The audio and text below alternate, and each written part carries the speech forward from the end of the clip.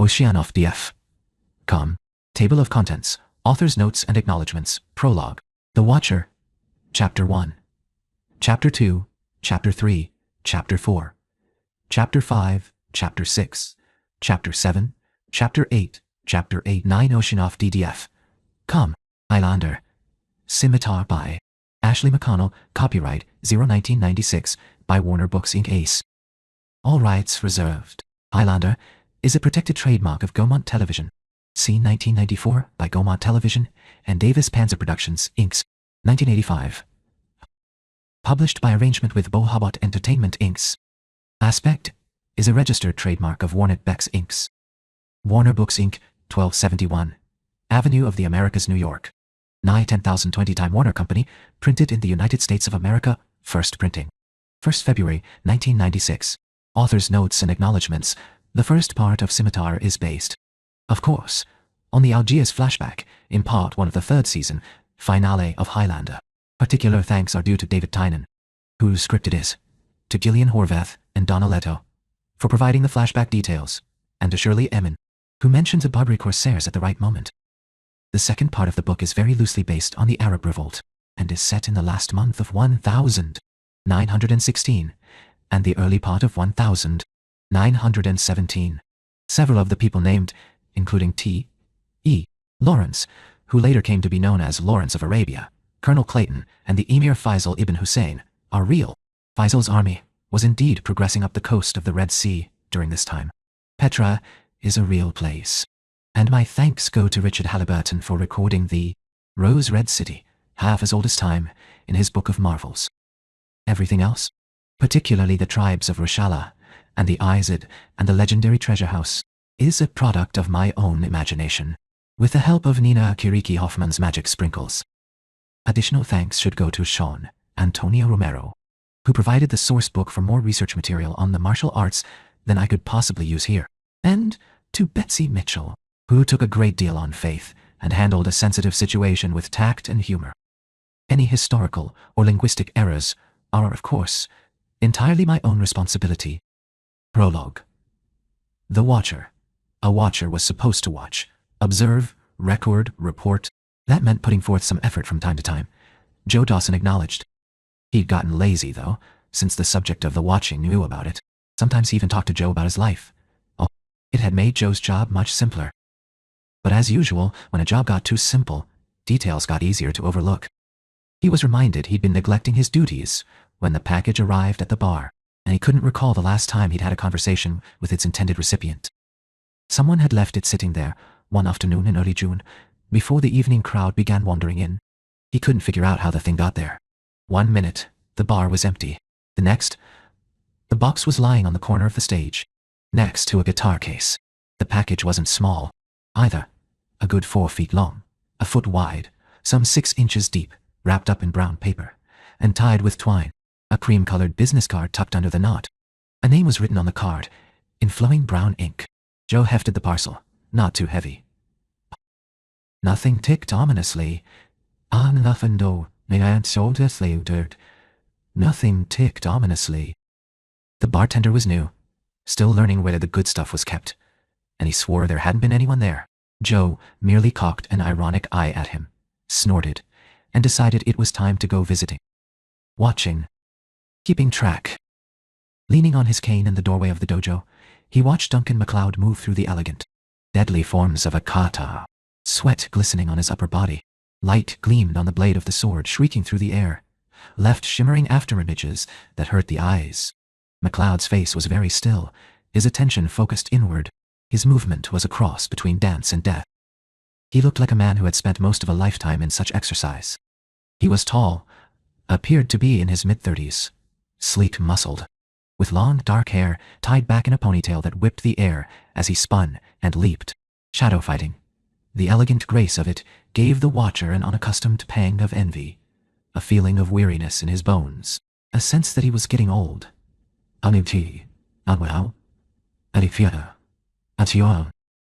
That was ironic too.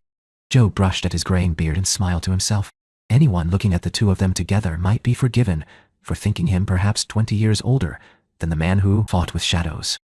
The rest of the dojo was empty at this hour, the exercise mats rolled up neatly out of the way. The weapons were racked or mounted, as if they were no more than conversation pieces, works of art, interrupting the bare starkness of the walls. The exercise was complete, finished with a snapped nod, a silent salute to the invisible opponent. Joe stifled an urge to applaud. He did shift his weight, and McLeod pivoted smoothly, unstartled. "Joe. Hello." A faint, pleasant accent, too light to identify anymore, flavored his voice. A glint of pleased recognition lit his dark eyes. "You're slipping, McLeod. You don't want somebody sneaking up on you one day?" The words were wry, and the man to whom Hay were addressed met them with an equally wry smile in response. It wouldn't happen now, not ever. Joe was reasonably sure McLeod had known someone was standing in the doorway in the same heartbeat he had arrived. Focus on the kata, notwithstanding. McLeod was always aware of his environment. Now, setting the sword aside, he reached for a towel and began to dry the sweat from his chest and arms. "Something up, Seven?"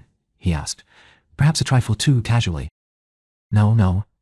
Just hadn't seen you for a few days. Thought I'd look in and see how you were doing." Joe moved away from the doorway, limping over to look at the sword.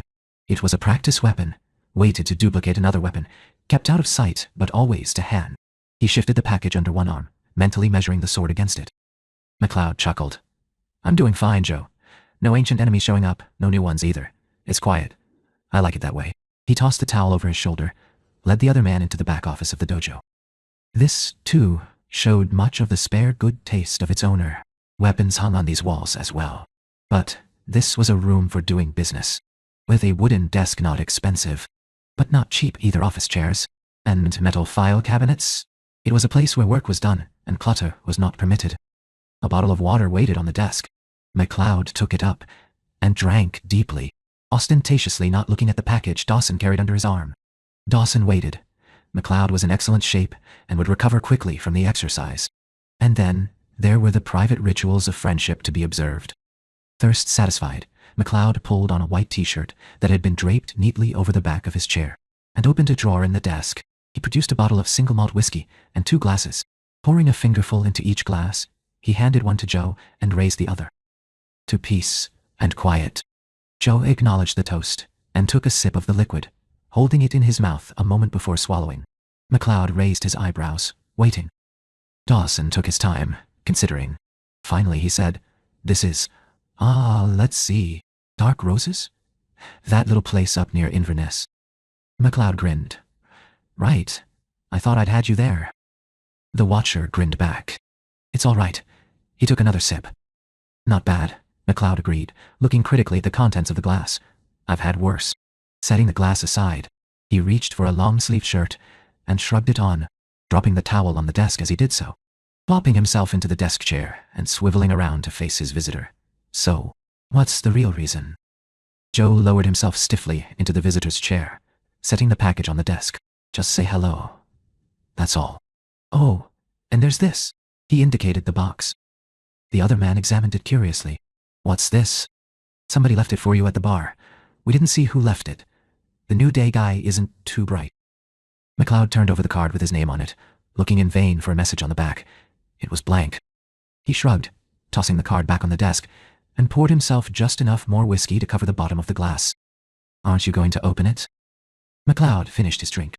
"Nah, it'll keep." He burst out laughing at the expression of disappointment that crossed the other man's face. All right. Is it your birthday or something?" Pulling the package back, he yanked the twine apart with casual strength and ripped the paper away.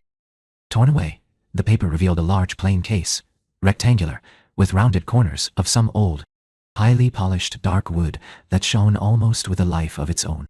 The brass hinges were tinged faintly green with age. There was no lock. The lid was shallow, a quarter the depth of the whole thing. It appeared to be more formal than a mere box. Rather, it appeared to be a case specifically designed for something long and flat and narrow, like one of the weapons on the wall. "What is it?" McLeod's hand hovered at the corner, as if reluctant to lift the lid. He had, Joe realized suddenly, the same introspective look on his face that it had worn earlier, when he was moving through the meditative forms of the exercise. He sat back to watch, fascinated, wondering what McLeod was thinking, what he was remembering. It was obvious that he recognized the container. Joe wanted very badly to ask again what the thing was, what it contained, what memories it triggered. He suspected that he knew, but suspicion wasn't enough. He was supposed to know. It was his business after all. He was a watcher. Duncan MacLeod was his assigned subject. But there was more to their relationship than that. Duncan MacLeod was his friend as well, so he kept silent, refusing to intrude, knowing that his curiosity would be satisfied eventually. MacLeod's fingers drifted over the glossy wood, as if caressing it, and then, as if he had reached a sudden decision, he set the wooden case back on the desk and flipped back the lid to display the contents. My God.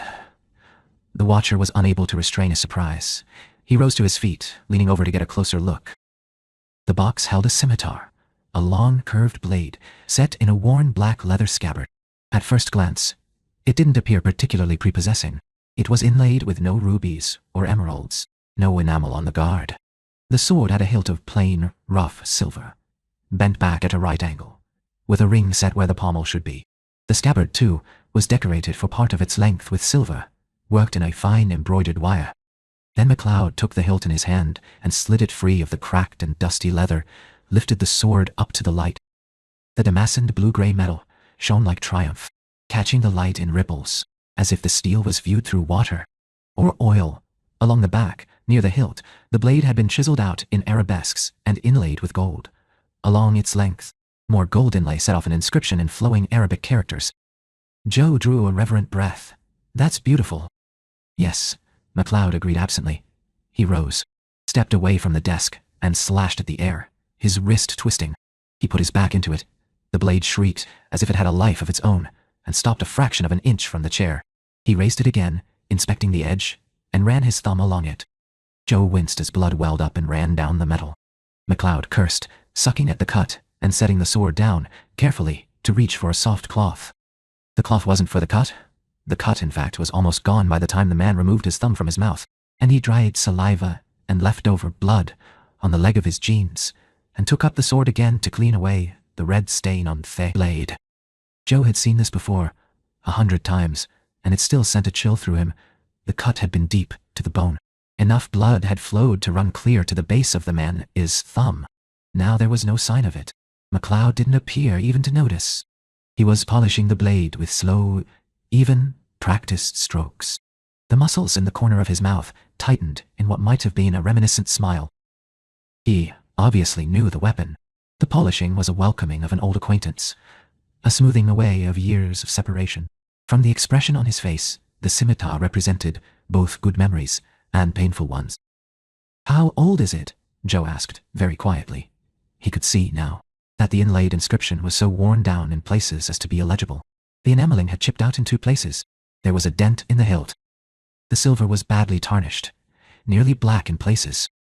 I don't know, MacLeod said thoughtfully, still absorbed in the polishing. At least 350 years. Someone's making me a very nice gift. You've been looking for it then? No, not really. I'm glad to have it though.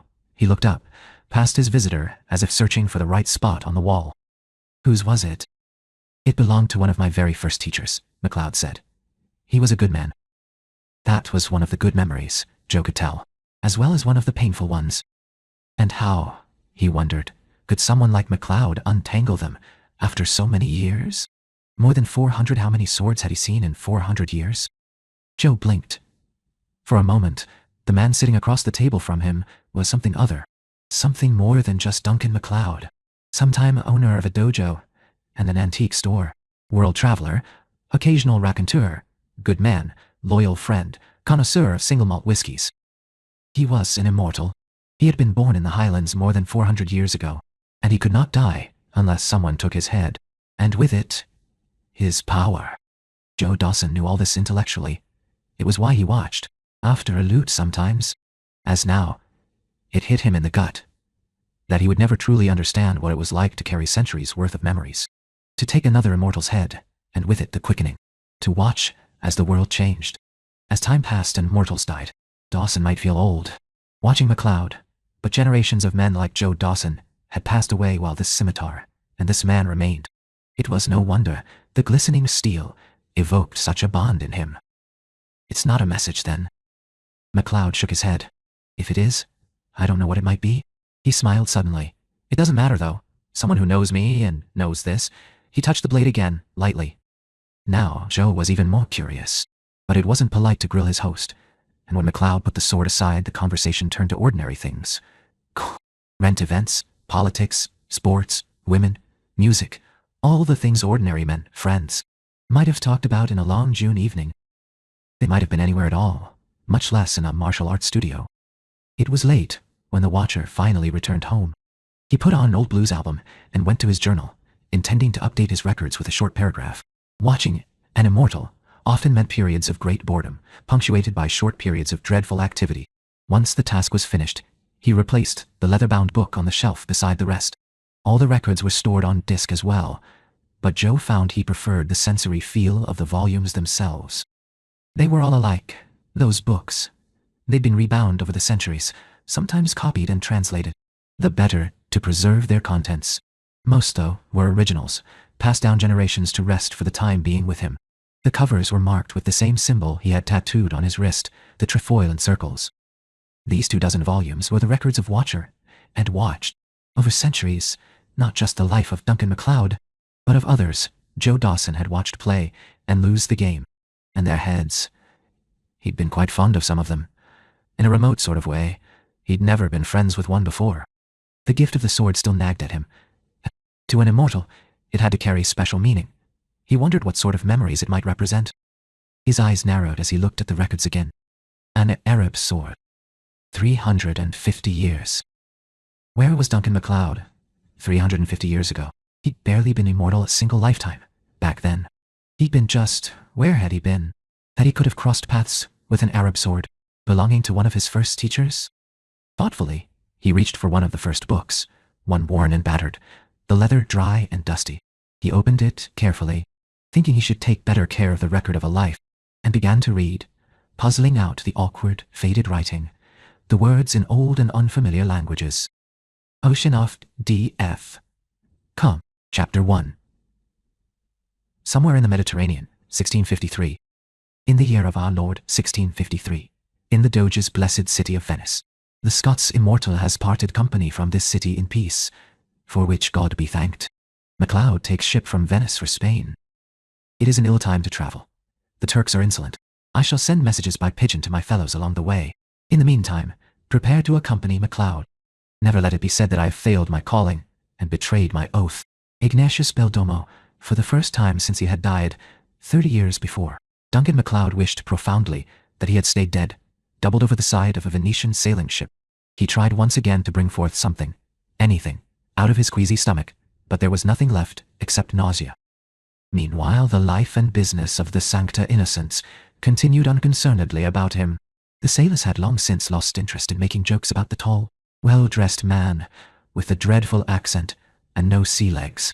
The other passengers, fortunately, still eyed him with some sympathy. You know, people do get used to it, said one, slapping him on the back in friendly fashion. MacLeod looked around at him blearily. He was too weak at the moment to do murder, though the idea was very tempting. The ship rose and fell with the long swell of the Mediterranean waves, and MacLeod's vision swam with the fishes. You lie, he gasped out, his Italian thick with the burr of Scotland. No one could get used to this. Holy God, does it never stop moving? The other man laughed. Oh, I used to be as bad as you. Now, I rather like it. You will live through it, I promise. Alfonso de Valenzuela never knew how close he came to death in that moment. If he had been an immortal, MacLeod would have taken the man's head with his teeth. Except, of course, that the thought of swallowing blood made Hall retch again. Ah, my poor brave Duncan, came a woman's voice from behind him. Has the sea defeated you? He closed his eyes and rested his forehead on the railing. Not yet. It was supposed to be a growl. It came out sounding as miserable as he felt. Eventually he managed to pull himself more or less upright to squint wearily over the gently rolling horizon. He would not heave again. He swore it. His jaw was clenched against the possibility. He was no pulling boy. He was a man. And to be sick this way, particularly under the eyes of a woman, was shameful. Turning to glance behind him, he caught sight of her, and smiled wanly, grateful for the distraction of the sight of her. Yes, it was especially humiliating to be sick before such a woman as Teresia, just 16, high-spirited, with a complexion like milk, her lips like cherries. He bolted for the rail again. Oh dear, A light hand lifted his chin, and a damp cloth wiped at his face. He looked down blearily to see Teresia herself industriously scrubbing at his cheek and chin. Her elegant eyebrows knit with concentration. She showed not the slightest sign of distress at the mess he'd made of himself. It was one of the most endearing things about her, he decided months ago. Even in the Doge's court, Teresia d'Alessandro, under the watchful eye of her father, her brother Giannino, and her guardsman de Valenzuela, mixed freely with the merchants and ambassadors and nobility from the courts of Europe and the East.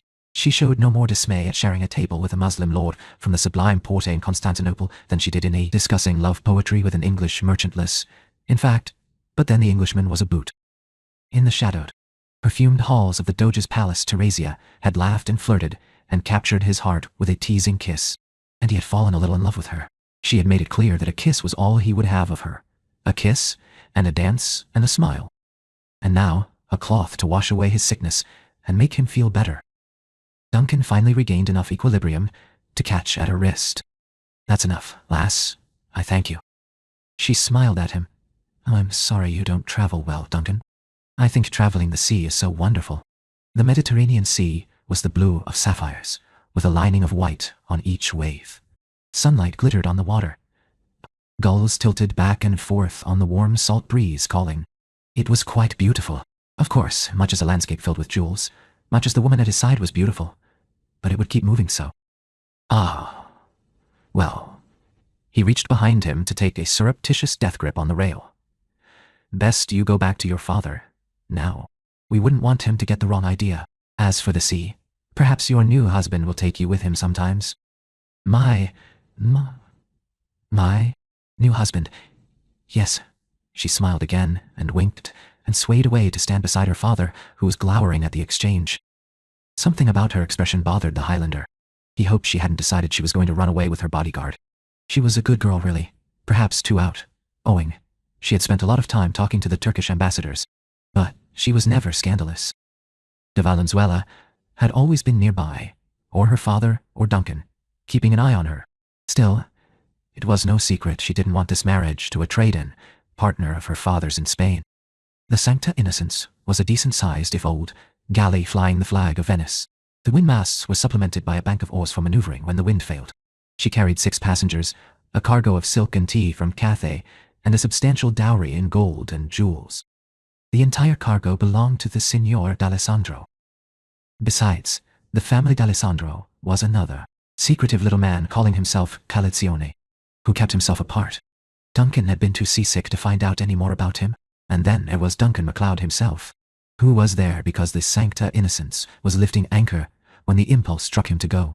He had met the d'Alessandros at one of the huge banquets the Due gave, where persons of all nations and importance met, conversed, dealt secretly with one another. He had gotten to know them, and de Valenzuela, in several such encounters. He had been delighted to accept the invitation to accompany them, adding his sword to Alfonso's for the protection of them all. At least, he had been delighted until the ship had cleared the harbor. Even the English Channel had not made him as sick as the deceptively gentle Mediterranean. From the first day out, he had been ill to some degree. Teresia had clucked over him like a worried bantam hen, much to the amusement of everyone else. They had moved around the boot of Italy and were making the long run to Spain, hoping to avoid arousing the unwelcome attention of the Turkish corsairs. With the knights no longer in Malta, every fishing boat was regarded with suspicion, and the captain was feeling particularly uneasy. His crew was mostly Spanish, and he was headed to a Spanish port. It was as good as a bonfire to attract the attention of pirates. There had to be an excellent reason, such as the cementing of a trade alliance or the profit of a good cargo, to risk venturing out. MacLeod knew all this. It had been common talk at court. Still, his innate restlessness was enough to drive him on. Every day, now, he realized again what it meant to be 31 years past his own death. Back home, the men he had played with as a boy were dying of old age, while he remained young and strong, never changing. Someday, he thought, he'd be used to it. As yet, he was not. So he did things impulsively.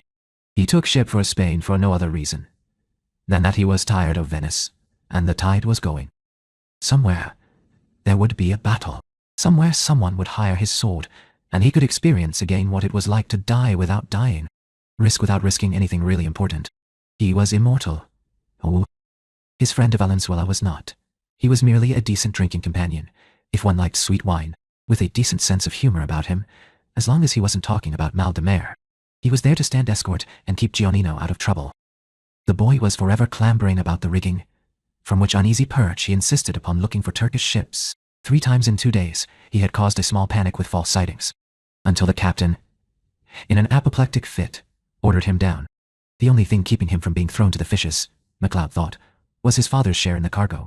Even more annoying than Giannino's puppy-like enthusiasm for pirates was his utter lack of reaction to the shifting, heaving, eternally restless sea. And then there was Teresia. Sweet Teresia, standing at the railing and looking over the sea as if she were without a care in the world. Duncan slumped back against a convenient bulkhead and contemplated her, as free of seasickness as her brother, a vision of loveliness he could appreciate even as his gut churned. Her lovely dark eyes, her slender waist, her little hands, so soft against his forehead. She had been key-rid to him in his misery, even though he could tell that beneath her carefree smile, she was harboring tension of her own. It was the strain of being so far from home, of looking forward to the marriage. He thought charitably, and he could gain merit himself by giving her something else to think about. If only he didn't have to disgrace himself in the doing. MacLeod, it was Giannino. You promised to tell me again about the barbarians of your homeland. MacLeod glared at him, resenting the distraction. Livius, Giannino, grabbed him by the arm and pulled him away from the bulkhead, back toward the rail. The deck rose and fell under Duncan's feet. APD, he rambled, clinging to a handy line. Giannino paid no heed. Tell me again. I thought the steward was a Scot. Aye, or so he claims. The immortal attempted to rise from the deck and moaned to himself as his stomach tried to turn inside out. So you Scots conquered the barbaric English after all. It is most romantic. Giannino nodded with great satisfaction. A pity, though, that it could not have been in glorious battle. It is much better a win in battle, is it not? Oh aye. MacLeod's head was throbbing too. Perhaps it was the plague. Unfortunately, he couldn't die permanently of the plague either, or so he had been taught. He wondered if he could rig up a blade to fall upon him and end this misery, the roar of battle. The clash of arms, the music of the trumpets. Giannino waxed ecstatic, carried away by his own visions. MacLeod, whose memories of battle ran more to the smell of blood and ordure and the screams of dying men, only shook his head. Glory. Yes, there was always glory to be won by a strong sword arm, and wealth. He could sympathize with the boy's excitement. At the moment, however, he was losing his battle with the sea once more, and he felt anything but glorious. Launching himself for the deck rail, he draped himself over it just in time. Giannino followed, gambolling at MacLeod's heels like a half-grown puppy. Leave him be, boy, Alfonso advised from his place near the mast. Have some mercy, after all. Oh, Signor MacLeod is only suffering from a most minor upset, Giannino responded, waving off the suggestion. Look, the fishing ships are moving off, look. It's a Xebec, a Turkish ship. Holy Mother of God, boy Alfonso said wearily. I thought you tired of that yesterday. But Giannino was climbing onto the railing in his excitement, and MacLeod peered up, blinking to clear his vision. On the near horizon, he saw a low-hulled, single-masted ship. It was coming directly for them. He straightened to see better, the nausea receding somewhat. From the rigging came a sudden shout, as the watchman belatedly caught sight of the Xebec. The rest of the crew took up the cry. God's blood! They are corsairs. Alfonso was at the rail too, staring at the other ship. Behind them stood Alessandro and his lovely daughter. The next few minutes were frantic with activity, as the Sancta Innocenta rigged for escape or battle. The captain shouted hoarse orders, and the crew boiled across the deck like bees from a kicked hive, raising sail. It was close enough now to see the faces of the crew of the Xebec, faces dark and light, all grinning ferociously while the mad glee of men going into battle. A figure in the bow shouted a command for the Sancta Innocents to heave to. A row of brass cannon slid out through the ports as the Xebec came about, bringing its guns to bear. What is he doing? Giannino yelped. He's getting ready to fire on us if we don't surrender, Alfonso snapped. Get away from that rail, boy. Get down below, or you'll find your head blown off. MacLeod jerked around, startled, instinctively reaching for his sword. His nausea receded abruptly as more important matters took precedence. Wait until they board, Alfonso recommended, loosening his own rapier.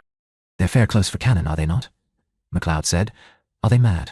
Small boats, loaded with screaming warriors of all colors from night black to reddened ivory, danced across the water. No, they're boarding, Alfonso said. Damn you, Giannino, Teresia, get you below. You're in the way. Duncan, she whispered. You will be careful, won't you? The holy saints will take care of us. Get below, he snapped. The holy saints weren't providing enough firepower to make a difference at the moment. The two ships were side to side now. The boats were too low and too close for the Sancta Innocents to fire upon. The Venetian ship's captain was screaming hoarsely at his men, yelling at them to put on sail, to whip the oarsmen to greater effort. 20 or so sailors abandoned the lines to scurry for knives.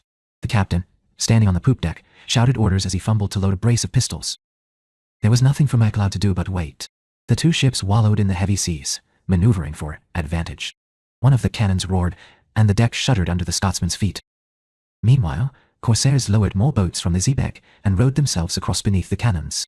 Carrying knives and swords between their teeth, burned dark by the sun, they were dressed in diaper-like cloths rolled about their loins, and nothing else. Giannino shoved himself in front of MacLeod and de Valenzuela, flailing a rapier and posing heroically. Scotsman and Spaniard exchanged exasperated glances, and simultaneously reached out for the boy's shoulders, pushing him back into the arms of his hysterical father. The pirates threw hooks to the rail of the ship and swarmed aboard, screaming, ululating, brandishing swords, intent upon overwhelming the passengers and crew of the Sancta Innocenta with the mass of their flesh and the terror of their flesh aspect. The waiting was over. The enemy came in waves. They were met by desperation and a mad Scot. It was more resistance than the corsairs were prepared for. MacLeod lost himself in the battle madness, the smell of blood and gunpowder thick in his nostrils, the splintering of wood, and the screams of metal and dying men sharp in his ears. His arm ached from the endless swing, cut, and thrust of the heavy sword. Everything else was forgotten in the sudden passion of battle, of killing. The rise and fall of the ship became a part of MacLeod, aiding his arm as he fainted and pained, and men died before him. But it was a lost battle, and he knew it from the beginning. Even the captain lost heart quickly.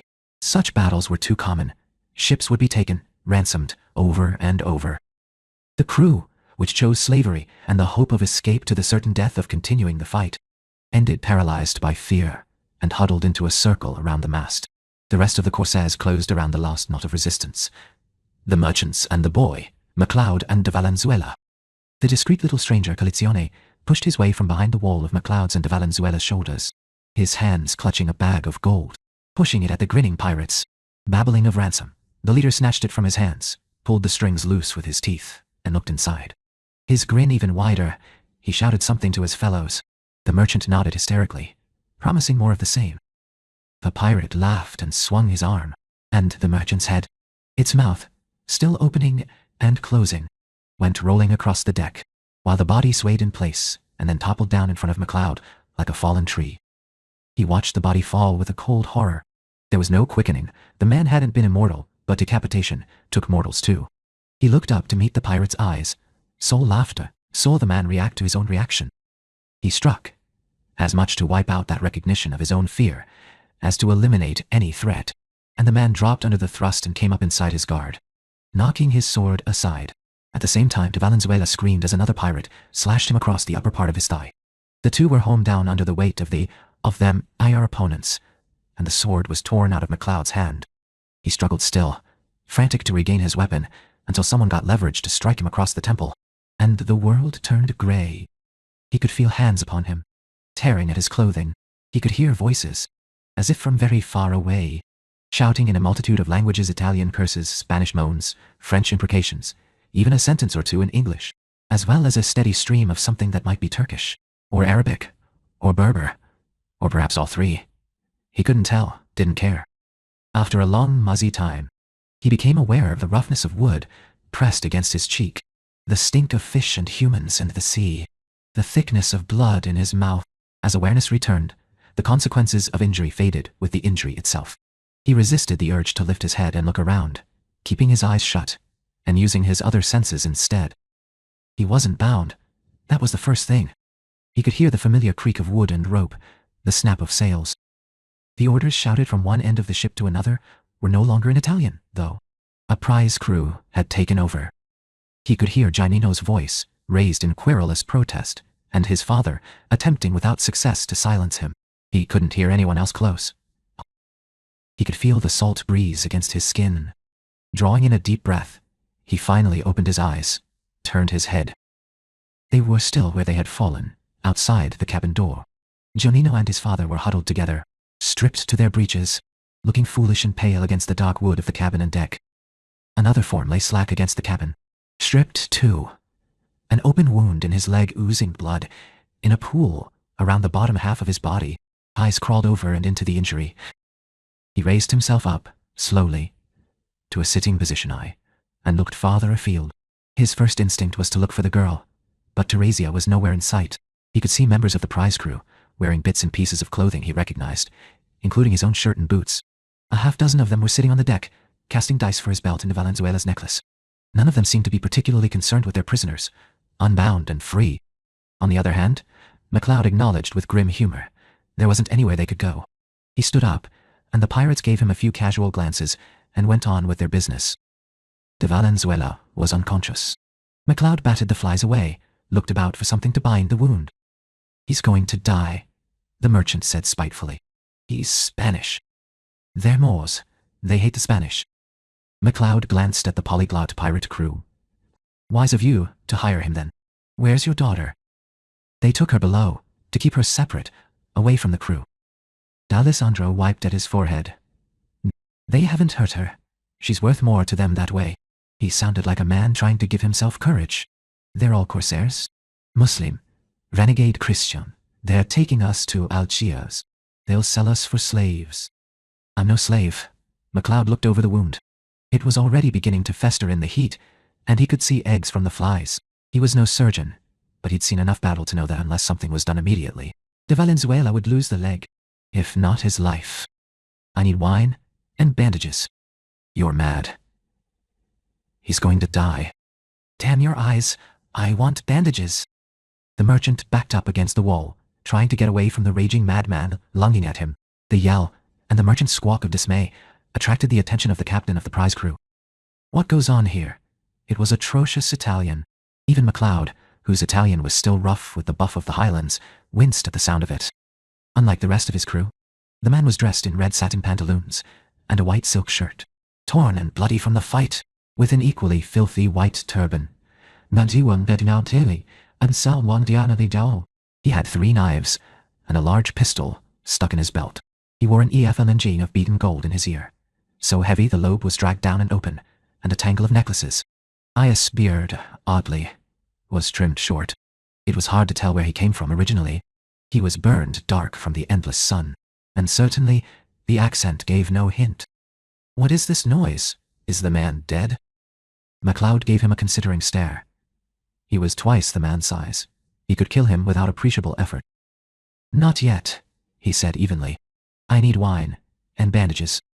The corsair looked casually at the recumbent body, waved over a pair of his men nearby. He's close enough to dead already. Throw him overboard. MacLeod rose to his feet. No. The sailors paused, looking to their leader. The corsair and the Scot stared at each other. Where's the profit to you men, if he dies? MacLeod went on, ignoring the pirates. He's Spanish. Aye. You hate all the sons of Spain, but his family will ransom him. Nobody pays gold for a dead man. He kept his voice quiet, reasonable. He might be willing and able to kill the man, if only to wipe the sneer from his face. But that wouldn't save Alfonso. Or Teresia. Corsair captain sneered. Nobody would pay gold for the likes of him. He's not worth it. Throw him overboard. The pirates moved in. Duncan grabbed an arm. Wait. Oh no. The other man paused in the act of turning away. What then? He asked, impatient. I'll buy his life. The captain looked at MacLeod, standing half-naked and empty-handed, and laughed. Around him, the other pirates laughed too. The pool spreading, as those who understood translated the offer for those who didn't. And what will you pay us with? The captain inquired. Have we overlooked something? Infidel? You're mad, the merchant hissed. Completely mad. I don't know you. I want nothing to do with you, Bildo. Come away from him. I'll fight you for him. He had nothing else to offer, really. They had taken all he had, and he hadn't had much to bean with. Why should I do such a thing? The captain said, folding himself down to balance on the balls of his feet. You're nothing, infidel. You have nothing. What would you buy him with? Honor. Perhaps more honor than thieves have. It took the pirate captain aback, and he glanced at de Valenzuela again. The wounded man stirred and moaned, as if he knew his fate was the subject of the discussion. This man, he means something to you? He is your brother? He's a friend. And you will fight for him, you say? If you win, we give you wine bandages. If you lose, then you can throw me to the fishes with him. For a moment, MacLeod regretted the answer. It was too easy an offer for an immortal to make. He couldn't help it, though. If he couldn't die, that wasn't his fault. Compelling honesty made him add, or you could take my head, if you had any use for it. If he was going to invoke honor, in the name of the clan MacLeod, he'd do so honorably. There were no other immortals on board, but if his head came away from his body, he'd die anyway. One of the corsairs made a remark to another, and a second roar of laughter went up. MacLeod didn't need any translation to know what they were saying, and he held his temper in check with an effort. It would do no good to add fuel to that fire. Another pirate yelled something to his captain, and the man responded with something else that made the rest of them laugh. In the back of the crowd, men started talking to each other in the way that meant the world over that bets were being exchanged. MacLeod allowed himself a breath of hope. The captain knew it too. He looked over his crew, and at the crew of the Sancta Innocents, who were intent on the betting too, and shrugged. Well, fool, it might be amusing. He grinned again. But you need an opponent nearer your own size for such a match. Murak. MacLeod turned to see more movement among the crew, and they parted to make way for the summoned man. From the name, he expected to see another Moor, or perhaps a Sudanese, one of the dark men who turned up occasionally in the European ports.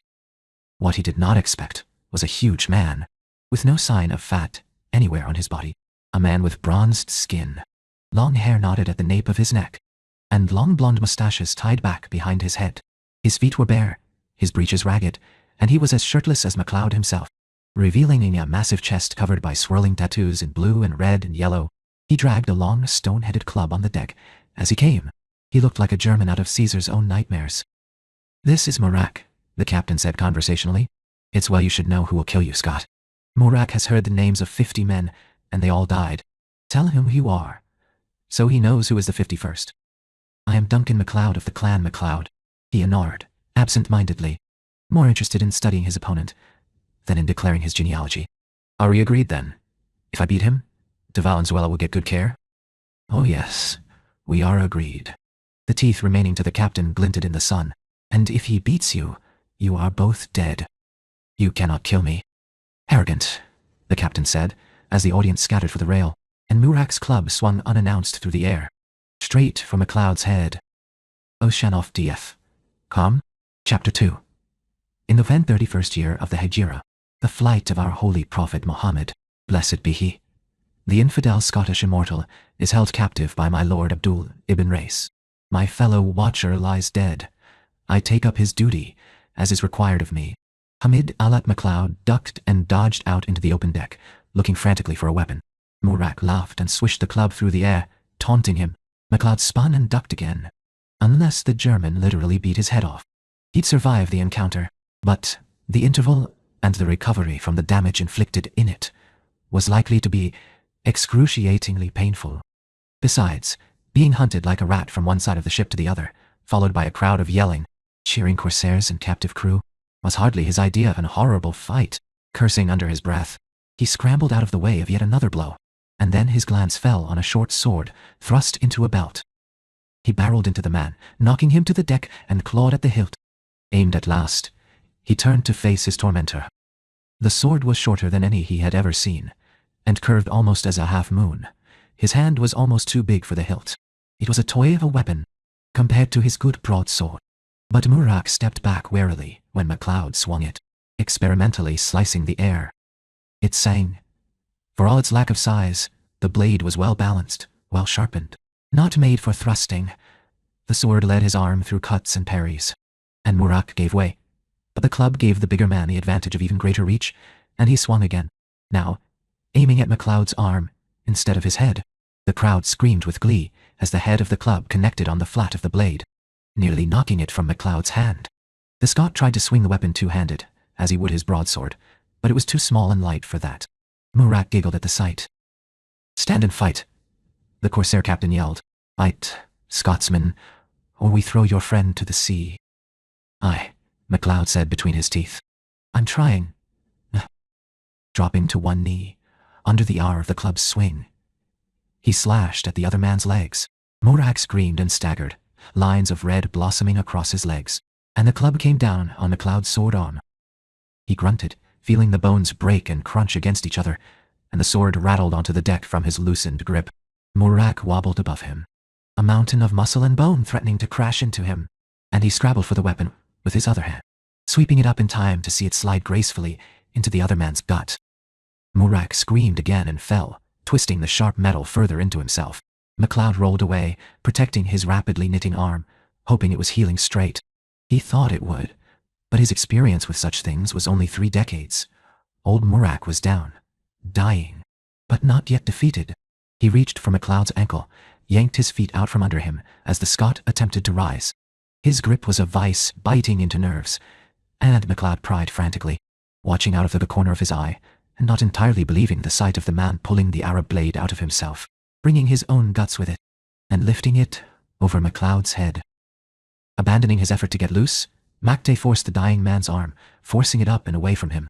He had heard the mad had uncanny strength, had seen strange things in battle, but this was witchcraft. He could see the light going out in the man's eyes. And still he fought, no matter that MacCood kicked at his head, feeling the delicate facial bones shatter under his foot, no matter that the stink of his severed guts made their audience draw back. Murak fought still, and MacLeod as well, strained to keep the gleaming edge away from his head, from his neck. And then, abruptly, it was over. Murak's eyes widened, as if in surprise, and his grip on MacLeod's ankle slackened. All the resistance went out of him, so quickly that MacLeod was unable to compensate and ended lying, half on top of what was, suddenly, a dead man. It took a moment or two for the onlookers to realize what had happened. A roar went up, as betters on either side expressed their pleasure or dissatisfaction. MacLeod pushed himself away from the body, to his knees, and then to his feet, using the abandoned club for support. His arm was healed, but he was winded, and grateful for the crutch. He looked up to see the captain standing on the roof of the cabin, silhouetted against the sun. I won, he said hoarsely, so treat my friend. The captain laughed. You are an infidel. Why should I honor any promises to you? He stifled the urge to curse, and straightened himself, because half your crew are infidels too, and if you cannot keep a promise to me, why should they expect any better of you? The captain nodded. A good answer, Scotsman, but it is the will of Allah that the Spaniard should die, and dead he is. See for yourself. They cleared a path for him to the door of the cabin, and he took it, limping at first. By the time he reached his destination, the ankle was sound again. D'Alessandro and Giannino were crouched beside de Valenzuela, and their faces were frightened as he approached. The body was lying still, silent. Is he dead? It was impossible. It hadn't been so dreadful a wound. MacLeod himself had taken worse, before his first death. But his fellow captives nodded, and the merchant crossed himself repeatedly, muttering prayers in broken Latin. How? The captain, behind him, shrugged. Poisoned blade, perhaps. It happens, sometimes. He waved in some of his crew. Take this carrion, and throw it overboard. 2 men moved to obey. MacLeod snarled, and the captain made another gesture. This time 6 men moved to subdue him. Chain him, the captain said, no longer interested once the immediate threat was removed. Chain him to the mainmast. I do not think the English would pay ransom for him, but he'll do well in my lord's galleys. We'll collect a price for him. I am no slave, MacLeod yelled after him, trying not to hear the sound of a splash off the port bow. I am Duncan MacLeod of the clan MacLeod, and I am a slave to no man. Captain spared him, barely a glance. We are all the slaves of Allah. Chain him. The winds fell almost immediately, and the captain decided to put his new captives to work at the oars. For practice, he informed them, grinning evilly. The oarsmen were chained together at the ankles, and Giannino, his father, and MacLeod found themselves seat-tired among the slaves beneath the deck. The only light came through the oarlocks. MacLeod had not heretofore given much thought to the men below decks on the Sancta Innocents. They were as motley as the crew that had conquered them. 4 heaves, murderers, all the nationalities and races surrounding the Mediterranean, and even farther north and south. The corsairs had freed the Muslim slaves immediately, but the rest they left where they were. The rowers would row, and it made no difference whether their ship flew the flag of Venice, the lilies of France, or the sword and star of Islam. MacLeod shared a bench with a former fisherman from Caesarea and a condemned man from Sardinia. They were vastly amused at the prospect of dividing their labor with one who had so recently been one of the lords above decks. He has soft hands, the Jew remarked to his companion, as if MacLeod were not present. They'll be bleeding within a day. They will not, MacLeod retorted. I'm no soft merchant like yon. D'Alessandro was folded over his oar, weeping, while the men on either side of him pummeled him happily. Oh, you're a mercenary then, the Sardinian said, nodding wisely. All your calluses from a sword, I suppose. You'll find the oar less forgiving. I'll not be here long enough for it to forgive me. The two laughed. You'll be here forever, man. Or for the rest of your life, the Jew said. Whichever comes first, the Sardinian capped it. The two of them laughed merrily. MacLeod shuddered. How many men have you told that one to? 3 so far. And where are they? Feeding the fishes. Except the Copt, the Sardinian noted. Ah yes, the Copt. He was sold off to Dragget Rays. But he's dead now too. Almost certainly. The pair laughed again, slapping MacLeod on the back, wiping tears from their eyes as MacLeod looked to his right and to his left, seeing only madmen and no 3 out of escape. Are you always so? Cheerful? We're slaves, the Jew said. Of course we're cheerful. It's the greatest joke of all, don't you see? No, I do not. MacLeod was beginning to feel indignant as well as dazed. He began to say something else when a command in Arabic was shouted down the deck, and his benchmates ceased their laughter and bent to their oar. When he remained still, the two glared at him, making a show of how difficult it was to move the great oar by themselves. Shamed, it was none of their fault that they were slaves, and he was chained with them. He put his hands to the wood and helped. You do not seem disturbed by the Turks, he muttered. Is it nothing to you? His benchmates found this exceedingly funny. Do our chains know the religion of the men who made them? The Jew asked. Why should we care, as long as the ship stays above the water and not beneath it? The Turks don't enslave their own, the Sardinian observed. Which is more than one can say for the Christians. Perhaps the Muslims have more merit in the eyes of God for it. And my people have the greatest merit of all. Then, since we don't even raid the seas, you ransom the ships. We return the innocent to their homes, and the ships to their owners. And all for the sake of the Turks. The two rowers had been over the same ground many times, it was clear. The debate was beginning to make MacLeod dizzy. What about the woman? He asked, grasping for the part of the discussion of most importance to him. What about the other prisoners? Do you know what happens to them? They don't come down here. The Sardinian snickered. Women? They're too precious.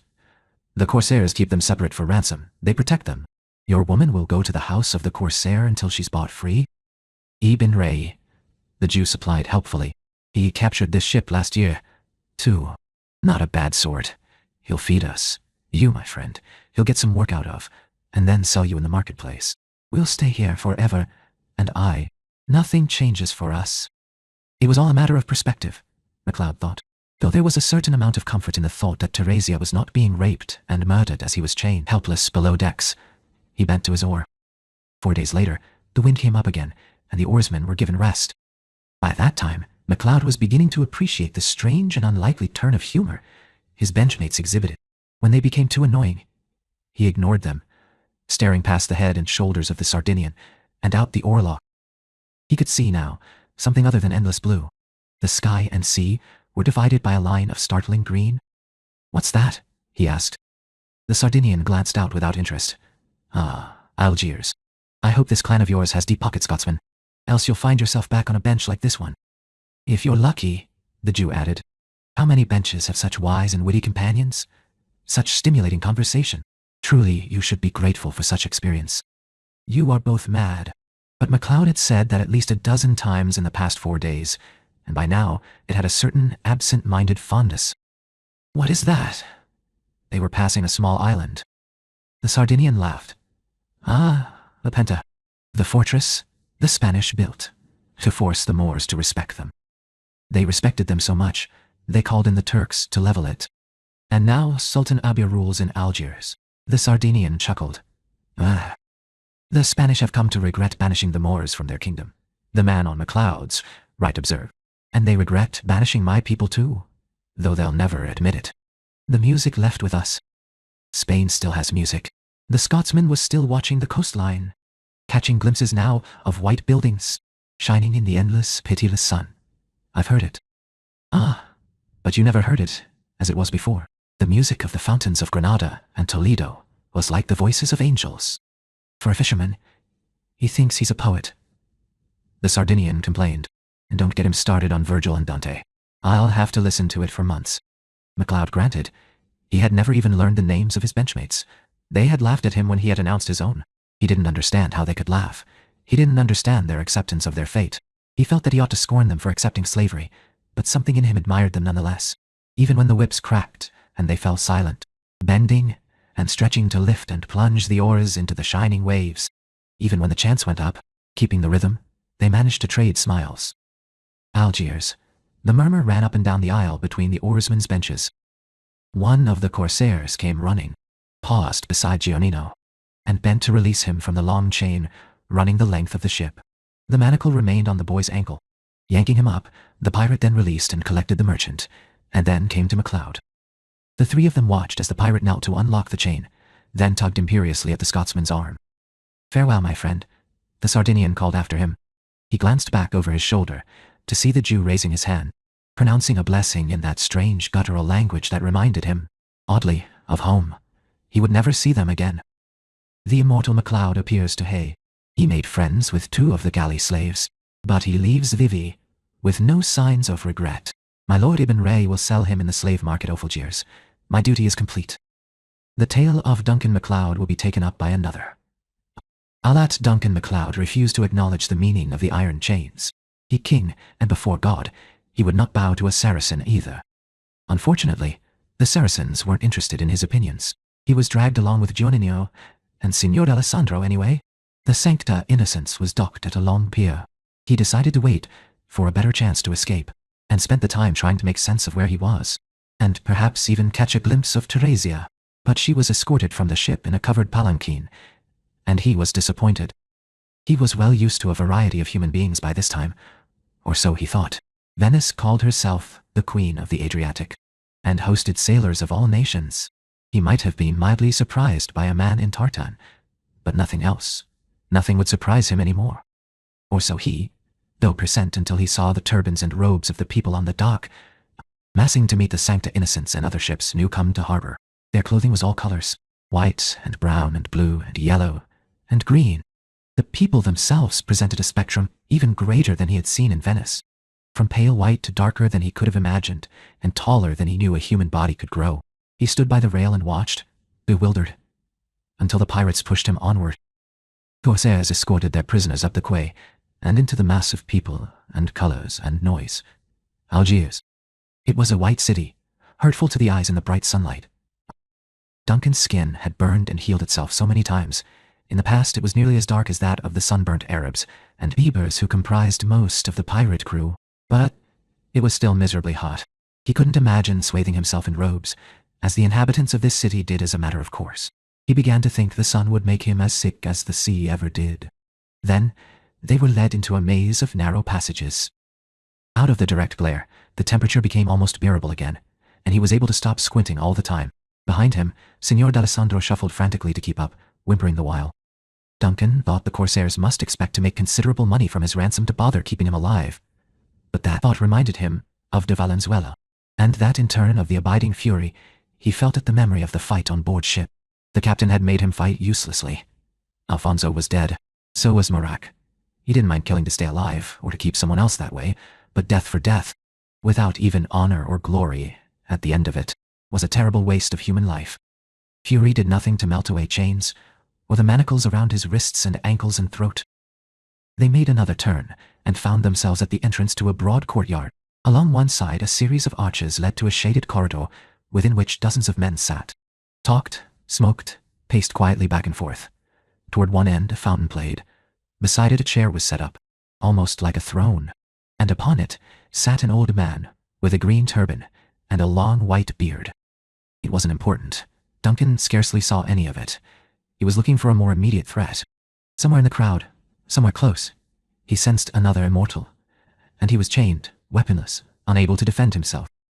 The 3 prisoners were thrust out into the middle of the courtyard, and their guards wandered away, apparently abandoning them. Duncan kept turning, keeping his back to the 2 Italians, looking for the immortal. All the men in the shaded hall wore the short curved Turkish swords. Their heads were covered by turbans or kafayes, and they wore ankle-length sleeveless coats over long, white gowns. Any of them could be MacLeod's gaze narrowed.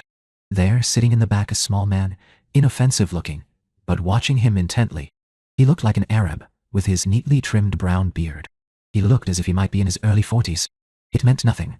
The important thing was the sword he wore at his side, another of the short, curved Moorish blades, in a well-cared-for, black leather scabbard set off with silver. He sat on a red and black rug, his feet tucked up under his robe, sipping from a silver cup. His other hand rested, as if casually, on the hilt of the sword. Realizing MacLeod had identified him, he raised the cup as if in a toast, then turned back to his conversation with the man next to him, as if it did not matter in the least that another of his kind had entered the courtyard, had made his city a potential battleground. The other mortal didn't appear inclined to approach, and anyway, there were mortals present, many of them. There would be no immediate confrontation. He wasn't afraid, only intent. For the time being, he forgot why he was there. With the others, it was less important than the potential battle. His bonds were not so much a badge of shame as an impediment, one he was impatient to be rid of, so that he could face the other immortal and test be himself against his opponent in honorable battle. Impatience, however, had no place here. The 3 prisoners remained where they were, slowly wilting in the sun. As the men in the shade talked and sipped and moved their hands in expansive gestures, graceful salutes, the sun beat down like a hammer upon their heads, making their very hair into helmets of pain. Sweat poured off their bodies, dripped to the stone, and evaporated almost instantly. No breeze stirred the air. To provide relief, after 2 hours, the man in the throne-like chair deigned to notice the presence of the prisoners. He leaned over and made some remark to another man sitting at his side. The other nodded, unfolded himself from the rug upon which he was sitting, and strolled out into the sunlight, over to the 3 of them. He was young, wearing a long white cotton gown and a white turban, with embroidered red leather slippers that matched the curved sheath of his knife. Like all the others present, he had a beard and mustache, and there was a swagger to his step. He had to look up to meet MacLeod's eyes. "Spanish?" he asked, in that language. His accent was fairly good. "Scottish," MacLeod said shortly. The Moor looked puzzled. When MacLeod didn't elaborate, he shrugged, and went on to the merchant and his son. Neither of them was Spanish either. The fact that they were Italian proved of some interest, though, and the next few minutes were spent struggling to communicate. Eventually the Moor shrugged and returned to make a quiet report to the man who had sent him. "You see, Signor d'Alessandro," said to his son. He was speaking rapidly, his voice high and strained. "You see, there's nothing to be concerned about. Nothing. They'll send a message.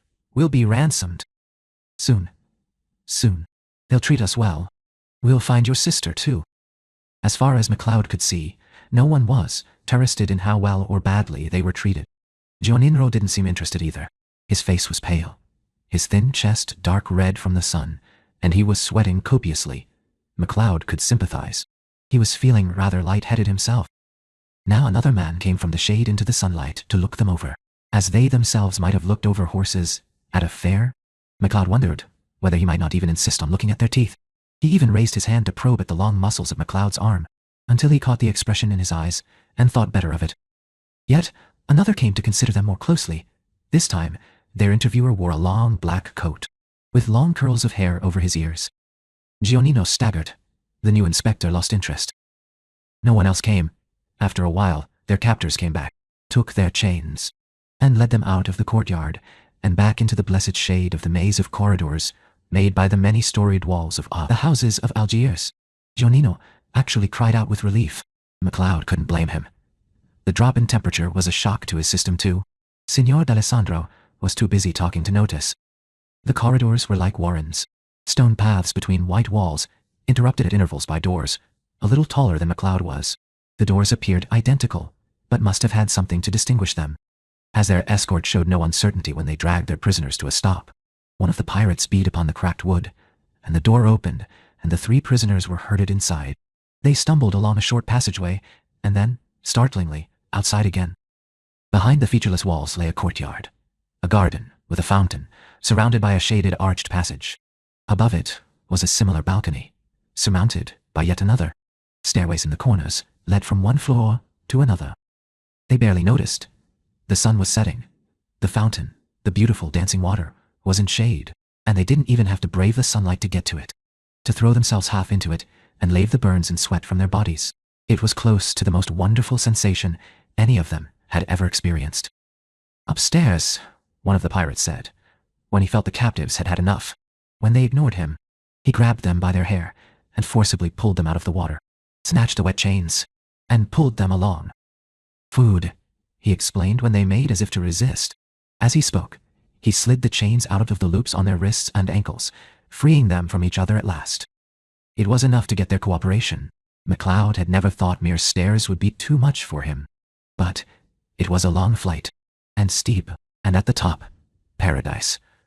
A large room with cots arranged around the perimeter, and a table heaped with plates of grapes and dates, and figs and bread, a tall silver coffee pot surrounded by tiny cups. The three captives fell upon the food like starving wolves, scarcely noticing when the door drew shut behind them with a decisive click. There was no meat, but it would have spoiled too quickly in the heat anyway. After the first few bolted mouthfuls, Duncan slowed and took the time to look around as he ate. The coffee pot puzzled him. He had tasted coffee before in Italy, and disliked it. He knew it was a common drink in the Turkish lands. But silver? For captives? The coffee pot was an elegant thing, tall and spare, with a long, narrow, delicately curved spout and a handle with a matching arch. The cups were lined with impossibly thin glass. The metal was plain, not etched with any design, but still would not shame the table of many a European nobleman, assuming they drank such stuff. Neither D'Alessandro nor his son bothered with it. You're wittian, you died and dozen. MacLeod picked up the vessel and looked it over thoughtfully, appreciating it. Perhaps their captor was wealthier than he'd looked. He replaced it on the table and continued looking about. There were 3 windows, each blocked by a latticework of wooden strips, painted white, too small for a man to crawl through, and besides, they overlooked the interior courtyard, and ever. If he managed to get out of the house, he was still in Algiers, a strange city, a strange land, inhabited by strange people with customs and a language he didn't know. Before he had died for the first time, before he had awakened from that death, he had had no time for foreign ways. Afterward, driven out of his clan territory by his own kinbe, those he had always considered his own kin, he had lived by his sword, literally as well as figuratively. But in so doing, he had discovered there was more to the world than the Highlands, even though he still ached for them. It was too soon to go home. It had only been 30 years. There were still those who might remember Duncan MacLeod of the clan MacLeod as one of those accursed ones like the man rumoured in his grandfather's time, who was killed in battle and did not stay decently dead. The man he had called father had repudiated him to his face, telling him he was a foundling, and not a MacLeod, in truth, at all. He had claimed the name and the clan anyway, and sworn never to give it up. He bit into a sweet date and smiled to himself. None of his fellow clansmen would know what to do with themselves here either. There was no shame in ignorance, only in remaining in that state. None of his fellow clansmen could read and write, either, but he and Fitzgame had learned how. If he could do that, he could learn the ways of Algiers. His gaze fell upon the manacle about his wrist, and his lips tightened. He'd forgotten them, momentarily. His body was getting used to them, as to bracelets officer metal. He wouldn't be a slave. Not to the English, not to the Turks, not to anyone. That was an issue he would settle later. Just now, he was only a prisoner. He could accept defeat in honorable battle. Defeats were temporary things. As long as it was honorable. The image of de Valenzuela haunted him. MacLeod had risked his life, and the man had died anyway. And yet, mad as it seemed, it had been worthwhile. It was the principle of the thing that counted. He reached for a piece of bread, but his hand fell to his side before he touched it. He was very tired, suddenly. Looking around, he saw the merchant and his son collapsed on 2 of the thick mats. D'Alessandro was snoring, open-mouthed. His son, a thinner version of himself, was doing the same. Another mat, against the opposite wall, waited for him. It was thick with piled fleeces smelling faintly of sheep grease, and woven rugs in dyes of red and blue and green and yellow and black. The rugs were unfamiliar, but the fleeces were not. Oh, he knew it. He was burying his face in them and dreaming of a place where it was cool, and there were mountains. and greenery and mists in the morning. Oceanoff DEF. Calm. Chapter 3. It will be necessary to follow the Scottish immortal through the slave market. It is unlikely that the Sultan will buy him on the third day, as another had already expressed interest. We may soon bring the chronicle of Duncan MacLeod to a close. I will inquire whether it will be necessary to add him to my duties, which are already considerable. Aye, Esteban. The 3 prisoners were awakened the next morning, early, by a strange musical wall that echoed from the roofs of the city. MacLeod was awakened from a dream of an Italian summer's day to find it was still dark outside, the sky barely lightening. The call came again, and the stillness of night began to shift, and whisper, and rouse itself. The call came again, and again, echoing. The memory of where he was, and under what conditions, returned to him. He rose to his feet, silently, and moved across the room to the latticed window. Through it he watched the courtyard below gradually take on substance with the light, watched a half-dozen of the corsairs file quietly in, each carrying something rolled up under an arm. Rugs. They were rugs, small ones. The men lined up, facing the wall that hid from them the rising sun, and laid the rugs out in a neat line. And then they stood, and knelt, and crouched down in a basement, murmuring all the while as the sky brightened, repeating the process twice more. Then, the morning prayer finished, the men rose, picked up their rugs, and filed out again, leaving the courtyard empty, save for the doves, cooing and preening on the rim of the fountain. What were they doing? It was Giannino, standing at his elbow. He was speaking very quietly, as if afraid he might wake his father. Duncan looked at him with something akin to pity. The boy was shivering, even in the heat of the morning. His thin chest was pale and quivering. He had looked much older in silks and satins and jewels. He had even looked older with that ridiculous toy sword in his hand, threatening pirates like a lady's lapdog. Now he only looked like a scared boy, looking for reassurance. Praying. They were praying. It wasn't a church. How do you know? It was the kind of challenge that came from fear. Duncan had seen it before. He even made it himself. A time or two. I saw slaves pray in Italy, so. They're heathens. Giannino peered down into the empty courtyard, as if he could still see them, rising and bowing and pressing their heads against the stone. They'll burn for eternity, all of them. Duncan quirked his eyebrows and made no response. He was a fighter, not a philosopher, and certainly not a churchman. He was less concerned about his immortal soul than he used to be, as long as it remained within his immortal body. He was satisfied. He could afford to be complacent about heathens. What are they going to do to us? Giannino's voice quavered. What about Teresia? Are we really going to be ransomed? Father says so, but, Aye, you probably will, soon enough. Of course, it would take months for the message to go back to Venice, and the money to be raised and returned, and all that against the chance that the messenger might be wrecked or captured as well. But there was no point in frightening the boy further. Well, what about you? Do you have anyone? Duncan smiled slightly, imagining the reaction of the clan MacLeod to the news that Teehee, carrier of the family curse, was being held by the Turks and would like to dip into the family coffers to be bought free. Please. Or maybe Fitzcame would have a little silver put by. Unless he'd seen a pretty girl to spend it on. They'll make you a slave, won't they? MacLeod glanced down at the manacles about his wrists. I'm no slave. He had no idea where Fitz was, anyway. MacLeod, désolé. The boy was going to tell him he was scared. MacLeod could tell. He didn't want to hear it. He particularly didn't want the boy to say it. Once said, it couldn't be unsaid. Where's the chamber pot? He asked hastily. And is there any food left? Across the room, Signor D'Alessandro stirred and groaned. Do you suppose they'll come for us soon? Giannino asked plaintively. Or will they leave us here? Doubt they'll leave us. The chamber pot was tucked conveniently. Aye, in a corner. Minutes later, as Duncan picked his way disappointedly through the remains of the food on the table, D'Alessandro lunged into wakefulness. It took him somewhat longer to remember where he was, and required a reminder from his son. While they talked, Duncan grimaced, seized the last date, and ate it, wondering what it would take to get a decent plate of mutton stew in Algiers. He was still occupied with the thought, and trying to ignore the merchant's walls, when the door opened and several of the corsairs entered, carrying chains. "Och no," he said. The corsairs didn't speak English, but they didn't need to in order to understand the look on his face. They glanced at each other nervously, shoving each other forward. Duncan grinned without humor. Which of you little men wants to try to put those back on me? D'Alessandro moaned in terror. One of the pirates, recognizing easier prey, edged along the wall toward the merchant and his son. I don't think you ought to put them back on my friends either, MacLeod said, stepping toward the man. D'Alessandro broke into a babble of disclaimers, the gist of which was that neither he nor his son knew this madman, that he and his son were happy to cooperate. If only the signor's corsairs would refrain from drawing their swords, the finest products of Damascus they were. Surely? Ah, that's done it, MacLeod observed with disgust, as the corsairs, reminded of the steel they wore, drew the weapons and held them menacingly as they advanced once more on MacLeod. You could not manage to keep your mouth shut just one moment longer. D'Alessandro was helping the Turk thread the chains through the loops on his wrist manacles, giving him a disgusted look.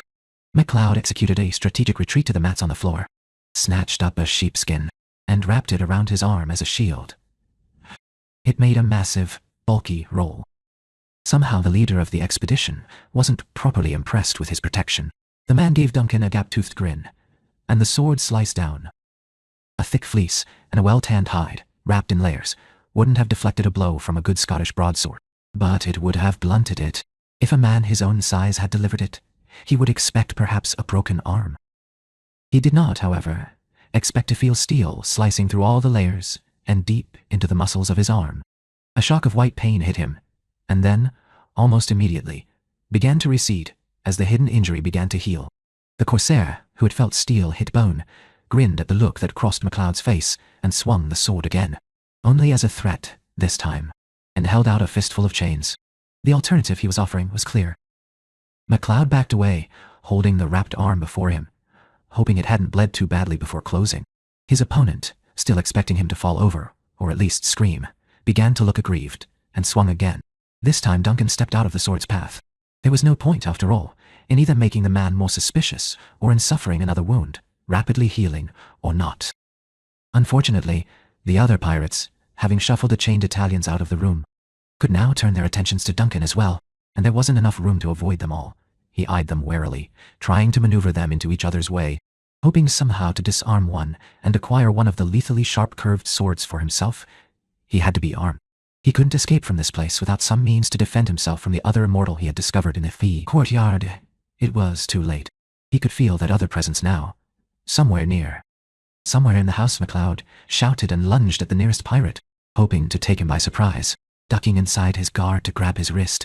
It would have worked too, if it hadn't been for the pile of fleeces scattered from the sleeping mats. He bore his target down to the floor, but was unable to get purchase before the others were upon him. He looked up from the floor to find 5 Saracen blades hovering at his throat, and past them to see the immortal from the day before, standing in the doorway and watching him with a quizzical look on his face. He was dressed in the by now familiar white gown the others wore, and the open, brown, sleeveless coat. His hair was covered by the same white turban he had worn the day before. You are not very old, are you? The immortal said in beautifully accented Spanish. I am Duncan MacLeod of the Clan MacLeod. He spat in the same language, trying to get to his feet. The swords pressed in on him. I'll meet you in honorable battle. The other immortal raised one elegant hand. Peace be upon you, Duncan MacLeod. I am Hamza ibn Muhammad Ai Khatib, sometimes honored by the name El Kahir, and have no wish to take your head. The corsairs, confused by this exchange, were sneaking glances over their shoulders at Hamza, and then back at MacLeod. Hamza spoke to them in Arabic, and their leader answered him. After some discussion, the swords withdrew, disappearing into sheaths, and they gave MacLeod room to get to his feet. The pirate he had pinned beneath him gasped something obscene and crawled away, glaring. I have told them you will be coming with me, Hamza informed him cheerfully. Why? MacLeod was still suspicious. Because I have purchased you from our gracious Sultan. Upon his head be peace. Also, it allows you to avoid going to the slave market once again. I'll wear no chains. I have assured them no chains will be required. Our law says you must have the manacle about one ankle. However, unless you wish to profess Islam, in which case you will be freed. I'm no heathen. No, Hamza said composedly. You are an infidel, but God is compassionate. Unable to argue with that, at least, MacLeod shrugged. Then another thought occurred to him. What about Giannino and his father? Unwrapping the fleece from his arm, he folded it as he did so to hide the massive bloodstain from the still angry corsairs. Have you purchased them too? Hamza laughed. I am not so wealthy a man. Besides, they have welcomed their chains, Who am I to deprive them of the opportunity of wearing them? Duncan paused at that, and looked at him more closely. It was true. D'Alessandro had been eager to submit, to avoid a battle. Giannino deserves better, he said. He followed his father's lead, as it is appropriate for a son to do. They are not my concern. You are, Duncan MacLeod. I am not a slave, he repeated. It was a warning, and an article of faith. We are all the slaves of God. Come with me, Duncan MacLeod. Get dressed, please, and let us see what you make of the city of Algiers. However unlikely it may seem, Hamza el-Kahir appears to have taken Duncan MacLeod under his tutelage. It is most disconcerting, as the Scotsman is an uncouth, unlettered, uncivilized barbarian. The ways of immortals are truly mysterious. Estevan, it was not, perhaps, so much what Duncan MacLeod made of the city of Algiers, as what the city made of him. He was head and shoulders taller than most of the natives, and even dressed in the long white gown and the headcloth he was still, unmistakably, European. His unfamiliarity and discomfort with the length of the thobe, it felt as if it would tangle around his ankles, made it even more obvious. He could feel the stairs following him, even as he followed Hamza through the city of Algiers. At least he had a robe to cover himself, and something on his head, and sandals, but no sword. He was still not quite sure that the Moor hadn't purchased him only to take his head, but the corsairs clearly respected the man, and even when they were left alone, he made no threat. Duncan decided, cautiously, that perhaps he could be trusted. Hamza led him through the maze of shaded alleys again, and then along wider streets. Glancing along the crossways, Duncan could catch glimpses of movement, veils of dust and color and noise. What's that? Ah, the marketplace. We can visit it, perhaps. Can I get a sword there? Duncan asked bluntly. And I have to be able to defend myself. Hamza nodded. That is very true. The swords you will find here are of poor quality, I fear. But even the worst of them are very different from your English broadswords. Scottish, MacLeod corrected sharply. As you say, Hamza nodded graciously. Here, welcome to my house, Duncan MacLeod. Enter, be at peace. He was standing at one of the featureless doors in the wall, his hand laid upon it. He did not, as far as the Scotsman could see, knock upon it, or make any signal. Nonetheless, the door opened, and Hamza led him within the walls, through a narrow hallway, and out the other end, into the inevitable courtyard and garden. The place was filled with the perfume of things growing and blooming, beautiful living things. The falling water of a fountain made sweet music, and a pair of orange trees provided shade and scent. For all the heat of the day, the touch of water in the air was like a cool caress against his skin. It's like a piece of paradise, he blurted out. And then, I don't intend blaspheming. I am not offended, Hamza said, though this can only be the most faded shadow of paradise. Remain here a while, Highlander. It is not, perhaps, holy ground, but I swear by my head you are safe in this place. By your 'twas an oath an immortal could not make lightly. Hamza's brown eyes were serious as he waited to see how his guest would react. Duncan nodded finally. Very well. There were rules to life in a Moorish home, MacLeod found out over the next few weeks. He could use only his right hand to eat. He was made to wash incessantly. When he stretched out his legs, Hamza slashed at the exposed soles of his feet for the disrespect they showed. It was a matter of adopting the customs of the land, Hamza explained, when he objected, sometimes loudly, if he was to live a long time.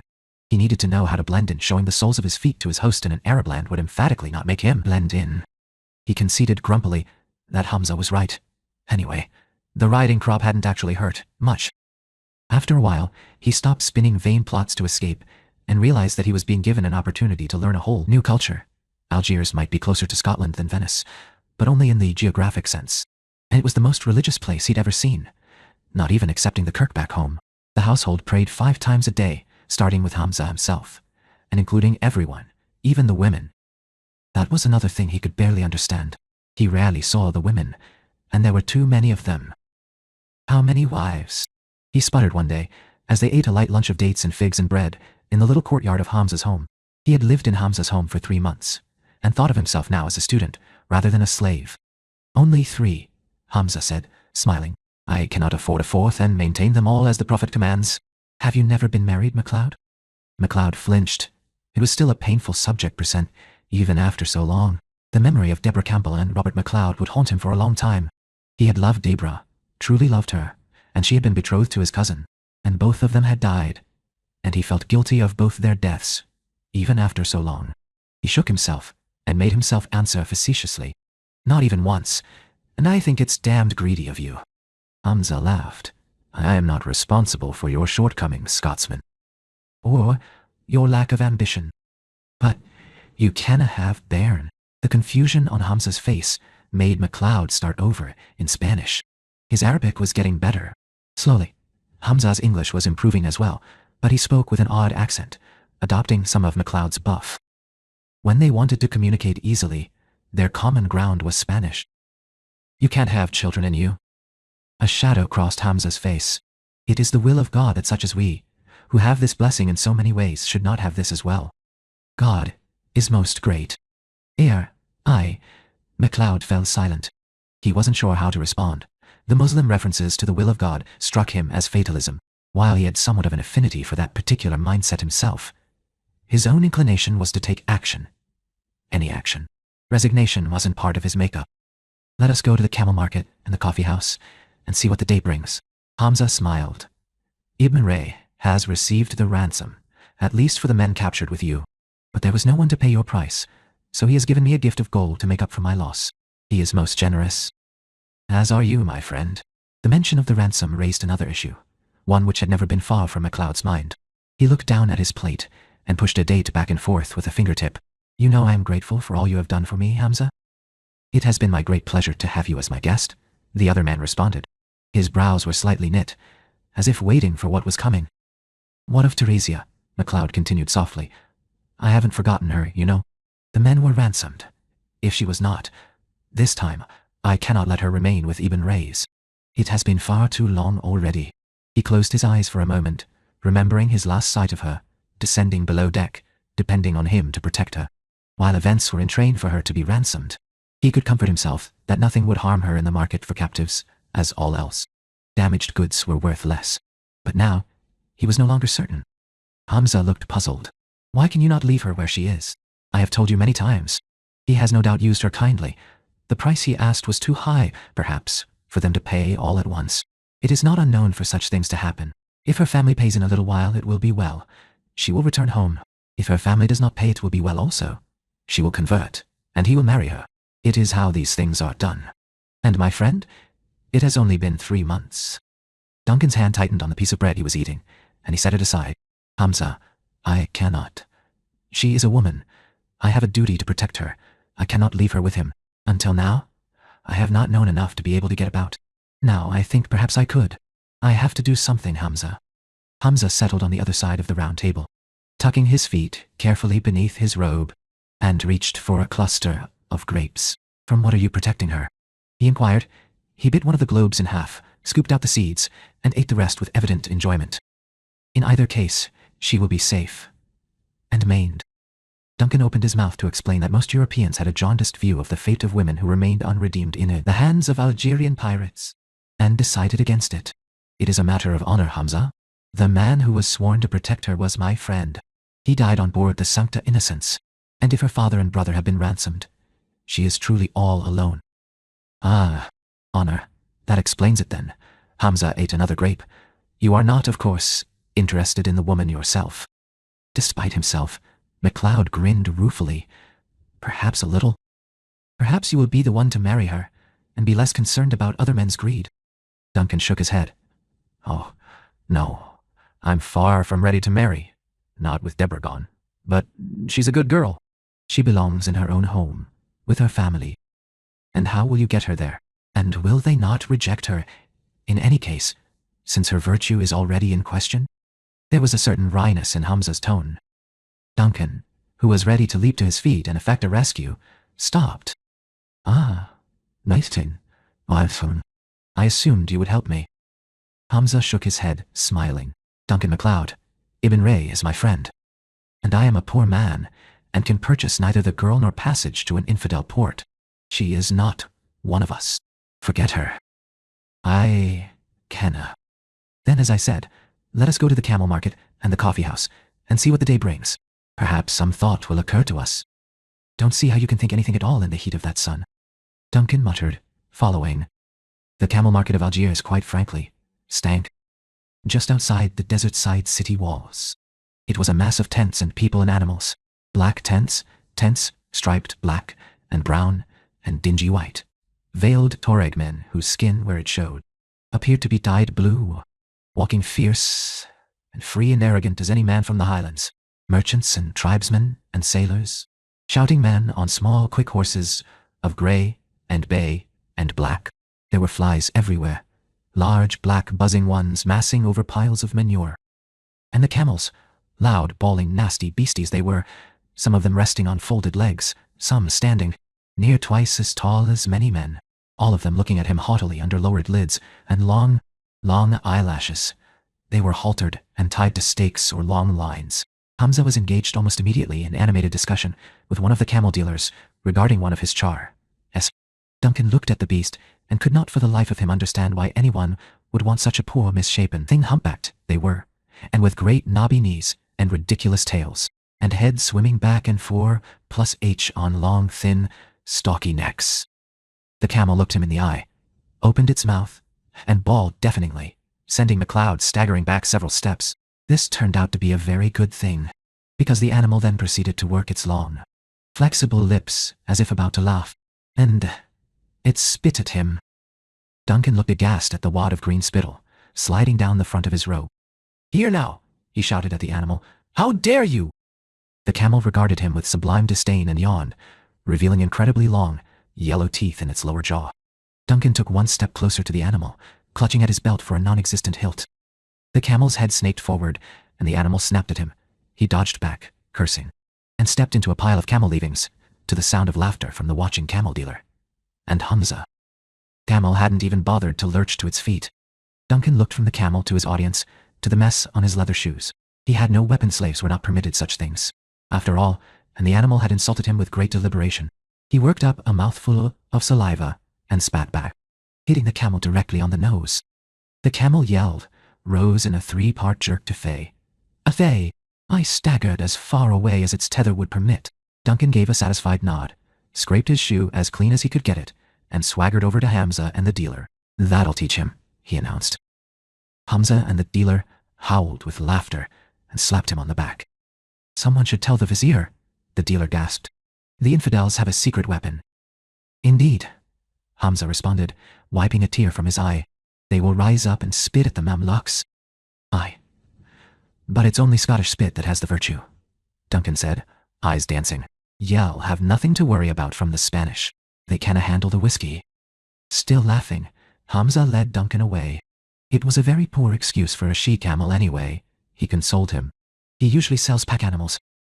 "That one is too light." Duncan looked back at the camel, now tearing busily into a pile of hay. It looked substantial enough to him. I'll take your word for it," he muttered. They threaded their way through another dealer's animals, and waited as a caravan passed. "Ye have the strangest animals," Duncan said, thoughtfully, watching the camels swaying by, the loads on their backs piled into high V-shaped frames. Trotting at their sides were the occasional young one, and the caravan guards, most riding the small horses with the large eyes and light step. Duncan had heard they ran like the wind. They were bred by the tribes of the vast Sahara. The contract they made with the Romarmost beasts was startling, especially when one cantered by the other. Those little things, how can they bear the weight of a grown man? "They're stronger than they look," Hamza remarked idly. He glanced up at the sun. "It is nearly time for the afternoon prayer. Come with me." Turning his back on the caravan, he led Duncan down an alley and around too many corners to count, until they came to a square, dominated by another white building with a tall tower at one corner. Outside the door to the building were rows upon rows of shoes. Hamza removed his own shoes and added them to a row, indicating to Duncan to do likewise. "Why are we?" Duncan started to ask. "This is holy ground," Hamza informed him. "Enter, and remain at the back, and wait for me." Duncan was still getting used to the fact that a mosque qualified as holy ground. This was not a church. It wasn't even a shrine to one of those ancient, nearly forgotten gods one found from time to time in Europe. This was heathen, Muslim. He watched Hamza join the lines of men unrolling prayer rugs as the call of the muezzin rang out over the white walls of Algiers. It was answered by another call from another quarter, and another, until for one moment he felt as if he could step upon the threads of sound and climb up to the blue and white mosaic ceiling of the mosque. The rows of men stood and knelt and bowed down, touching their foreheads to the floor in obeisance, saying the proper words with each movement, and stood and knelt and bowed again and again, praying in unison, in wholehearted submission to the will of Allah. Duncan watched Hamza among them, listened to the prayers, and thought about it. Then he shrugged. Holy ground was holy ground. He was not a follower of Diana either, and he respected her sacred groves. Well enough, then. This, too, was a safe place in the endless battle of immortal against immortal. He could honor that. The prayer was ended. Hamza bent down and rolled up his prayer rug, placing it against the wall, and returned to collect Duncan. They went outside again and joined the crowd of men, putting their shoes back on. 5 times a day? Duncan inquired. Every day? So the Quran commands us. I see.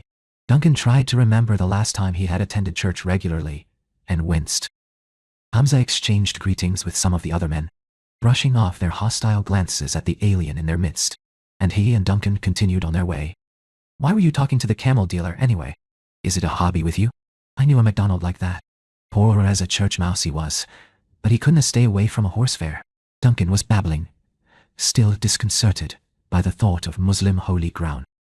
I thought you were intent upon rescuing the Lady Teresia, Hamza said. I am. What has that to do with camels? But it is as I told you, Duncan MacLeod. I cannot hire a ship. I am a poor man. But I can rent a camel. Duncan blinked, looked at the other man, and smiled. Hamza and the Scottish immortal seemed to have established a firm friendship. If the foreigner remains in Algiers, I will be assigned to watch him permanently. Tizanaya El Amin. This is the house of Abdul Mohammed ibn Ray, Hamza said, waving a casual hand at yet one more blank white wall. It was 2 days later, and they were walking through the maze of narrow passages that passed for streets in the residential quarter of the city. How can you tell? Duncan asked, giving the wall a narrow glare. It looks like every other wall in Algiers. It must be He-11 getting home when you're drunk. Hamza's eyebrows climbed.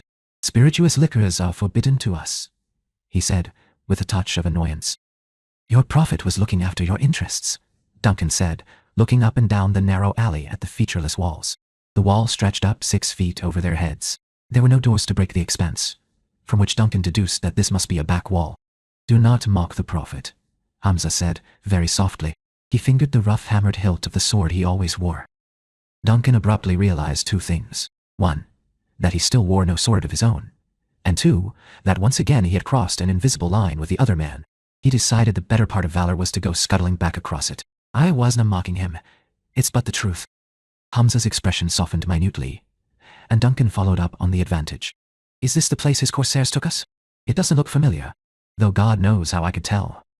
God is merciful and compassionate, even to the Scots. Hamza sighed. Have you mentioned that to the Sassenach lately? Duncan fumbled for the word, unable to find it in Spanish and reduced to using Gaelic instead. Hamza was confused. The who? Sassenach. You know, the spawn of the devil. Oh, never mind. Duncan placed the flat of his hand against the wall. You did not answer me. What? Yes, it is as I said. Ibn Ray is a friend of mine. This is indeed the place you were taken. It is his home. So you're going to help me break into your friend's home and steal away Teresia? Hamza's eyebrows arched again. Help you? You're mad. I am merely pointing out the sights of Algiers. For example, observe the crenellation opposite. Hamza jutted his chin at a projection in the wall across the alley. Often we have told Ibn Rays that verily, it is an invitation to the evil one, who inspires his followers to throw ropes. I'm Scottish. I don't need advice from the evil one. Thank you. Hamza shrugged. Duncan studied the situation further, and what might be behind this wall. I do not know. I would conjecture that it is the women's quarters. And why would you conjecture that? Hamza shrugged again. Because that is where I keep the women of my own household. One does not wish to have them in the forefront of the house, after all. Duncan, remembering his own foster mother, he reminded himself with a stab of the old hurt. Recaning his banishment, could only shake his head at the thought that anyone could tuck her away in the back of the house. Mary MacLeod took second place to no man. She would not have gotten on well in Algiers at all. Lady Teresia, as sprightly and intelligent and beautiful as she was, had not quite the same strength of character. In his estimation, still, she was probably bearing up well, or so he hoped. How do I know your friend Ibd Ray hasn't already? Had his way with Teresia. He fretted yet again. Ibn Ray is no fool, Hamza said patiently, for what seemed the 1000th time. He would not devalue the merchandise. He wishes to sell her back to her family, after all. I don't think her family will believe it. They can always have her examined. She will not be the first woman taken by our shipment. Duncan winced. Besides, if she was to marry a Spaniard, her intended might be related to one of our own families. That being so, he might be most respectful of her. It is not so very long since they drove us out of Granada. Duncan glanced at him sharply, to see if he were being teased, but Hamza's voice had a distinct tinge of nostalgia. It was a reference to the Moorish city in Spain, a place of gardens and fountains, of culture and science, where the Moors and the Jews and the Christians had lived together, amicably, until Isabella of Castile and her husband of Aragon had fulfilled their oath to banish all but Catholics from their joint kingdom. Not so very long. It had been 140 years earlier, and a piece of history Duncan had heard of only in passing. It hadn't seemed very important at the time. It was obviously important to Hamza. It was no wonder he spoke such flawless Spanish. MacLeod experienced a sudden chill. It had been only 30 years since he himself had died. But to remember a city from 140 years ago, he was beginning to realize what it truly meant to be immortal. He wondered, suddenly, if he too would one day live to remember something that had happened 4 or 5 lifetimes ago. He had died, and lived again often enough to believe in what he was, but he was still learning all that it meant, and sometimes it still frightened him. And he didn't know how old Hamza actually was. He might have seen the prophet he revered so with his own eyes. He might even have seen the Christian prophet, whom the Muslims honored second, only to Muhammad. He crossed himself at the thought.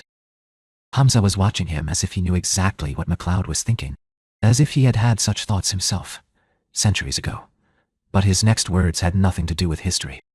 It is illegal for slaves to bear weapons, he said, in a businesslike tone. But suicide is unseemly, and for one of us to go unarmed is even more so. We must correct this matter. Although I would mind a look at yon wee sword has cut through a good fleece as if it were in there. What? No. There were times when MacLeod's brogue made even his Spanish nearly unintelligible. Your scimitars, are they all so sharp? They'd break if they hit aught solid, but like this one? Grinning evilly, Hamza whipped his silver-hilted sword out of its curved sheath. MacLeod backed away, gaze darting back and forth, looking desperately for something in the empty alley to use to defend himself. He didn't really believe Hamza wanted his head, but there were no mortals around to stop them, and it was not I. Ground Hamza chuckled and put the weapon away. It will not break if it hit your neck, infidel, I assure you. See me with me, and I will show you the finest swords in Algiers, none of which I can afford, and we will have coffee, and talk of your visit to the house of my good friend Ibn Ray, and what you are likely to find there. I still don't really understand why you're helping me against your friend now, when you wouldn't before, MacLeod muttered, abstractedly. I'm grateful, mind, I just don't understand. Hamza, for reasons of his own, chose to ignore him. Most of MacLeod's attention was focused anyway, on the row upon row of steel blades lined up before him. They were all curved. Most had the shimmer of Damascus steel, catching the light of the early afternoon sun and casting it back again in rainbows. A few of the swords were etched and inscribed, like Hamza's. The hilts ranged from plain wood to inlaid ivory and turquoise and jewels. MacLeod was more interested in their edges than their decorations. While Hamza engaged the merchant in conversation, he ran a thumb curiously along one glittering edge. He couldn't even feel the skin part. He didn't realize he had been cut, or how deeply, until he saw the blood well up his steel. Then, the pain and saw his own flesh overlapping tea came. A sharp cold jab that made his nerves shudder, even as he snatched back his hand, watched with a curiosity not yet jaded as the split thumb came back together and healed, leaving only the blood to mark the injury. You are not used to a decent blade, the sword seller remarked, cleaning the sword out of the rack. Anstem heeft verdoit hem. Stu wimnik towel. If I'ts bly auf dither.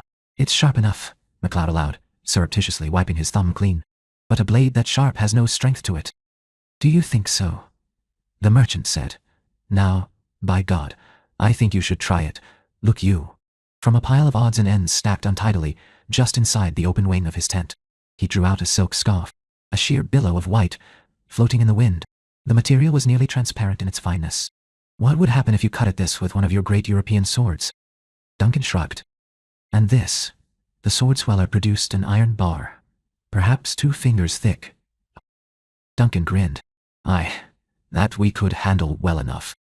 The merchant started to hand the sword to him, then hesitated. Hamza? Hamza. He said, perhaps it is better so. With that, he held it out to the other more. Hamza smiled apologetically at MacLeod. It is the law, he explained. It would be madness to provide weapons to captives after all. Duncan stifled his disappointment and watched as the other immortal swung the sword experimentally. Not one of your better blades, he informed the merchant critically. The eye of Hamza al-Kahir is unsqualled, the merchant acknowledged. Suli, it is a lesser blade. He snapped his wrist, and the silk scarf spread out and floated gently downward. In a move not even MacLeod's eye could follow, Hamza's arm snapped out, and suddenly there were 2 scarves, not one, floating nearly undisturbed to the earth. MacLeod blinked, and his eyes widened. Holy Mother of God, is that a sword or a razor? He blasphemes, the merchant snapped. He is an infidel, Hamza answered. Now the rod, I think. Distracted from his outrage by the opportunity to have his wares tested by what was clearly a recognized master, the merchant made his way out from behind the rack of swords and the display table, and stood in the little passageway. Other merchants and customers stopped what they were doing to watch as the merchant stood, feet braced, and raised the bar horizontally over his head, holding it at either arid. Oh, no, MacLeod started to object. It's a bonny little blade. There's no need to ruin it. It was too late. Hamza's arm went back and over and down, and with a painfully sharp clang, the sword connected with the iron bar. Sparks flew, and the merchant staggered, holding now a shorter bar in either hand. The watching audience laughed and made approving noises. MacLeod's eyes went wider still, and he moved up to Hamza's shoulder, looking over it at the scimitar, now undergoing intense scrutiny from the immortal. Tay, Hamza said disapprovingly, pointing to a nearly invisible nick in the edge of the otherwise unmarred sword. Very bad. Who would buy such trash? I would, Duncan said reverently, his hands itching to take up the weapon. Ha, Hamza said. One day, you will find your proper sword, if God wills it, and it will be better than this. My friend Aziz keeps the best of his wares within his tent. Is it that Hamza ibn Mohammed seeks a new sword to replace his own? Aziz asked, with barely disguised eagerness. By God, you may have your choice of any of my poor blades, and a racing camel too, in trade for it. Duncan blinked again. He had never gotten a chance for a detailed examination of Hamza's sword. He was too interested in avoiding it earlier, and all he could see of it at the moment was the hilt, a rough, L-shaped silver handle with a ring set in the end. Hamza saw the look in MacLeod's eye and smiled. Is it permitted? MacLeod asked. For an instant, the two locked gazes over the hilt of the sword. It was not merely a matter of immortal law about arming a slave. For the two of them, it was more than that. More than one man lending another a look at a blade. It was a matter of asking and receiving an ultimate trust, backed by a greater risk than mortal men could know, though the ending might be the same. The sword would not care if the blood it drank was mortal or immortal, if the death it caused was followed by an abyss or a quickening. Aye, indeed, Hamza said at last. A murmur ran around the watching men, and they pressed closer. Duncan glanced over his shoulder, uncomfortable with how closely they stood to him. As a result, he almost missed the smooth glide of the sword from its sheath. Warned by a too familiar whisper of sound, he looked back to see the tip clearing the lip of the embroidered cover. It was, to MacLeod's eye, an odd and rich blade, not straight, but curved, almost bent, the steel blue and gray. A wide channel, the whole length of the weapon filled with arabesques, and an inscription in the knotted Arabic script in a bright gold, a blade wider toward the tip than the hilt of scimitar. He had never seen one quite like it. There was no bell, no handguard, only the thick hammered hilt and a pair of quillions, perpendicular to the grip. The metal glistened where it caught the sun, where it was not inlaid and inscribed. A regular pattern of blue, almost as regular, and even as the scales of a fish. or the ripples of an ocean, covered it. Out. He couldn't miss Aziz's covetous gaze as Hamza, with only the barest of hesitations, handed the sword to him. The merchant wanted the sword more than his own life. "It is forbidden," he began. "On my head be it," Hamza said calmly. "Ah," the assembled onlookers sighed, as Duncan lifted the blade. Duncan MacLeod could not but agree with them. It was not merely that it was perfectly balanced. The sword of Hamza el-Kahir was as a live thing, light and elegant, begging to be swung and slice the wind, to sing in his hand. He moved his arm, his wrist experimentally, and the audience, all except Hamza, moved back. Hamza alone remained where he was, easily within the radius of his swing, and watched Duncan, and smiled. Duncan glanced at him and set himself, raised his arm high, and brought it down. It was as if he brought down his own arm, so much a part of him the sword felt. And yet, it was not his sword. He swished it through the air a few more times, and then surrendered it, reluctantly. "Where might a man find a sword like that?"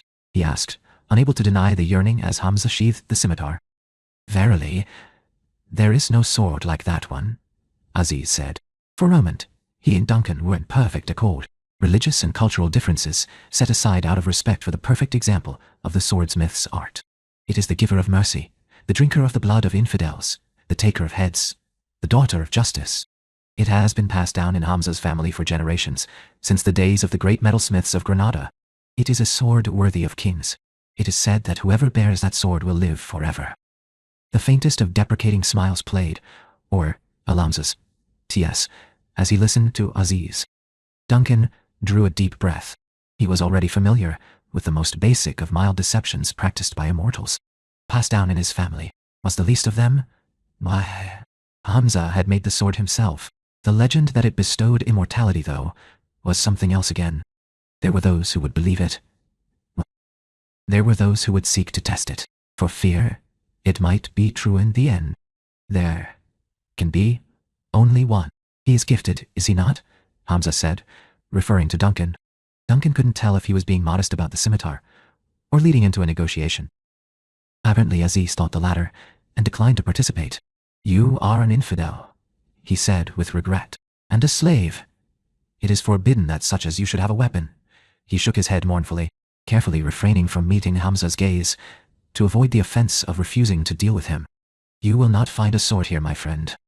Though you may look, and try, you may not take. Our scimitars are not for you."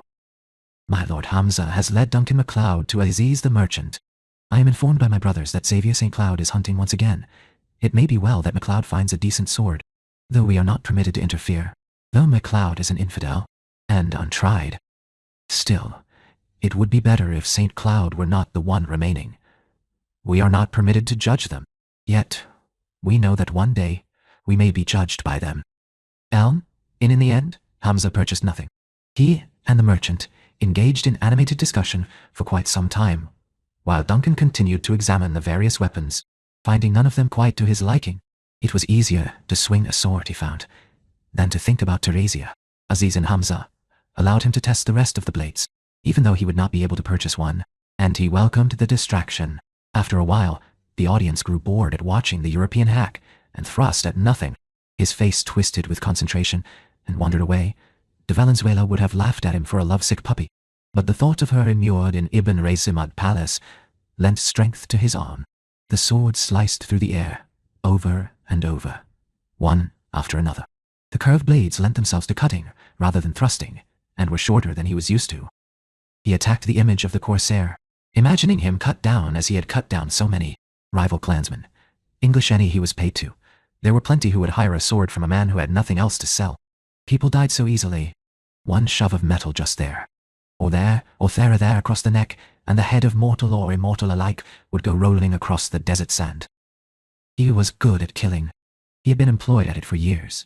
It was only lately, in his renewed lifetime, that he had begun to find polish, begun to think that perhaps he could be good at other things too. He was not certain he could ever be good enough for someone like Teresia. He blinked sweat out of his eyes and slashed madly at the empty air, staggering, gasping for breath. "Enough, I think," Hamza said judiciously. "You are making a spectacle of yourself before the goats. It is too hot for such exercise." Come with me, and tell me yet again about this woman who obsesses you so. I don't know if it's Teresia, or just the thought of her, Duncan said helplessly. He and Hamza were circling each other in an empty white room tucked away in the back of Hamza's home, sparring with carved wooden versions of the curved swords in Aziz's stock. So far Duncan hadn't managed to touch the other man, though he himself had a nice healing collection of welts and bruises on his arms, legs, body, and face. He wasn't certain whether his poor performance was due to his distraction or to his unfamiliarity with the weapon, though he had to concede that Hamza was very, very good. Women weaken men, Hamza said, cracking him across the shins. Unable to stifle a yelp, Duncan glared at him. Aye, is that so? And you with 3 wives? Hamza grinned. Fortunate for you, isn't it, Lyack? Duncan grinned back without humor, and gathered himself he was bigger than the other man. After all, he had carried a sword for more than 50 years, and somehow his weapon was lying on the tiled floor, and he was on one knee, and his arm was numb from elbow to fingertips. He stared at the wooden sword, then up at the other man. It's a good thing you're who you are, he said roughly, or it would be my head lying there. Hamza saluted him and put up his sword. Even so, even such a modest gift as my own may be honed by years of practice. But you have talent, MacLeod. It will serve you well if you live to use it. So, he went on, recovering Duncan's sword and placing both weapons in a rack on a wall. This Teresia, she is not one of us? You would have mentioned that. Surely. Duncan closed his eyes and shook his head. No. He took a cotton cloth from a rack against the wall and wiped the sweat from his arms and chest. Then what does it matter, in the long run? Hamza, having already dried himself, slipped a long cotton thobe over his head. Would you say the same of your wives? MacLeod snapped. Because we are immortal, does that mean we Kenoshev? It means that every mortal we love, we lose. Hamza shrugged. I love each one of my wives dearly. I have loved all of them dearly.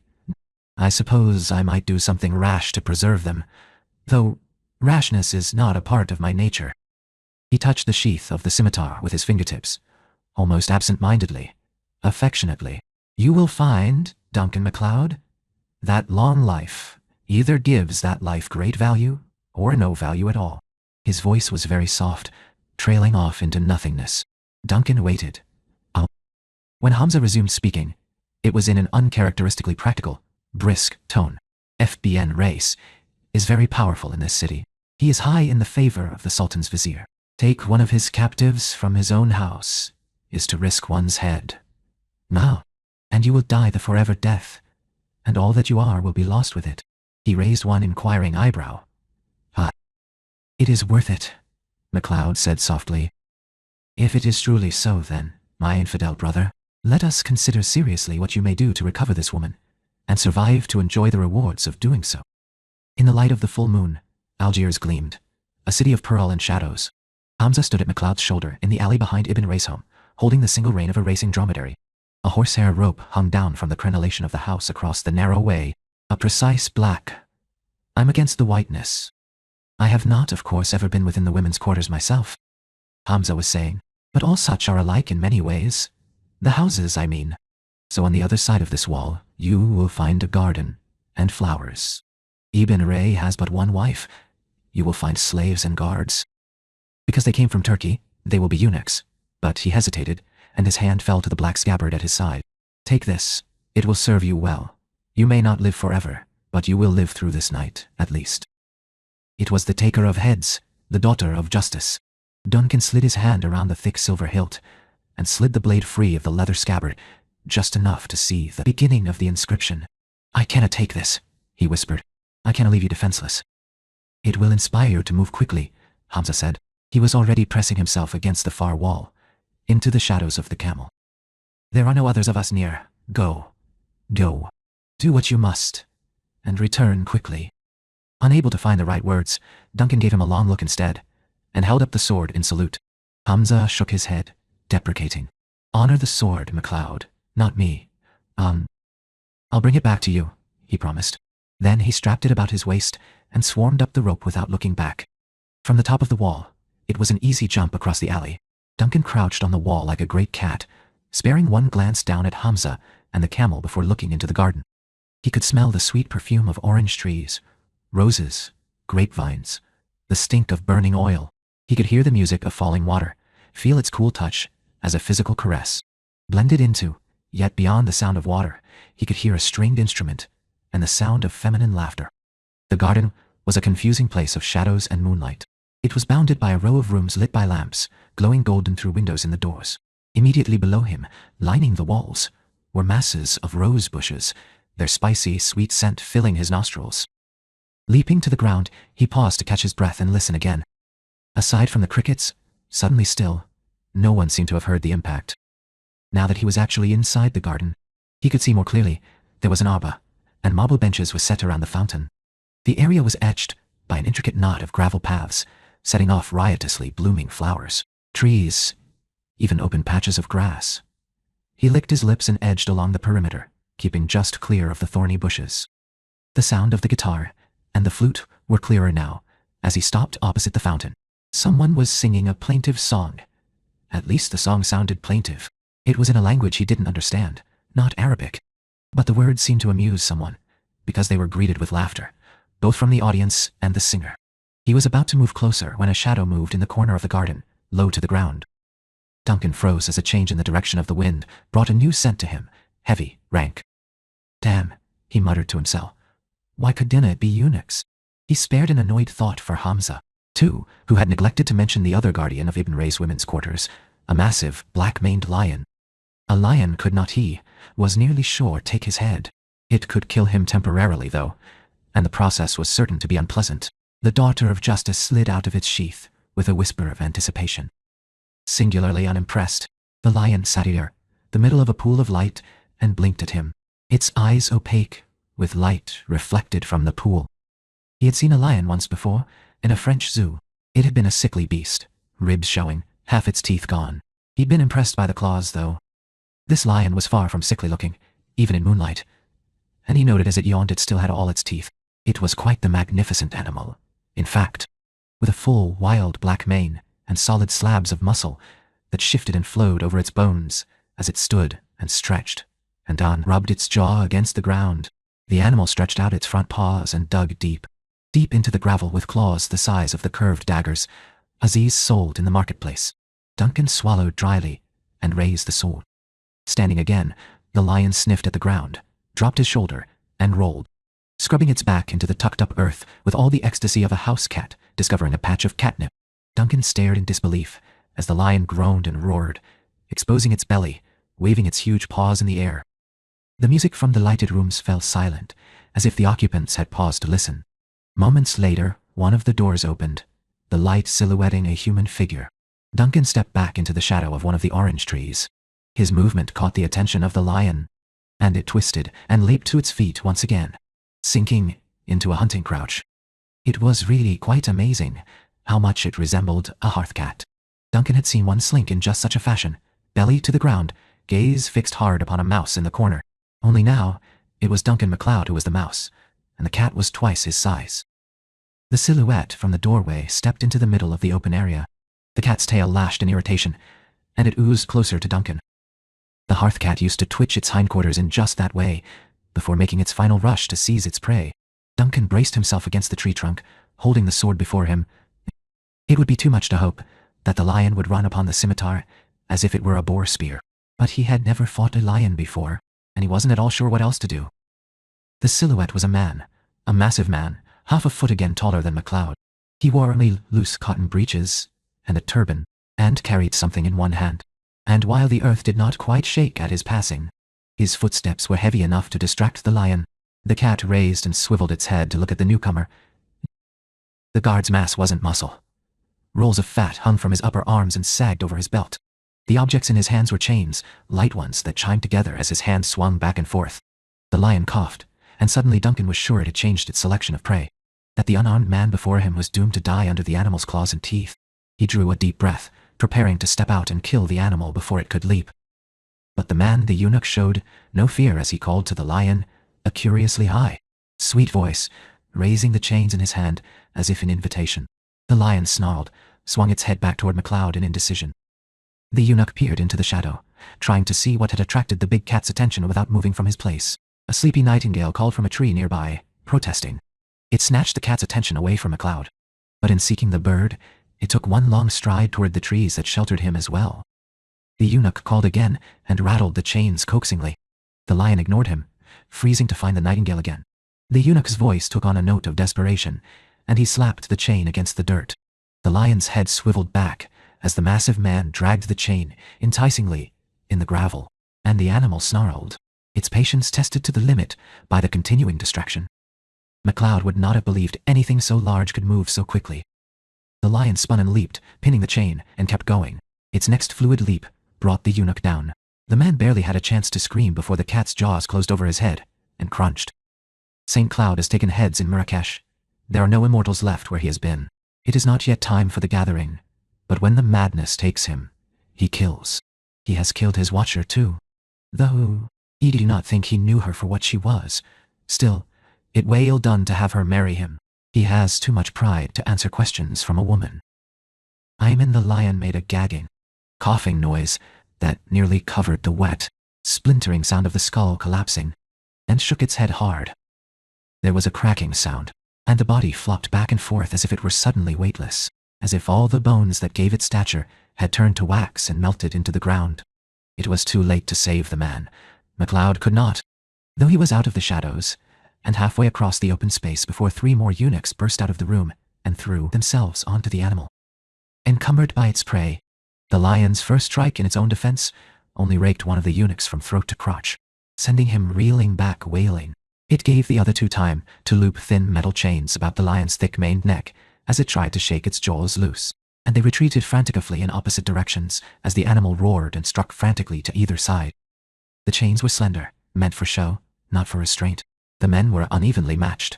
The lion spun and yanked one chain, loose as MacLeod raised a Highland workery and rushed in upon it, intercepting it in mid-rush as it lunged at the stronger of the 2 men.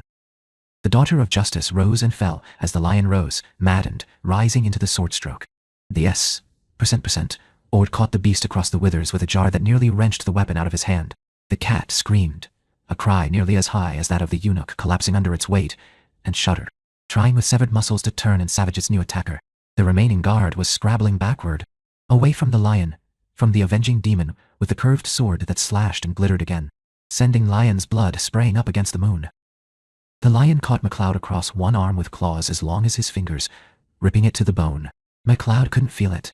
He was yelling still, the wild cry of the MacLeod clan, pushing back against the animal's fetid breath, drowning out its roars. Some remote part of his mind realized that the doors to the rooms surrounding the garden were all open now, filled with the figures of women, that the noise must surely bring forth whatever other Menaban race might have, that whatever hope he had ever had of moving secretly, quietly, to prize Teresia away from here was long since gone. Some remote part of his mind saw the bones of his own arm glistening, knew that there was pain. He could not take the time to assess his wounds. He could only strike again and again, and again, until the lion fell back, its eyes still blazing contempt at the petty human thing which dared to raise itself up and deal out its death. It sagged back, finally, still snarling, claws still twitching uselessly, and it died. He collapsed to his knees beside it, supporting himself on the blade tip of the scimitar, his lungs havoc like bellows as he gasped for air, the roaring in his ears being to dim. It was of a sudden very quiet, except for his own panting. The air reeked of dying. He raised his head, slowly, to look around, to see, with a visceral shudder, the shapeless crushed mass of the first guard's head nearly torn from his shoulders. The long dark and light body of the lion curled almost protectively around him, its lip still curled, exposing long reddened fangs. The other 2 eunuchs, one still sprawled on the ground, the other huddled under the orange tree. The women, standing in the doorways. It was a foolish thing for them to do, he thought. What if he hadn't been able to lie slumped, a light moan escaping from his lips as the shock of it hit him? His arm was healing, of course, the flesh back in place as if nothing had ever happened, the bone decently hidden. He could pass off the blood as the lion's, but it could have been his head, his life. Teresia. He had to swallow and try again before the name could be more than a noise. At least it was a noise that broke the silence. The women murmured excitedly to each other, their voices like bells. Teresia? The 3rd eunuch, recalled to his duty perhaps by the depth of MacLeod's voice, got to his feet and approached warily. Duncan looked at him, and he stepped back hastily. Teresia. No. Duncan? Duncan MacLeod? It was Teresia, and he would not greet her on his knees. The blade of the sword bent alarmingly, but held, as he shoved himself upright again. For a moment, he couldn't tell which of the blurred figures before him was hers. They were gathered around chirruping like birds, adjusting the veils over their faces so that only their eyes were exposed. It seemed a great waste of energy, considering how light their clothing was. Here, in the safety of their own quarters, they didn't bother with the all-enveloping robes. One of them wasn't bothering even with the veil, and she had blue eyes, light brown hair, fair pale skin. She was dressed in a thin cotton gown and looked like an angel without the wings. She was looking at him with terror and concern. "Duncan, you're hurt." "Oh, no, it's nothing." He smiled. It was easier now. Even the dizziness was fading. Pulling in a deep breath, he went on. "I came to fetch you out, my lady." I think he glanced about, grateful that the rest of Ibn Raisman had not yet put in an appearance. Perhaps they were constrained from appearing in the women's quarters. "I think we may be able to leave, if the guards will but look Tuther way." Infiled confusion crossed her face, and he mentally cursed the richness of his native brogue. "Come awa me lass." He held out his hand to her, expectantly. Subpectantly. Teresia did not, as he expected, as he hoped, fall weeping into his arms. Nor did she accept his proffered hand. She bit her lip, her full, luscious lower lip instead, looking back at the other women. "I can't go with you, Duncan." He stared at her, dumbfounded. "Are you mad? You can't not go. Not after all this," he nearly added. But she was shaking her head, her eyes welling. "Duncan, you don't understand. I'm supposed to be here. It's all arranged." "Arranged?" She was saying words, but they didn't have any meaning. He grabbed her arm, intending to shake sense into her. "Duncan, don't. It's true. I arranged, in Venice, with the Turkish ambassador. I am meeting someone here. My father would never have allowed it. So we had to set up a kidnapping app. It made no sense. It was madness. But de Valenzuela died. I know, and it was dreadful. It wasn't supposed to happen that way. But it was the only way. You could have told us." He was aware of anger, deep inside, at the needless death of his friend. Other than Hat, he felt nothing at all. Her words washed over him like Mediterranean waves, warm but unable to sustain him. "You could have told me." "But I couldn't," she said desperately, turning a small soft hand up his chest. For an instant he responded to the touch, until the giggles of the audience brought him back to where he was. And why? Teresia was looking up at him still, ignoring them, her eyes huge, dark, luminous in the moonlight. "I couldn't, Duncan. You'd never have allowed it. You wouldn't understand." "Aye, you're right about that. I most certainly would not." He glanced around at the assembled women. "I would not have permitted you to make such a ridiculous bargain. Good men have died. Add your own father, your brother." He ground his teeth at the memory. "I was sold in the marketplace like someone's second-best horse, all for your arrangement." "Do you truly believe these corsairs will help you?" he snapped. "You're a prisoner here, you fool. You're Ibn Race plaything. I'll bring you out of this place, even if I have to carry you over my shoulder. Come away with me, now." "I will not come." Her hand, still resting flat against his chest, became rigid. "You're an honorable man, Duncan, but you don't understand. You see, only corsairs and Moors and strangers. You're a mercenary. You only know fighting and killing. You don't know anything about love. Maybe you can carry me off over your shoulder, but if you do, I'll find a way to get away from you and come back." She was serious. She was absolutely serious. Duncan shook his head, amazed and more than a little hurt by her words. "Who is it you're waiting for? Who do you think Ibn Rays will turn you over to?" "I will turn her over to no one," said Ibn Ray, from the largest doorway. The assembled women gasped and chattered, pulling away on either side until there was a path leading from Duncan, bloody and tattered, and Teresia and the dead lion, to the lord of the house, gorgeous in red silks and gold chains, with a very businesslike sword in his hand. MacLeod could scarcely recognize him as the filthy corsair who had taken the Sancta Innocence. The man before him was, in his way, as noble in his bearing as any great lord of a Christian court. Teresia stiffened under Duncan's hands, and then, incredibly, smiled, turned, and stepped out of his grasp to go to the pirate. Her glossy hair swung as she grasped his arm and turned back to Duncan. "This is the man I met. This is the man I want to stay with." Ibn Ray gestured to her to stand behind him, and she did so, immediately, obediently. Duncan felt a shock of recognition, dressed as he was here, in costly silk and gold. Ibn Ray suddenly came into focus as someone Duncan had seen once before, far away and under very different circumstances, at a society function in Venice. Ibn Ray had been described to him, though not by name, as an ambassador from the Turkish court. "Your father had arranged an honorable marriage for you," he sputtered. "He took great care for you. Will you dishonor your family and your name in such a fashion?" "My father never consulted me in the matter," the girl responded, "and he took more care for his family fortune by the marriage he arranged. You were sold in the slave markets of Algiers, Duncan MacLeod, but I was sold in the marriage markets of Christianity. I liked it no better than you. I met a man I loved, instead, in the Doge's court." "Meanwhile," Ibn Ray said silkily, "you are here, infidel. A place no whole man but one may be. You have a choice before you, MacLeod." He had an idea he knew what the choice was already, but he liked to be clear about these things. "And that might be? You may surrender your manhood or your head." Ibn Ray lifted his sword suggestively. "But my honor requires one or the other." Teresia made a sound of protest. MacLeod agreed with her. It might be that his body could heal itself even of such a loss, but it was not an experiment he cared to subject himself to. "I'll do neither one," he said, raising his own sword. "It'll be you dying, with your pet cat." He wondered, for one panicked instant, if Hamza, on the other side of the wall, would get his quickening. The panic was replaced almost at once with an irrational certainty that no mere mortal, no mad living, could take the head of Duncan MacLeod. The Moor glanced at the body of the lion, limp and dark against the gravel path. Closer to him lay the savaged body of the eunuch. "That may be as God wills," Ibn Ray said. "But even so, you would have to kill every person in this house in order to escape.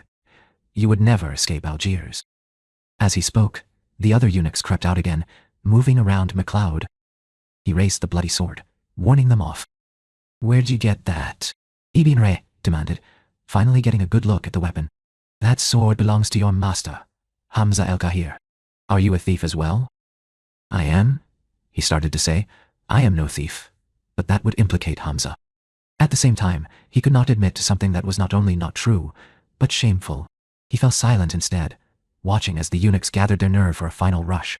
The women had withdrawn to their rooms and were watching from the safety of the doorways. Even Teresia, he noted bitterly, had vanished. "You say nothing, infidel? Do you then leave the choice up to me?" He indicated Hamza's sword with the tip of his own blade. "Drop that, you dog. It is an honorable weapon, not for the likes of you." MacLeod swallowed, and then grinned suddenly. "Oh, my mother always treated me like a laird. She'd be pleased to hear I at least had an honorable death." "What are you saying?" said Ibn Ray, not certain he was hearing the words correctly underneath the thick burr. The eunuchs were closer now, poised to snatch at his arms. "Ah, 'tis only that beheadings only for the nobility where I come from." "The most honorable death. Did my family know you treated visitors to your women's quarters so well? You'd have Scots climbing your walls every night and half the day as well, and with only yon half men to stop them." Well, he was buried. Then, under half a dozen outraged eunuchs, the sword torn from his hand even as he siren it. He tried to twist away from the grasping hands, to get free, but there was no escape. The gravel bit into his knees as he was forced to kneel before Ibn Ray's. Fingers twisted into his hair, pulled back his head, exposing his throat. Each arm was held hard, and a knee between his shoulders shoved him forward. Ibn Ray stepped forward to pick up the discarded sword, holding it up reverently to the light. "I shall make sure this is returned to its rightful owner," he said quietly. "But before I do so, I will cleanse it in your blood. You are an infidel, a thief, a despoiler of virgins. You have no right to carry an honorable blade such as this." The Daughter of Justice caught the moonlight as he used it to lift Duncan's head even more, the inscription stark black against the gold. MacLeod could feel his pulse beating against the tip, the warm trickle of blood sliding down the outside of his throat. "Aye," he said, forcing himself to laugh, "but at least I'm not a murdering heathen pirate, and I'll die with great honor, no matter what you claim." For a long moment, their eyes met, Muslim Lord Ailed Scots mercenary, and then Ibn Ray smiled in return. "Do you think so, infidel? For I do not." The sword dropped, then rose again, with terrifying suddenness. MacLeod could not restrain a scream as the scimitar slid deep into his breast. It was the shock, mostly. At first there was no pain at all, and then the blade found his heart and twisted. And there was nothing but pain, and the dispassionate eyes of the man who killed him. He gasped. "Two. seeking desperately past the sudden, shocking agony for air. For life, the last thing he saw was the look of utter contempt on Ibn Ray's face. And then came the blackness, the silence, the death. Oceanof DF. Come. Chapter 4. We are greatly concerned about the approach of the immortal Xavier Saint E. Cloud. We are reluctant to assign a new watcher to him, yet we must observe him. He may, after all, win through to the very end. He already has a long history of challenges. Ibn Ray has killed Madaod. Ayman Ibn Ray had killed MacLeod. He awoke from his death with a jerk and a gasp. Trying desperately to orient himself, Hamza el-Kahir sat quietly in a corner of the room, the ancient scimitar resting across his thighs, watching him. Where? Peace, my friend. You are in my home. Hamza was shaking his head almost fondly. I thought you were going to rescue a woman. I did not expect to find your lifeless body thrown over the garden wall, as if to the dogs. I nearly lost the camel. MacLeod was unable to stop himself from seeking the wound that had killed him. It wasn't there. There was no mark at all. There was not so much as a rent in his attire. The blood had been cleaned away, and he had been dressed in new, fresh clothing. He shivered, as much in reaction as anything else, as one hand drifted up to his throat, just to make sure his head was still attached. You are most fortunate, Hamza said, his hands unconsciously caressing the blade, ever so lightly. MacLeod agreed fervently, sitting up. I was sure he was going to take my head. I am surprised he did not. I think he didn't want to honor me so, Liosh. Hamza nodded, as if he understood, when clearly he did not. A messenger from his house returned my sword, with the news that the thief who had stolen it had been dealt with. I was barely in time to receive the message. He sighed gently. And the woman? The woman. Duncan was still feeling for the hole. His memory told him, ought to be in his chest. The woman said she wanted to stay. I don't understand it. It is not given to us to understand all things, Hamza observed. In any case, you are dead in this place. You will have to leave. Duncan nodded reluctantly. She doesn't belong there, he began. It is of no consequence now. You are dead, and the dead rescue no one. Especially those who have been given the opportunity and turned it down. He sighed. I have returned the camel. You cannot remain in Algiers now, either. We will take horses, I think, to Tunis. You will rest for this day. We will leave tomorrow, after the morning prayer. He looked down at the sword. I regret that this blade was used on you, my friend. I would have regretted it more if Ibn Rays had taken my head with it. Duncan pointed out. Hamza. The other man looked up. Thank you. Hamza el-Kahir smiled gently and rose to his feet, saluted Duncan, and left the room, leaving him to slam a frustrated fist against a stone wall. The posting inns along the great trade routes of North Africa ranged from mere oases to small cities in their own right, with walls of whitewashed stone, stables and fodder for the hundreds of horses and camels transporting goods, places where travelers could refresh themselves, rest and wash and eat. It was quite civilized, really, MacLeod thought, except for the bloody endless sunshine. They entered one of the open-air cafes, looking for food. They had missed joining a trade caravan that morning, and had decided to take the opportunity to rest the horses a while longer. Hamza was looking at his watch, a large, round mechanism with an ornately inscribed face. He had a liking for such mechanical toys, though for the life of him Duncan couldn't understand why. He and his mentor were still dressed in traveling robes, in shades of brown and white. Before they had left Algiers, Hamza had gotten MacLeod a sword, not unlike the broadsword he was used to. It was a distinct comfort to feel the weight at his side again, as if up until now he had been missing a vital piece of clothing. They had hoped to make more progress today, though MacLeod hadn't been looking forward to another day on horseback. He hadn't slept well the previous night. He was tired and impatient, annoyed that they had missed their contact. He was still not convinced they really needed the protection of a large group of travelers. And he was sweating and itching and miserable. This accursed heat, he muttered. It must be noon already. His accent was thicker than usual with irritation, but he didn't care. Hamza consulted the watch again. 4 is 9:30, my friend. Still the cool part of the day. He snapped it shut with a smile. MacLeod was in no mood to be appeased.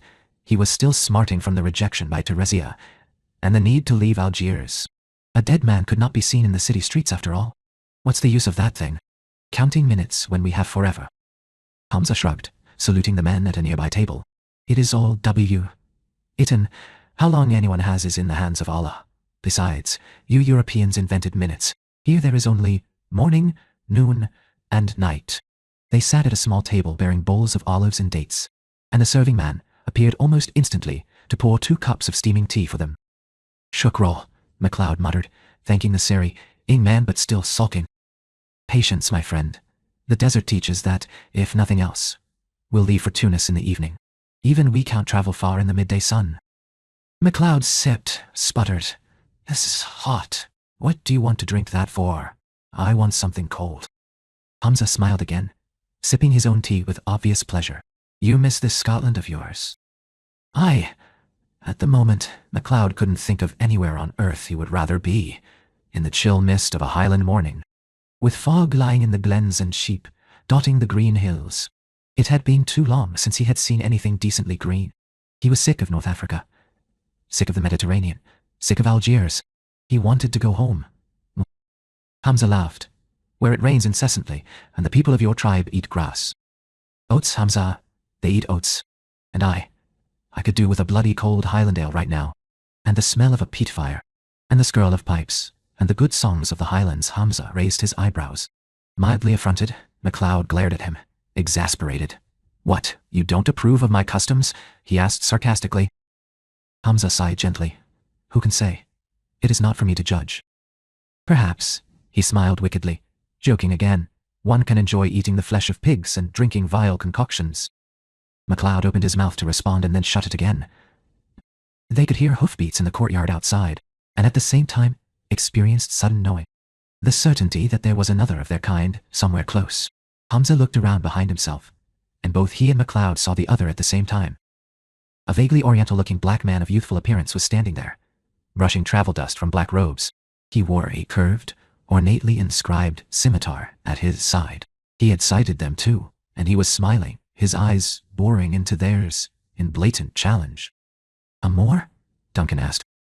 A killer, Hamza responded, obviously recognizing the other man, and deeply shaken by it. The newcomer strode over to the table, locking eyes with Hamza. Hamza el-Kahir, he said, not as a question.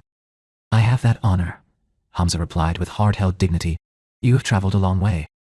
And you move quickly, for an old man. The newcomer's tone was mocking. His lips were curled in what might have been a smile, or a sneer.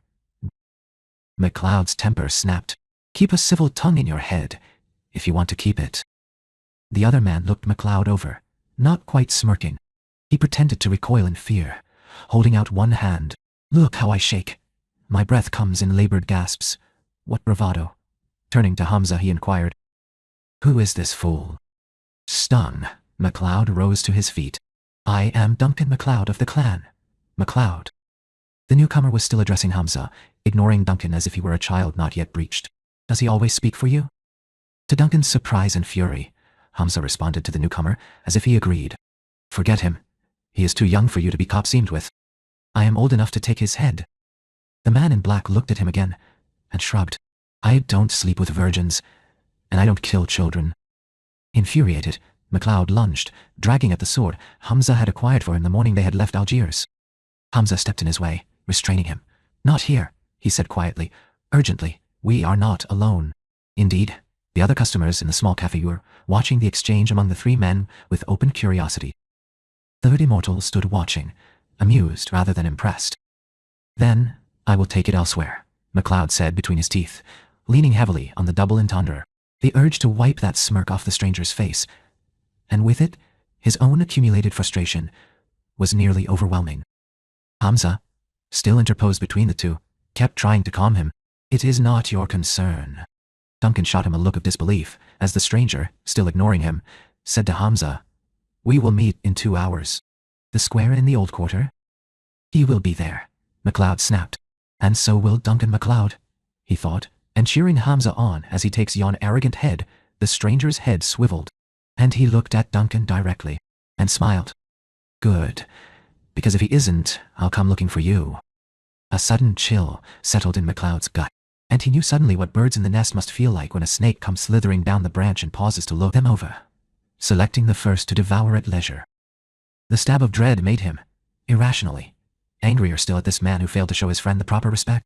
Anytime, he responded with all the bravado he could muster. The other immortal saw it for what it was. He lag-eyed, then turned and strode out of the little cafe, leaving the two, along with the rest of the place's patrons, staring after him. "Who is that, camel dung?" MacLeod snarled. Hamza was still staring after the other man, his face very pale. "Xavier St. Cloud," he answered abruptly. MacLeod blinked. "A Christian name for a Moor?" "He has been many things." The answer was almost absent-minded, as if he were thinking of something else entirely. MacLeod snorted. "Soon he'll be dead. You will show him what Damascus steel can do."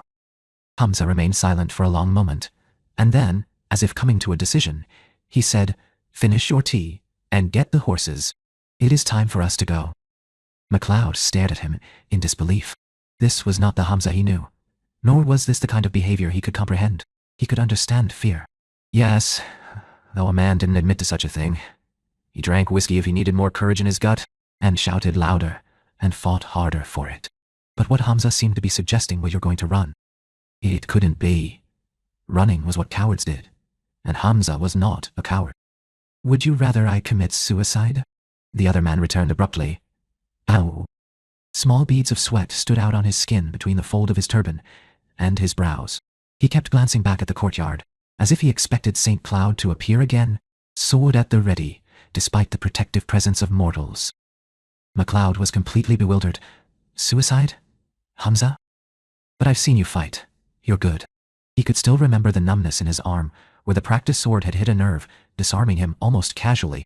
He had considered himself experienced, until encountering Hamza el-Kahir. He couldn't imagine anyone better. The other man shook his head grimly, reaching for the silver cup on the table. "Not as good as Xavier. A man must know his limitations if he wants to survive." Draining the rest of his tea, he added, "We'll ride now, lose him in the desert." "Then you'll ride alone," MacLeod responded, outraged, as Hamza started for the archway. Furious, frightened, desperate. The other mad turned back, shaking a finger in MacLeod's face. "Xavier was right.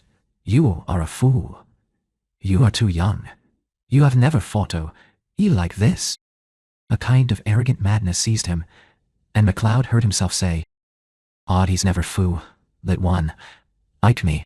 Not everything is written, Hamza. Ride on if you must, but I will stay." He flung himself back into the chair and reached for his own cup of rapidly cooling tea. Hamza looked at him with resigned sorrow and saluted, the full, graceful salute of fingers to breast, lips, forehead. Then, "May Allah be with you." It was farewell, and he didn't want it. He wanted things to go back to how they had been, perhaps 20 minutes before as measured by Hamza's beloved watch. But he couldn't turn back time. He couldn't walk away from his own word, or a fight. "I," he said abruptly, not meeting the other man's eyes. "And with you." Hamza paused for just an instant, as if to say something more, and then changed his mind and left, disappearing around the corner of the open wall of the AFD. MacLeod knocked back the remainder of his tea, absent-mindedly grimacing at the taste. He was beginning to wish he had gone with the other man after all, but it was too late. He had given his word that he would stay and fight in his friend's place. It occurred to him suddenly that perhaps Hamza was right, and he might have agreed to die in Hamza's place. He couldn't decide, for the moment, whether it was written that way or not, but events would occur as he had said they would, or his name was not Duncan MacLeod. The maze of passages that led to the square in the old quarter of the caravanserai gave MacLeod a sense of comforting familiarity by now. He could almost have been back in Algiers, back before any of this madness had happened. The only difference was that in Algiers, he had been unarmed, vulnerable. Now, he carried a sword, and with it, memories of all the battles he had fought in more than 60 years. He had survived them all. One way or another, he survived. An abrupt turn, and he stood at the end of the alley, leading to the empty space, hand on the round pommel as he scanned. Looking for St. Cloud. The square, in an abandoned section of the caravanserai, was open on one side to the empty desert. There was no sign or sense of another immortal present.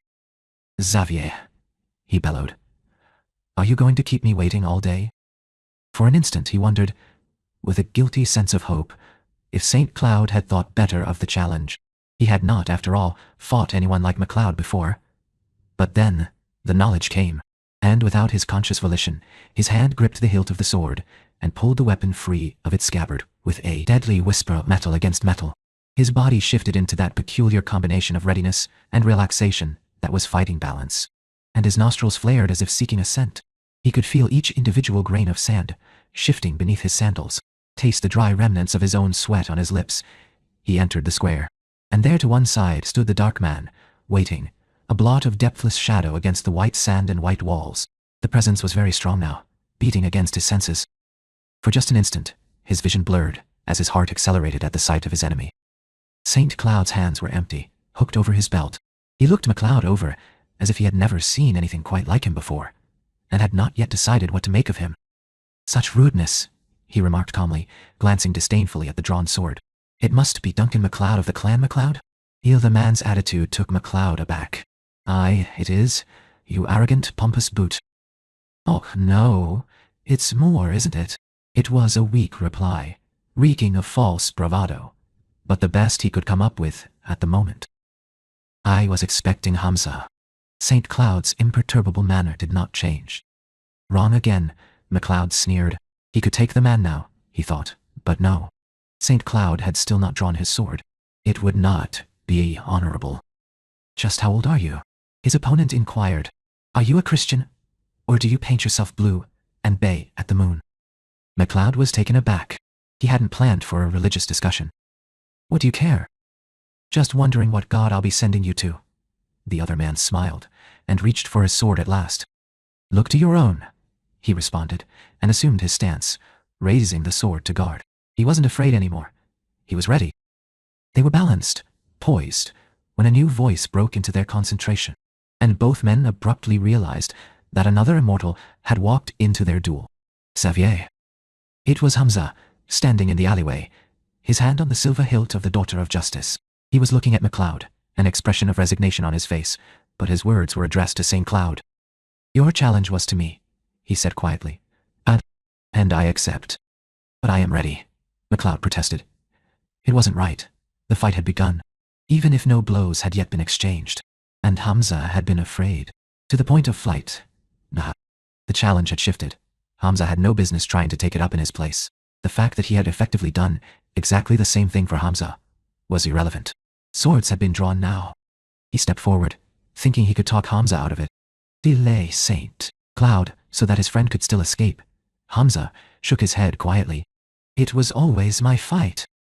He looked at St. Cloud, let go a long breath of acknowledgement, of acceptance. What was written, was written. It is done. St. Cloud put up his sword, indicating the gap in the wall that led to open desert. He gave MacLeod a feral smile. Look and listen, my pale friend. Your time will come. MacLeod pulled close to Hamza, frustrated and dismayed. Why? He demanded angrily. And do not tell me it was written. Hamza regarded him with sadness, reaching up to grasp his shoulder in a grip that was not quite an embrace. Because I cannot allow a friend to die in my place, he said quietly. He took the great watch from his robes and folded MacLeod's hands around it, capturing them tightly between the warmth of his own, living flesh and the cold, insensitive metal, and stared into MacLeod's eyes, as if trying to imprint the moment into the other man's mind forever. Remember me, he murmured. Then he turned, and without looking back, followed St. Cloud out into the desert. Oceanof DF. Com. Chapter 5. Joe Dawson sat quietly for a long time, staring unseeing at the faded writing on the pages of the journal.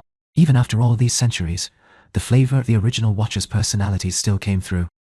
Some of them sounded as if they hadn't much liked immortals, or at least the young, brash, impetuous immortal Duncan MacLeod had been back in those days. Some had observed his activities with much the same sense of almost paternal fondness that Dawson himself did, and some had barely noticed him at all, assuming perhaps that Duncan MacLeod was but a minor player in the game, soon to lose his head and be forgotten. Dawson smiled. MacLeod had survived and grown since the days of Hamza el-Kahir. He wondered if MacLeod had loved Teresia, or thought he did. Dawson couldn't recall any other mention of her in the records. Had he been young enough, still, to forget he was immortal? Had he had hopes of sharing his life with her? The records could record only what the Watchers saw, not how the participants felt about it. Shivering suddenly at the thought, he got awkwardly to his feet, sitting for long periods, made walking more difficult, and moved over to the kitchen. There was a certain comfort in such mundane domestic tasks as preparing the coffee pot, heating water, waiting for it to filter while he puttered around, setting up some music on the 400 player. It was quiet, peaceful, relaxing. A breath of rum in his coffee, some Charlie Parker, a good reading light, a comfortable chair, a good place, surrounded by his books, his music, work that could occupy his heart and mind. He lifted his feet, one after the other, to the ottoman, sipped at his coffee, and picked up the old journal again, handling it with affectionate respect. This was a safe and comfortable exploration of the past, like reading the last pages of a mystery, where you knew the hero would survive falling off a cliff. In this case, he'd met the hero, so Dawson knew he'd survived. The tale, in a sense, wasn't so much about the man as it was the sword, the scimitar, come into Duncan's life once again. What was it like to feel a blade like that, already blackened with the blood of a lion, being plunged into your heart, de-twisted with brutal efficiency? Not for the first time, and likely not for the last. Joe Dawson experienced a flash of gratitude that he was merely mortal, and had only one death to die. Perhaps those ancient watchers, his brothers and sisters, colleagues across the centuries, had felt the same way, watching the same man, the same immortal. Perhaps they too had felt the occasional flash of envy, balanced by pity for those who lived forever and lost so much in doing so. The scimitar had to be Hamza's sword. For a time, he'd thought it might be Xavier's. But no. That heavy silver hilt was unmistakable. Hamza's watcher had described it in loving detail, and it matched a description, far more terse but just as evocative, provided by an earlier watcher, even longer ago. The ring in the cap, the shape of the hilt, and most of all the inscription, naming the sword and honoring the prophet, and giving the genealogy of its maker and owner, all named it Hamza's, the daughter of justice, the taker of heads, giver of mercy. Dawson shuddered. Hamza el-Kahir had been born in the time of Muhammad, in the holy city of Makkah. He had been one of the earliest followers of the monotheistic religion that had replaced the many gods of Arabia. He had died his first death in battle for Allah. When he woke from that death, he had remained firm in his joyous submission to his God. Even if he had been temporarily denied his promised paradise, he had gone to Damascus and learned the art of swordsmithing, died many times, and finally taken his skills to the Iberian Peninsula.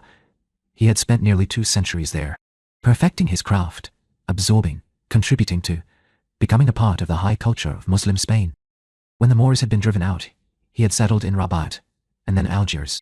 There he had lived unobtrusively, a teacher of swordsmanship to the young men, a writer of elegant poetry, and the benefactor of another of his kind, a young Christian captured as a slave. Not far from that city, he had died the only death that counted for an immortal, losing his head to Xavier St. Cloud. None of his poems survived.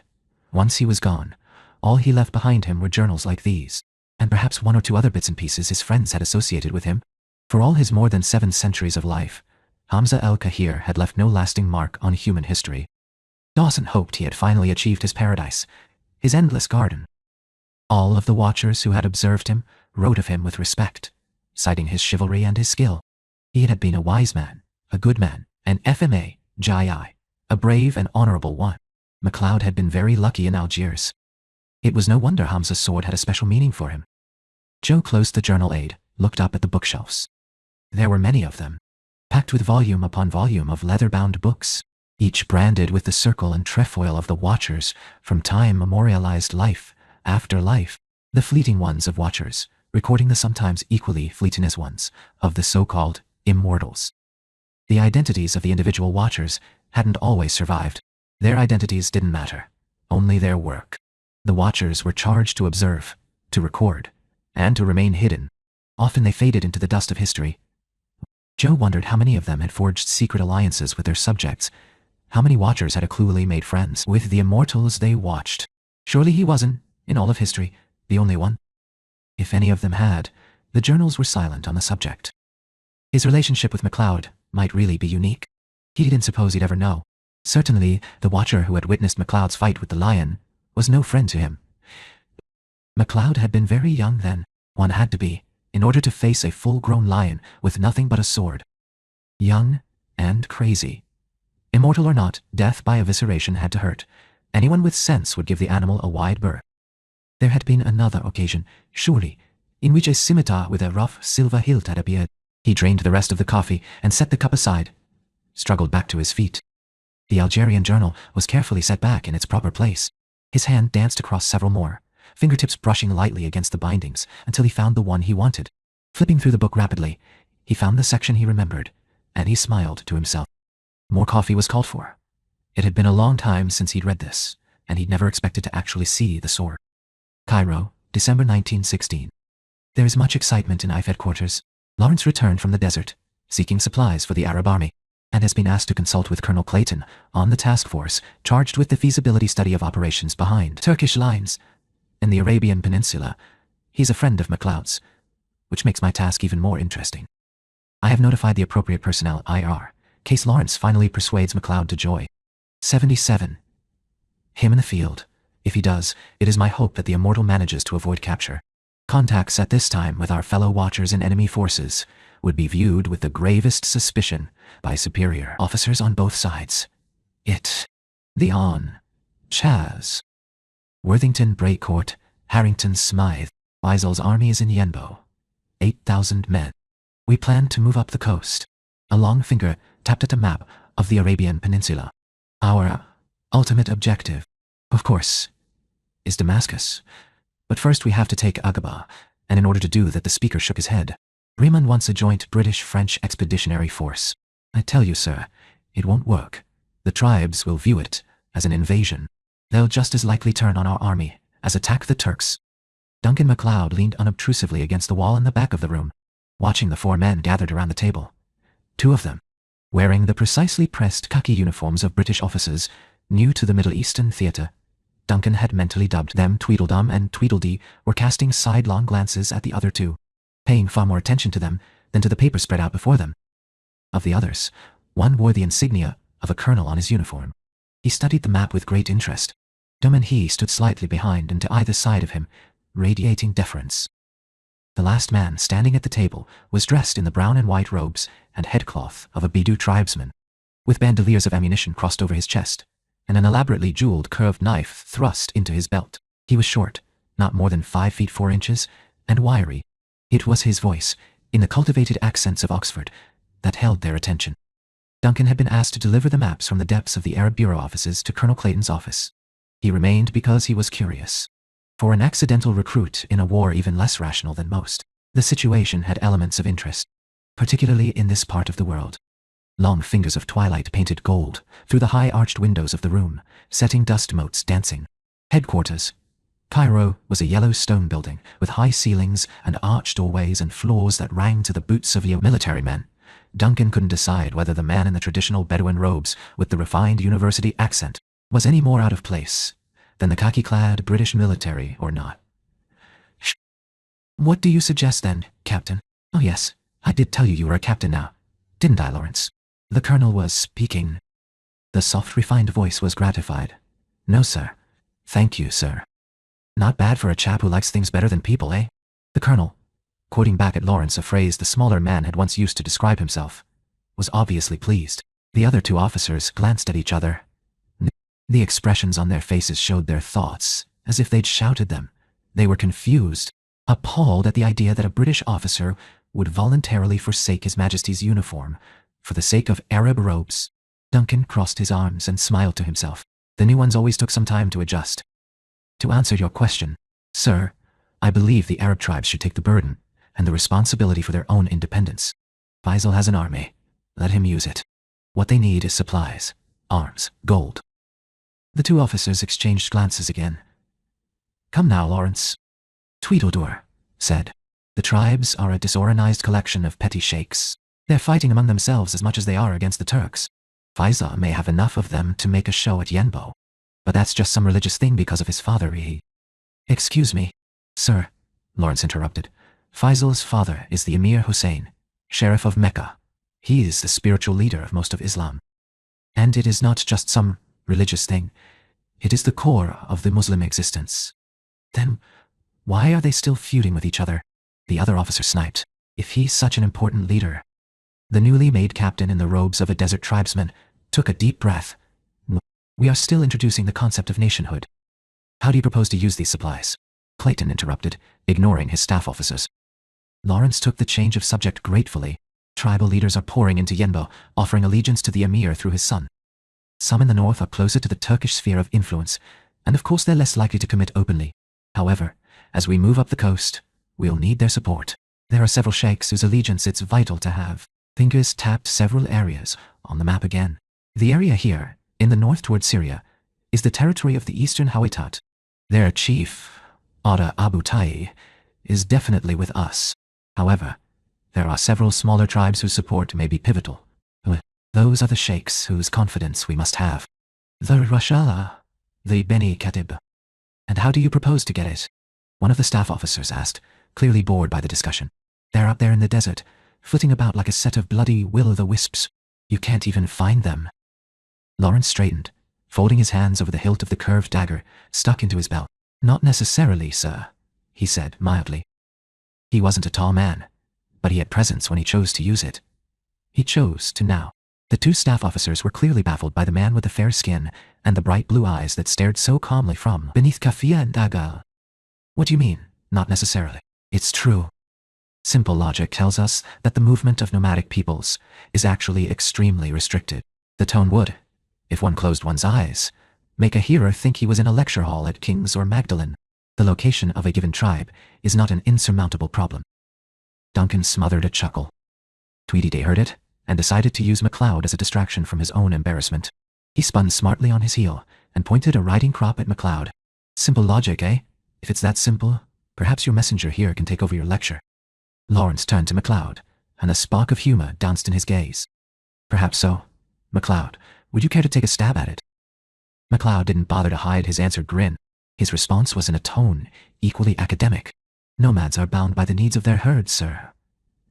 They have to have water and feed. He'll exhaust the grazing ground at one oasis and move on to the next. The migration routes aren't too difficult to determine, given enough information about the types of animals they own and the water rights of a given tribe. Clayton raised an eyebrow. You seem quite knowledgeable, soldier. Duncan almost shrugged, remembering just in time that the gesture was probably not appropriate while in uniform. At least, not in the presence of a colonel. And while normally, he wouldn't give a fig for a uniform or a colonel, in this case, it was a matter of observing the customs of the country. It was good manners. Thank you, sir. He didn't dare glance at the man in the Bedu robes, for fear of bursting out laughing.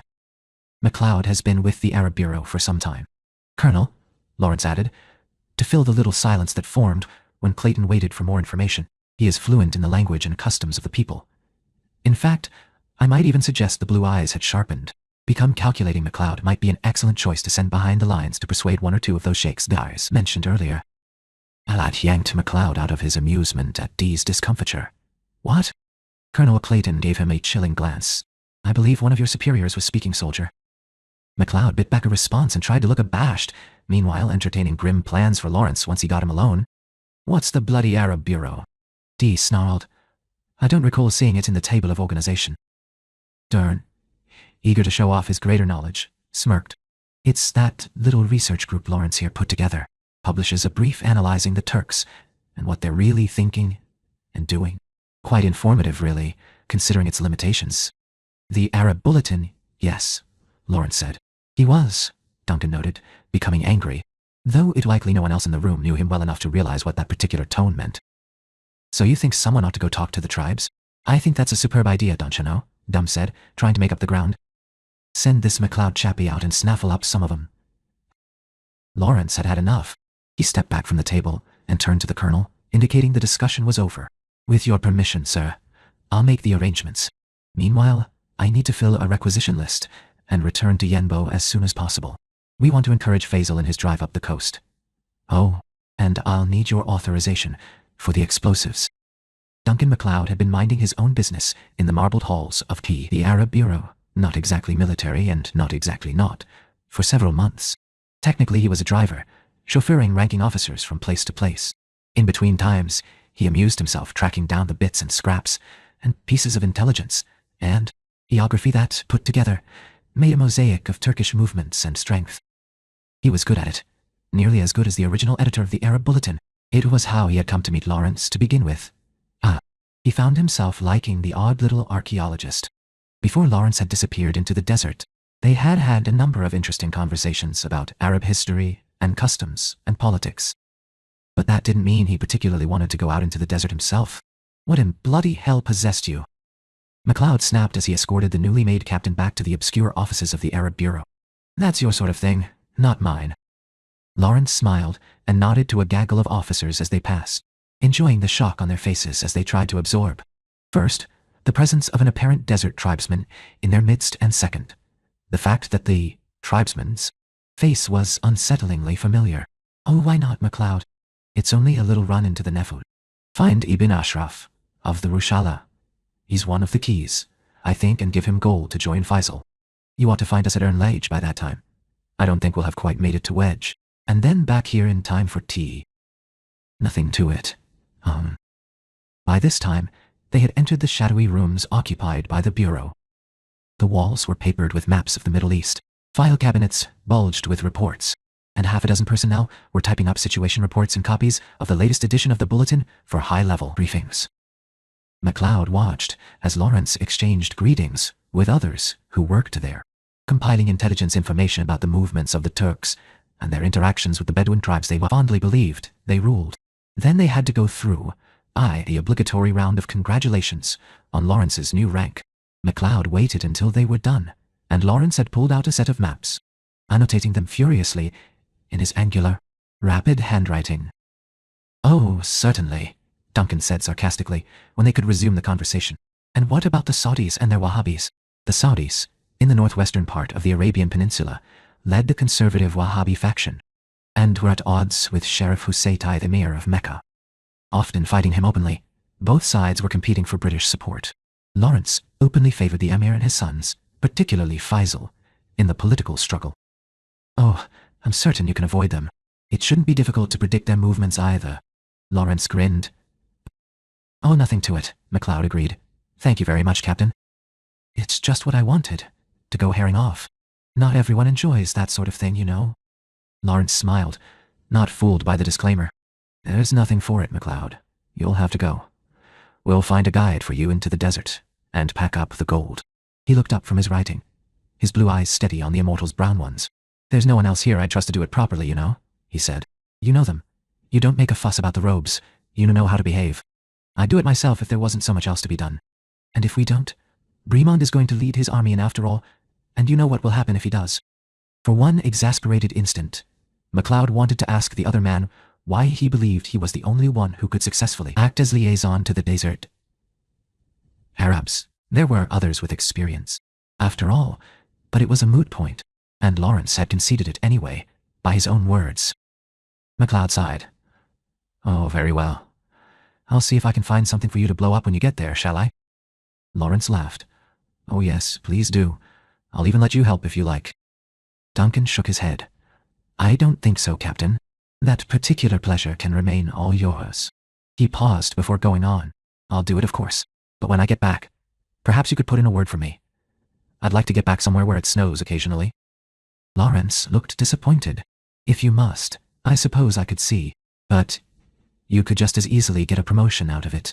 You're a dreadful waste of talent as a driver, MacLeod. MacLeod? Declining to debate the point, MacLeod saluted, ironically, fingertips to breastbone, lips, forehead.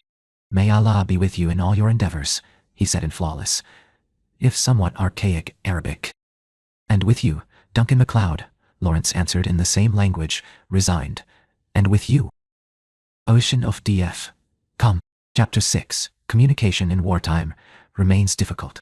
There will always be a conflict of interest at such times between those united by a common duty and divided by opposing loyalties. It is my hope that this war ends quickly, not only for the sake of those whose lives are at risk, but for those whose lives are not. Harrington Smythe, the desert was still bloody hot, MacLeod thought, even in winter, except at night, when it was bloody cold. It was enough to drive a man mad. He loosened the hem of the robe around his neck, and it had been a long time since he'd had to ride a camel. They still stank, though, and this one had a tick the size of a golf ball embedded behind its right ear. The beast's temper was uncertain at best, and the constant pain couldn't be helping. MacLeod felt a flash of nausea every time he happened to see the insect. Once they made the oasis, he promised himself he'd see it removed if he had to do it himself. Meanwhile they swayed onward, he and his guide, through endless vistas of sand like a rolling sea. Headquarters had considered the possibility of a full escort for the 200 pounds of gold Duncan was responsible for. Either Tweedledum or Tweedledee had decided that he would be far less conspicuous with only a single Psywide hoping. Suspected that he'd lose it all. Lawrence had already left and wasn't around to provide an officer's and expert's opinion. The staff wasn't interested in what MacLeod had to say. He had been given the gold and the robes and sent on his way. He had assumed Arab robes without protest. They were a much cooler and much less conspicuous a British military uniform. And unlike some of the staff assigned to the bureau, he had no distaste for them. That, with his knowledge of the language and people, allowed him to blend in better than, say, Tweedledum or Dee. He had travelled down one horn of the Red Sea and across its width by dhow, and now travelled by ship of the desert, looking for an elusive tribe to lure to the cause of the Arab revolt. At that point, he had found a guide, a wizened little man named Ion Gihale, recommended by the cousin of a brother of a clansman of a tribe allied to the cause of the revolt. This was as good a job reference as Duncan was likely to get, given the population of this tiny settlement. He hadn't told the man why he wanted to find the Raspala, and hadn't told him about the contents of the saddlebags.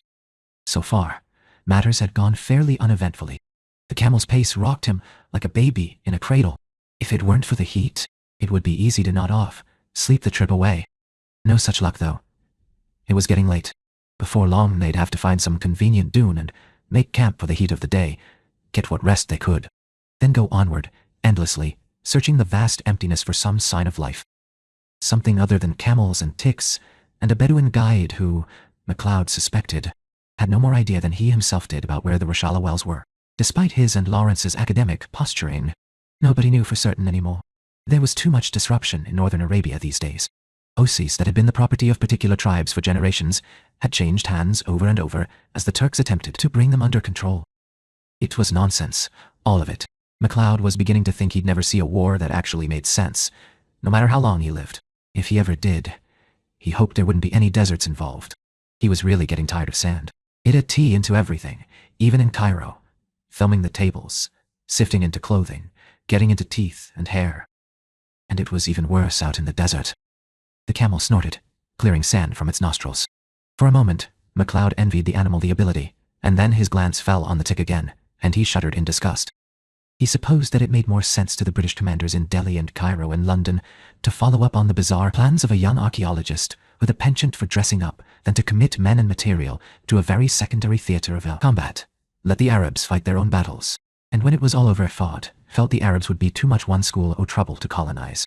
Another saw them as part of the empire, nations in their own right, as much as Canada or Australia. A third didn't much care, as long as neither Russia nor France ended up with more influence than Britain did. He suspected that in the final analysis, Lawrence fell somewhere between the latter two positions. Duncan MacLeod didn't much care.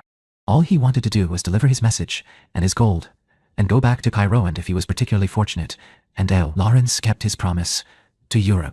What did he care for the tangled alliances and ancient enmities that had plunged a whole world into yet another stupid, senseless conflagration? Nothing. The camel swayed onward, caring even less than he did about a world war.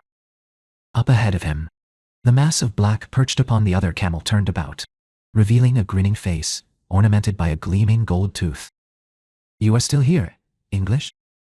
"I am not English," MacLeod yelled back hoarsely, for the fourth time in 2 days. "I'm a Scot, you bloody Heath-tie." Ali ibn Jahal laughed and turned back, peeping his steed onward, picking up speed. They were traveling into the hot part of the day. It was madness, pure madness, no matter how important the alliance was. Baking their brains out in midday sun in the bleakness of the Arabian desert wasn't worth it. They shall. I have gotten up in the middle of the night, 1 or 2 o'clock in the morning, and pushed on then. The animals couldn't, begin take it. The two men couldn't take it. MacLeod named to suspect, however, that Ali ibn Jahal had all his brains kicked out by a camel. He seemed determined to make the European wilt. They'd been doing it for days now. Ali TJ was not becoming better company on low, gear acquaintance.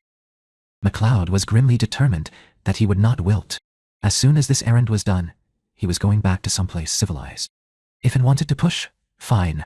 It would be over with that much more quickly, and he could go back somewhere where he could get a bloody cold Highland ale. Thinking of ale made him thirsty, He leaned forward, cautiously, the first time he'd tried this centuries ago. He'd pitched headfirst over the camel's shoulder and unhooked a red leather bag from the saddle. It was capped by a leather plug, attached to the bag by a thing. The water was too warm, and tasted suspicious. He didn't want to think about how the bag had been cured, but the liquid was wet, at least, and soothing to lips and tongue parched by the unrelenting heat. There wasn't much left in the bag by the time he finished. Fortunately, he had a canteen, and 2 more water bags, filled the night before at the oasis spring. He'd asked how far they had to go before reaching the next watering hole, and then doubled it, considered the source of his information, and doubled it again. What he'd neglected to consider, what he had forgotten, much to his chagrin, was the effect of travel in the midday sun. Even in December, it was hot during the day. Winter merely meant that it was also very cold at night. Up ahead, Ali was slowing down at the base of a dune, looking up at the sky and around the horizon, picking out landmarks. Duncan guided his own mount up beside the other man's, yanking its head away when it tried to bite. "What is it?" he asked, his hand straying to the butt of the pistol shoved into the belt of his robes. Anne was staring up once more into the pitiless blue sky. His camel bawled suddenly, nearly startling Duncan into a fall, and circled uneasily. "What?" Duncan demanded. "A Ghibli?" No Ghibli." Ali spared him a glance, then looked up to the sky again. "Vultures." MacLeod looked up. "I don't see any." Ali nodded. "So why is that a bad thing?" Duncan had long since concluded that patience was required in dealing with Ali. "There's nothing dead out here to attract them." "Aye." But Ali still appeared uneasy. He looked around at the surrounding dunes, chose a spot, and moved his camel over to it. "It is time to rest," he said abruptly. "We will make camp here. Sleep during the heat of the day. We go on to the wells of Al-Ghazal when the sun goes down." "Well enough." The 2 men slipped down from their camels and set up a dry camp, staking out lengths of black camel hair tenting. Propped up at one end to provide shade. Whining and grunting, the camels settled, lowering themselves to the ground in 3 distinct stages: front, back, front, and Duncan set out fodder to occupy them and removed the saddlebags, loaded with gold, to keep at his side. They hit the ground with a distant thud, and MacLeod thought Oz's head jerked in response to the sound. Not likely, he though. No, and settled on the ground, in the shade of his own little shelter, leaning back on the saddlebags, as if they were pillows. He couldn't disguise the fact that the saddlebags contained something valuable, but he could make it clear enough that the guide would have to go through him to get to it. "How far to the wells?" MacLeod asked casually, and shrugged. He seemed restless, fidgeting with the cloth, getting up again to bring his water supplies under its shade. When MacLeod repeated the question, he said at last, "God knows." "Have no doubt," MacLeod said, barely disguising his irritation. "Do you?" "I am the best guide in all the Nefat," Ali responded, indignantly. "All men know that Ali ibn Jehel is the best guide in Arabia." "Aye," Duncan muttered. "You and yon bloody tick." But he didn't say it loudly. No. Meanwhile, Ali had checked over his water bottles and taken a long drink. Seeing the other man's disgust, he grinned toothlessly at MacLeod and offered him his second bottle, clearly trying to make peace with his employer. It was a generous gesture, not to be taken lightly. Nodding, the immortal took the water skin and drank deeply. As always, the water had picked up the flavor of the skin and other, more doubtful exposures, but it was liquid and wethless. Handing it back, he smiled in response to come none, us grin. "How long will we be here?" he asked. "Oh, past sundown," Ali assured him. "One cannot travel in the full face of the sun." MacLeod nodded. He wasn't really hungry, but he got a dry date from his supplies and put it in his mouth for some on as he settled under the cover of the make thing to Sue Usley. But Ali shift shelter. Something was wrong. Avio, meanwhile. He could use the wood, never tell him about it. Rest, and the blessed relief of shade. Looking out onto the desert sand, he squinted against the glare. Heat, reflected from white sand and pale rock, shimmered in the air, and he blinked hard. For a moment, the whole landscape seemed to swim before his eyes. The woven camel hair stank in the sun, absorbing the heat. He used his quirt, a stick about 4 feet long covered with braided leather, to prop it up better in the middle, and prayed for a breeze. Not a big breeze, not the Ghibli.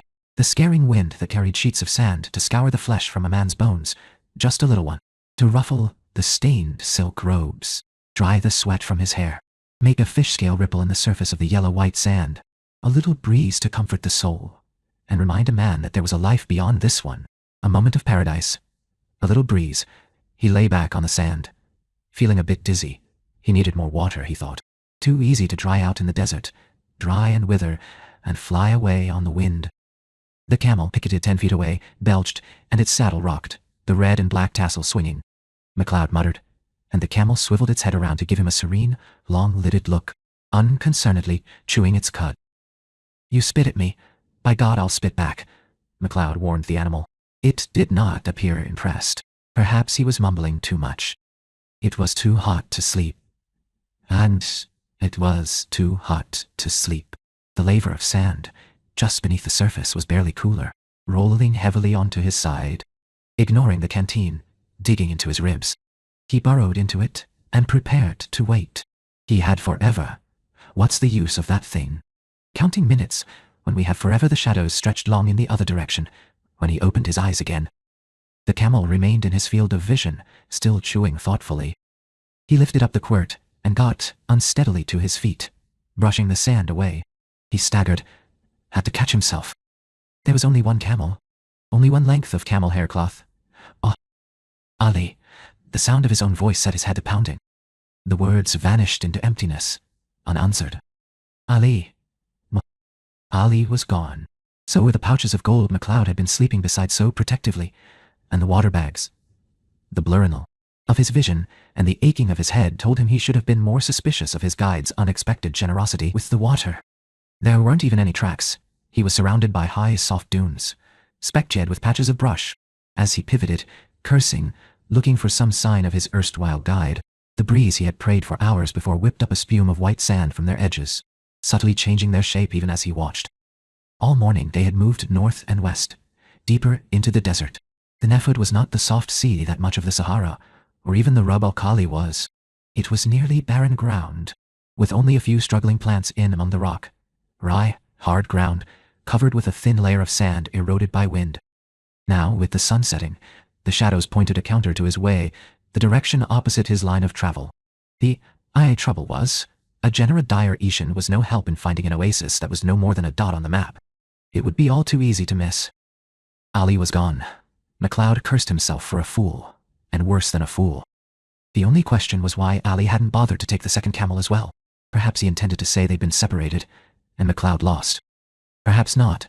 Perhaps he'd meant to wait until his victim was dead, and then come back for it. MacLeod shrugged. It raised more questions than it answered, and it really didn't matter. Without the gold, his mission was probably doomed to failure. But not everything is written, and he was an abominably stubborn Scot. His mission had been, after all, to persuade a sheikh to join Faisal, not merely to deliver bags of gold. The effects of the drug were beginning to wear off. He sighed, gathered up his length of tenting, and marched over to the camel, batting it smartly on the nose as it reached around to nip. He clambered aboard, clinging for dear life as the camel lurched forward, and back, and forward again, groaning loudly. I've never died of thirst before," he said philosophically, turning to follow the path of the shadows toward their source. "The setting sun? I expect it'll be just as bad as all the other ways." A camel could go 7 to 10 days without drinking, MacLeod had heard. But those conversations were in the white marble halls of Cairo, and the shaded seraglio of Constantinople, and within the thick, insulating mud walls of Algiers. Cool places where one could conduct a civilized discussion over tea. Now, alone in the middle of the great northern desert. There was no one to talk to about camels save the animal itself. He traveled as far as he could that first night, carrying a mouthful of water from his one remaining canteen. Without swallowing, for what seemed like hours, he let the camel set its own pace, and after a time, its own direction, hoping it would be able to scent water, or other animals, or some kind of life. The rhythm of the camel's large, soft pads against the sand, the languid, steady sway, nearly sent him to sleep. Nearly sent him to sleep. He looked up sometimes, orienting himself by the stars, to see which way he was going. It was still, always, north by east. Around 6 in the morning, the camel came to a stop. The cessation of motion jolted MacLeod to alertness, and he looked around himself wearily. This was the hour of morning prayer, when the muezzin called over the tents of the Bedouin, and the flat rooftops of the cities alike. God is great. There is no God but God. Come to salvation. Prayer is better than sleep. There was no muezzin here. He could hear only the breathing of the camel, the grinding of its teeth, the whisper of the single rein against its neck, and the creaking of the saddle as it moved its head. They were loud sounds in the imminent silence of the deep desert. Deciding that the man atop its back was overlooking its cue, the camel groaned and knelt, and turned its head again to look slantwise at him. Sometime during the night, the tick, gorged to repletion, had fallen off. Only a streak of blood in the yellow-white hair remained to mark where it had been. MacLeod squeezed his eyes shut and opened them wide again, stiffed himself, and slid off, awkwardly. He had no feed, no water for his animal, and it bothered him. He could only stake the beast out and remove its saddle, hoping he remembered how to put it back on again when the time came. The sun was a quarter over the horizon when he was finished. Since there was no guide to be appalled by it, he removed his keffiyeh and robe and let the morning air wash over his body. He debated whether to go through his own version of a morning prayer, and decided that even in the Nephod, with no sign of friend or foe, within 100 miles in any direction, there was something to be said for discipline. So the camel chewed its cud and watched as the man moved through the ritual kata of meditation and battle. Turn and twist, and leap, and strike, the long curved blade of the katana whistling through the air, cut and parry, and guard, flowing from one movement into another, with the pure mindless focus of years. Decades, centuries of mornings, afternoons, evenings of these same movements, of immortal practicing, endlessly to remain so. The sweat had dried on his body even as he finished the final, formal salute to his imaginary foe, and he put the sword away, resumed the robe, and permitted himself one more mouthful of his meager store of water. The camel didn't appear distressed as yet. It had drunk deep only 2 days ago. Most likely, he thought, it would last longer than he would, especially if he kept on exercising. He got out the length of cloth and propped it up into his makeshift tent once more, taking the precaution of keeping the canteen with him. It would be no more than he deserved to wake and find the camel gone, too, and with it his saddle. At least the water would stay with him. It was easier to fall asleep this time. He dreamed, as he often did, of death and dying, of the terrible power of quickenings. He dreamed of Hamza el-Kahir. Remember. He remembered. He relived, in his dream, Xavier St. Cloud, a dark figure robed in black, slender, almost oriental in appearance, leading his friend to a place beyond the walls, where they could settle their challenge without mortal eyes to witness. Hamza, older to the naive eye, his hand on the silver ringed hilt, striding after, with only the angle of his shoulders to reveal, he was not only determined, but afraid. MacToad had watched from the shelter of the crumbled wall. He could not interfere. It was a rule. Hamza had fought bravely and well, showing his same grace and skill and speed MacLeod had admired despite himself in the house in Algiers. He was, as MacLeod had so brashly told him, good. But, from the very beginning of the battle, he could see that his mentor, his friend, was not nearly good enough. Xavier had toyed with him, and then, finally, taken his head, heart aching. Duncan had realized how easily St. Cloud would have dispatched him as well. Hamza had known that. It was why he had come back, to die in his place. When the quickening erupted, MacLeod had run toward the side of the battle, knowing it was too late. He could only stand at a distance and watch as the surviving fighter took Hamza's power, a display of light and energy nearly invisible in the desert sunlight. And when it was over, St. Cloud had looked up at him and grinned. As a dragon might, he had fallen back a few paces from the malignancy of that grin, and by then St. Cloud had recovered, found his horse, and wheeled away. Other travelers had found him there, on his knees, weeping unashamed by the headless body, clutching the ornate watch Hamza had entrusted to him. They concluded he had done murder, and he had had to flee into the mountains and desert of North Africa to keep from losing his own head to a judicial execution. It had been a long time, a very long time, before he managed to make his way back to Europe. The dream kept returning to the image of Hamza's head, staring at him, empty-eyed from the sand, speaking to him in the pure language of Granada. Remember me. I'd for him. His friend, his teacher had fought for him. Even in his dreams he could not forget. Enclosed, please, find a comprehensive list of the immortals identified in the North African Middle East region. Note that the list is shorter by 3 than the last census. Enver al-Ghazir lost his head in a criminal execution. A tragedy. He was probably not guilty, thereby ending 3.5 centuries of life. Solomon ben Judah has disappeared. No one has cited him in more than 65 years. So, with reluctance, I conclude that he should be presumed dead. Abdullah IV. Mirza has been found dead in an alley in Baghdad. We do not know for certain who has taken his head. We have temporarily lost contact with Duncan MacLeod. He has been sent on a mission on behalf of the Arab Bureau. I have alerted our fellow watchers in the desert. They should be quite pleased to have another immortal to observe. This one is far more congenial than many are. Harrington Smythe, something tickled. MacLeod woke up with a grunt, batting at the silk robe bunched up around his body. It was mid-after, and sweat dripped off his body and pooled in the noon. Cracks and crevices. The cling continued. Time Roby was filthy. He could barely distinguish the brown and cream embroidery around the collar and slit neck from the rough-woven silk it decorated. Traces of gold thread remained, glinting even in the shade. A fold of the cloth moved. The tickling sensation moved with it. He inhaled carefully and held his breath. The fold moved again. Ah, bloody hell. He breathed. He lay back, very cautiously, propping his head up to watch the progress of the disturbance across his chest. He knew what it was. Some insect, likely poisonous, with the way his luck had been running lately. It was most probably a scorpion. Some 10 minutes or an hour later, his sour guess was confirmed when a straw-colored creature, with a body no bigger than his thumbnail, edged out of his sleeve and onto his bare arm. The segmented tail arched high over its back. It probably wouldn't kill him, which was a pity in a way. If it stung him and killed him, at least he'd revive. Healed.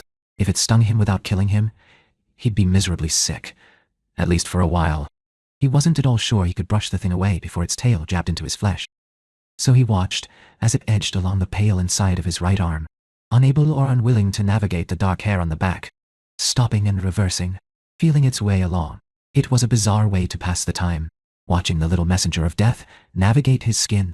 It reached the area just above his wrist, where the vein stood out and jumped with his pulse. The skin was slick with sweat, and the little scorpion stopped to sample the wealth of moisture.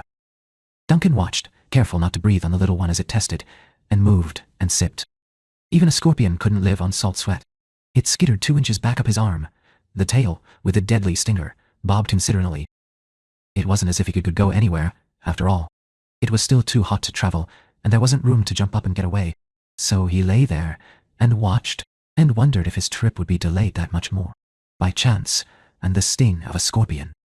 The little feet stepped, and stepped, and stepped, each touch barely there, each open nearly unbearable sensation. He had nearly made up his mind to crush it, and take the chance he'd drive the stinger in himself, just to be rid of the thing, when in an excess of energy, it skittered over the cliff of his arm, and plopped softly to the sand. He jerked the arm away, and the scorpion's tie whipped down, barely missing him. The scorpion lifted it again, warningly, and skittered toward him. It would be amusing, almost such a fierce small insect if it weren't for its venom. Still, the thing hadn't actually hurt him. He shoved up a ridge of sand and took the scorpion with it, pushing it into the sunlight, out of the shelter of the little tent. It occurred to him briefly to wonder about the camel, but it wasn't likely a scorpion that small would even notice something the size of a full-grown camel, and the stinger probably wouldn't even reach through the hair to skin. The beast would be all right. The scorpion, defeated, stalked away.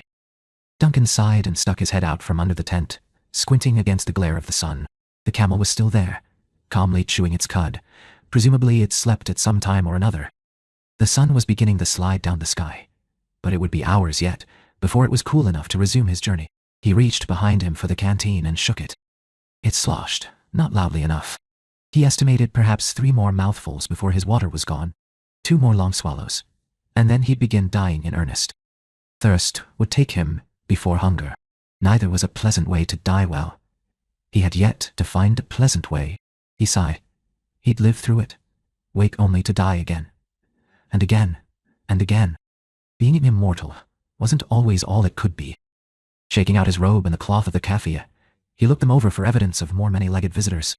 Sure enough, another scorpion, twice the size of the first, plopped onto the sand, and scuttled shuddering, staring after it. Havi duawani, sel, itavine? G, dom kant, Tarid, falling back on the accents of his youth.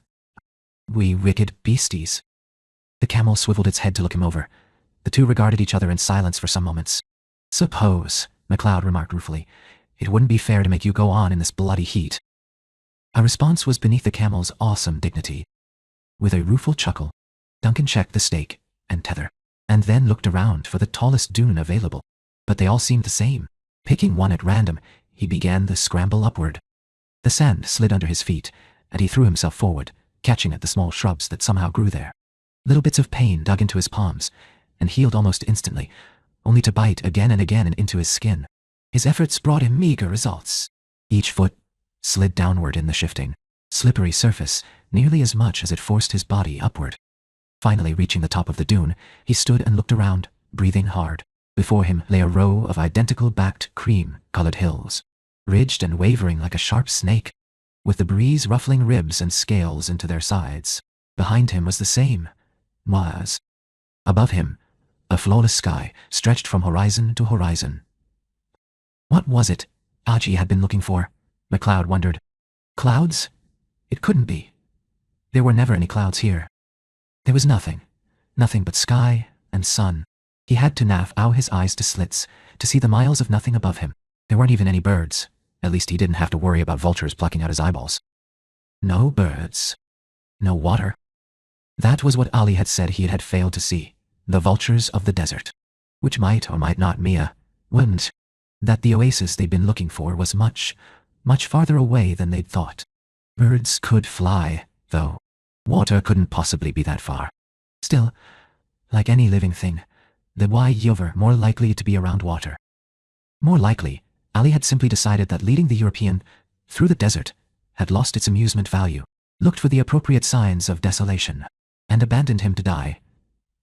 A wry smile twisted its way across MacLeod's lips. He hoped he'd run into Ali again sometime, if only to see the look on the man's face. No direction revealed more appeal than another. His original plan, to let the camel choose, still seemed valid. He slid down the side of the dune again and set up his shelter not far from the animal to wait out the remaining hours of white sunlight. He allowed himself half his remaining water, and then saddled the camel and mounted. It bawled protest, tried to bite, then rocked to its feet. Then it simply stood, refusing to move without urging. You stay here, you fool. We're both dead, MacLeod explained irritably. And only one of us will wake from it. Move. It was beginning to seem perfectly reasonable to talk to an animal this way, for lack of any human dialogue. He'd worry about it, if he hadn't done so on more than one occasion in his life. When the animal failed to reply, he whacked it, just hard enough to emphasize the point. Camel submitted, grumbling. They followed the fold of the dunes, the steady pacing exerting its usual soporific effects. As the sunlight faded, a light breeze sprang up. The sweat of his body evaporated almost immediately, leaving a crust of salt almost as gritty as the sand. He rested the next day during the heat of the sun, and the next, hoarding the last of the water, watching with grim interest as his body shut down under the relentless sunlight. By the third night, the folding, shifting dunes led them to the top of one of the ridges, and the camel paused, as if waiting for better directions from its rider. Duncan only sat, looking up at the fathomless sky, a swath of black velvet scattered with chips of diamonds, rubies, emeralds, topazes. He had never seen a sky so dark, stars so clear. It was, he decided, worth dying to see, at least if one was immortal. The desert floor was still comfortably warm. Even though it was cooling quickly, temperature would plunge as the night wore on, and he would be glad of the body heat of the animal he rode. He was beginning to feel the effects of dehydration. His tongue was thick and dry. He was blinking more often, trying to focus dry eyes. When he had drunk the last time, he could feel the liquid soaking down inside him all the way to his gut. It wasn't enough. The end was coming. He had heard, somewhere, that one could sacrifice a camel and get at the reservoir of water that kept them going for days at a time. He wasn't sure it was true, and even if it was, he didn't know how. The camel was sniffing at the breeze. MacLeod could hear it, feel the animal's lungs heaving beneath him. He could only hope it found something. After a time, the camel moved on again, and MacLeod stopped looking up at the stars in favor of keeping his balance. He debated finishing up what little water he had died, decided he might as well. It wouldn't delay the inevitable by more than an hour or so. His hands were unsteady as he untied the canteen from the saddle and lifted it to his lips. The tea swallow was enough to revive him only momentarily. Hot from the sun, the fluid slipped past his parched tongue, a single trickle escaping out the corner of his mouth.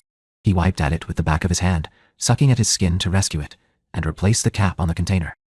He fumbled, and the canteen fell to the ground. In one stride, the camel had left it behind. There was some reason he should go back, pick the empty canteen up and carry it with him, but he couldn't remember what that might be.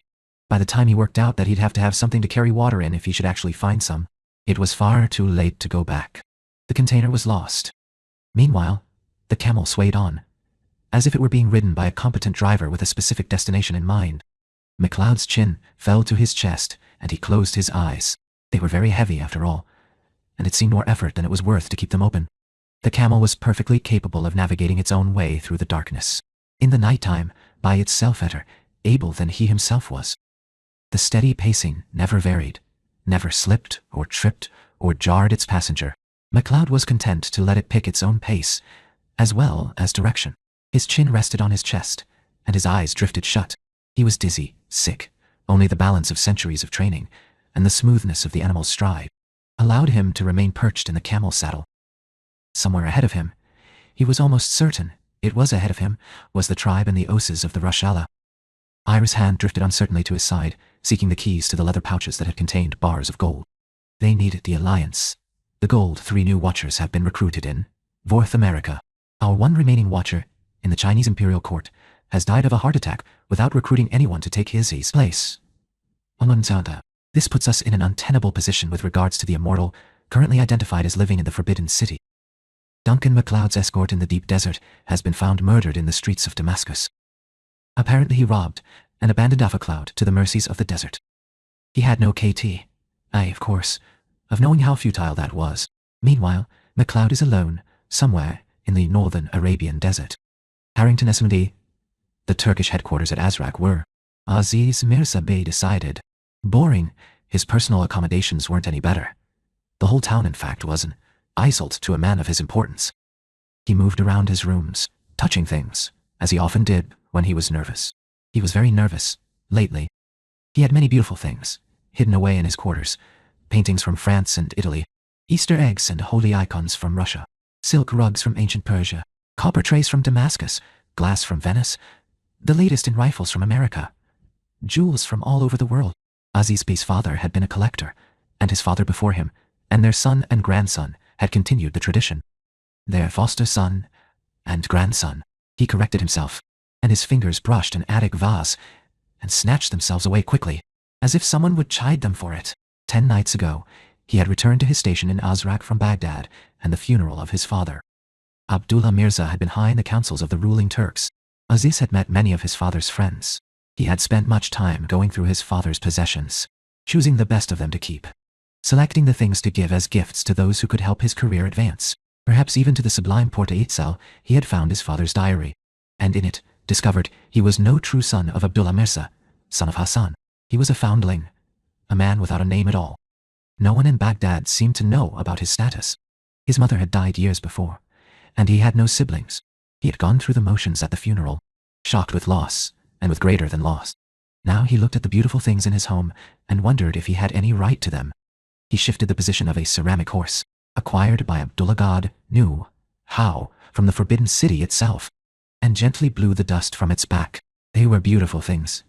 Beautiful. And now they were as lost as he was, with no rightful owner to call them his own. He felt guilty about even standing here, in his own treasure room. He was 27 years old, and he felt as if an anchor line to a past and history he knew and understood had just been severed, leaving him adrift. His father's friends had counseled him, telling him that he was in shock from the loss of his father. The man had been found beheaded in an alley, and it was no wonder he was confused. Give it time, they had said. It is the will of Allah. Accept it. And he would, one day.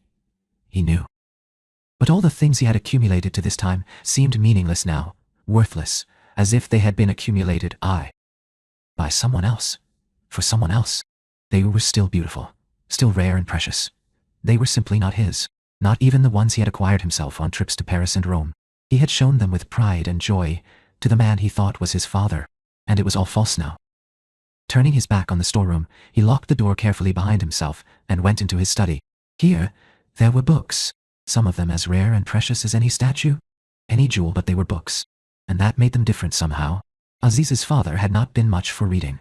But they contained tales and legends of wonderful things. Aziz had searched them out, and read them, and smiled sometimes at the fanciful things described. A great cauldron, in which one could put a dead man and bring him to life again. A lyre to keep one safe in the halls of the dead. A sword that would allow its wielder to live forever. A genie imprisoning lamp.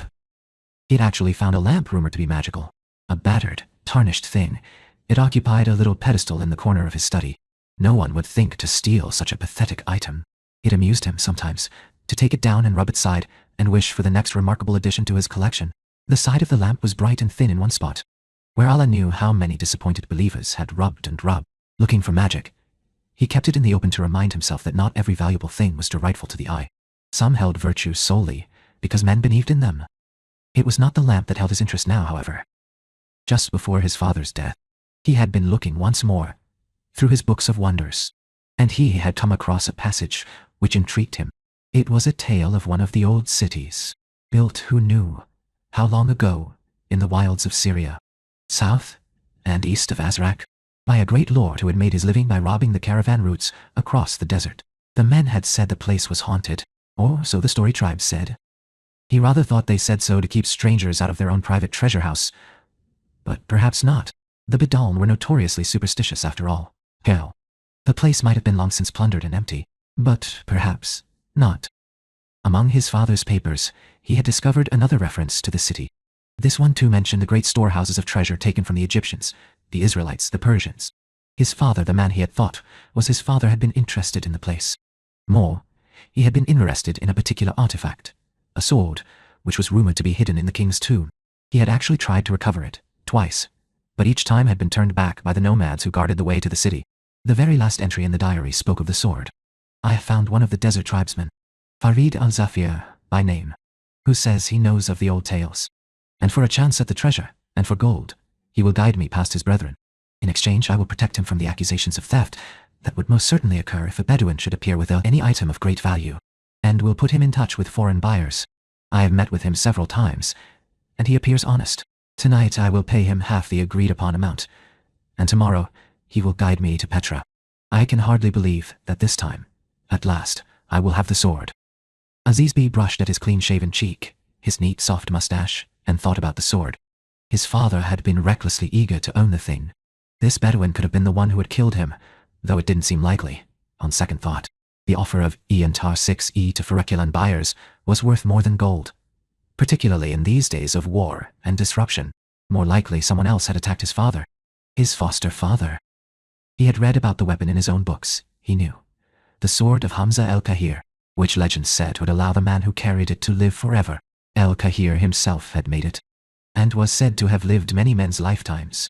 But, according to the legend, the sword had been wrenched from his hand by his great enemy, who had used it to cut off his head, and thus he had been overcome at last. It was a typically bloodthirsty tale for children, and he did not, of course, believe in any magical qualities the sword might possess. But it intrigued him now for a number of reasons. That his father had been interested in it, but had never managed to find it. That the weapon was associated with a beheading. That it was a new thing, one which Azizbi might take as his own. Petra was not so very far from Azrak, and Al-Zafir could be found again, if he went about it the right way.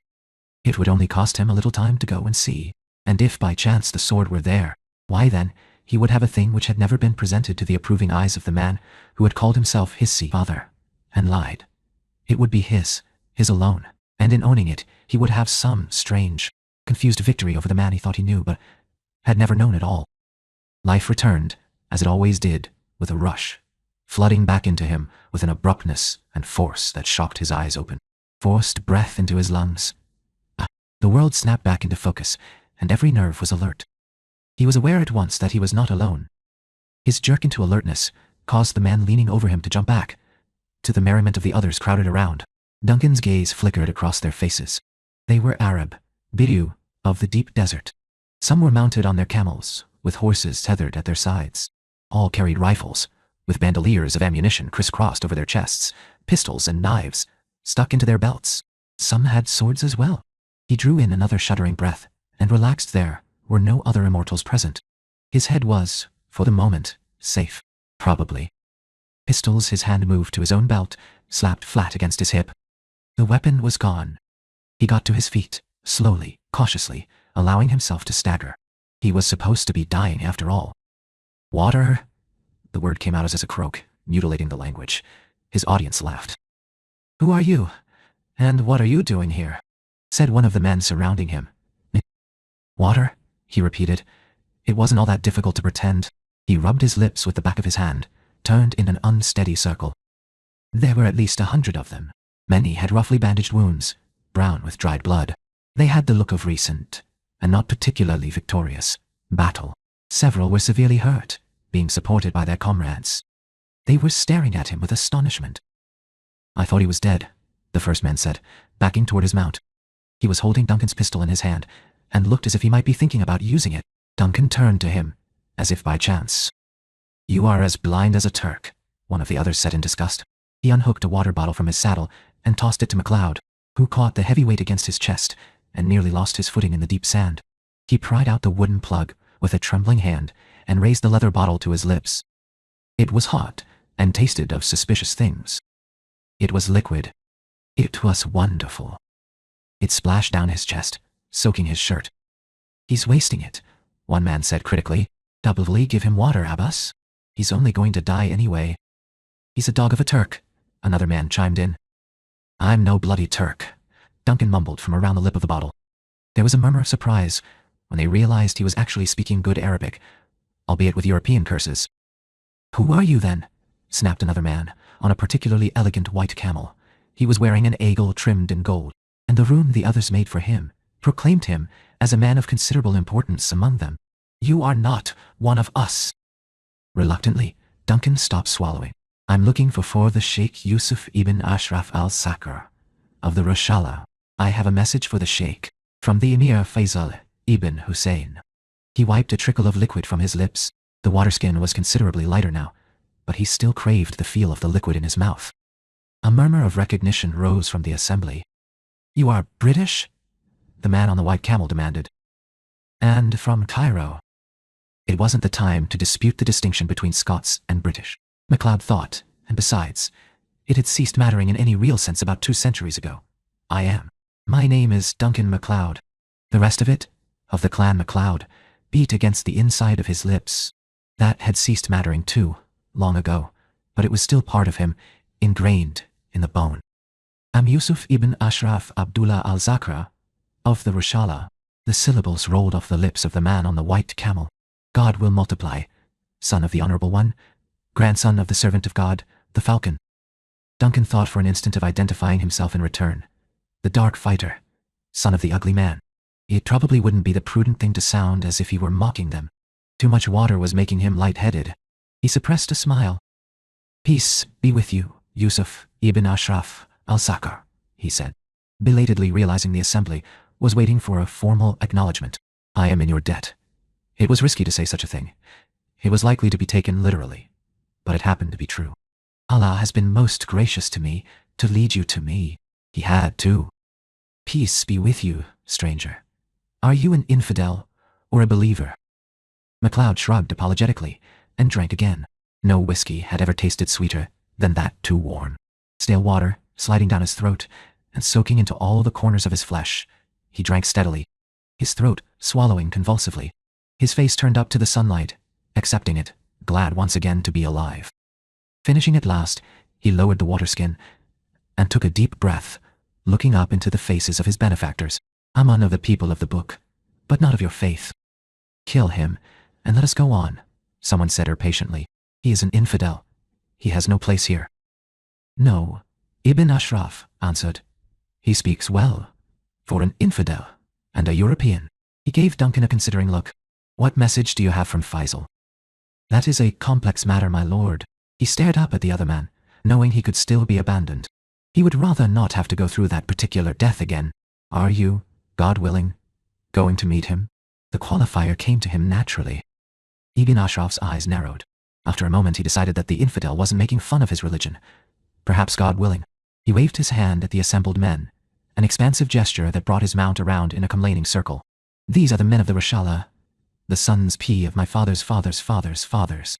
Before God, we owe no allegiance to the family of Hussein. If it pleases us, we may join him. But Hussein is far from the wells of the Rushala. Or, if it pleases you, you may join the Turk." Duncan drank deeply again.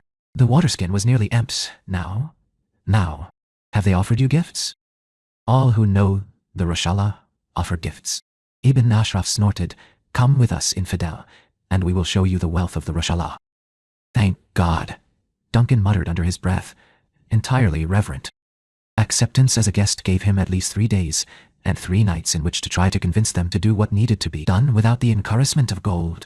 His chances were not particularly good, but they were better than they had been a half an hour before, and that was enough to go on with.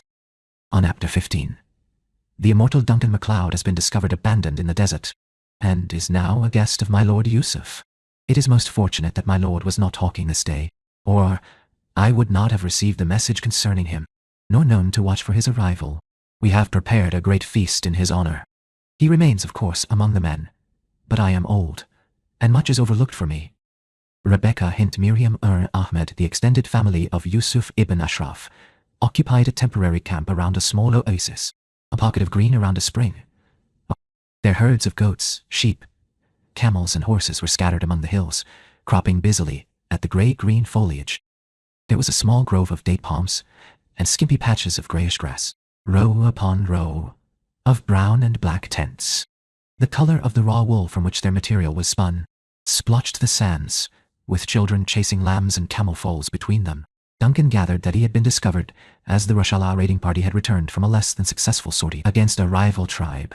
Ibn Ashraf was not pleased with the results, and so, of course, on the second day after MacLeod's arrival, he threw a great feast to honour the rescue of the European. There had to be something to celebrate, after all, and MacLeod was as good AI excuse as any. There was music, tambourines and drums and zills, and men danced outside, occasionally firing rifles into the air in sheer excess of spirits. Spearing the sky with flashes of light, Duncan, sprawled against a camel saddle for a backrest, couldn't help but compare it to the last time he had been feted in such a steeple-be-a-yacht.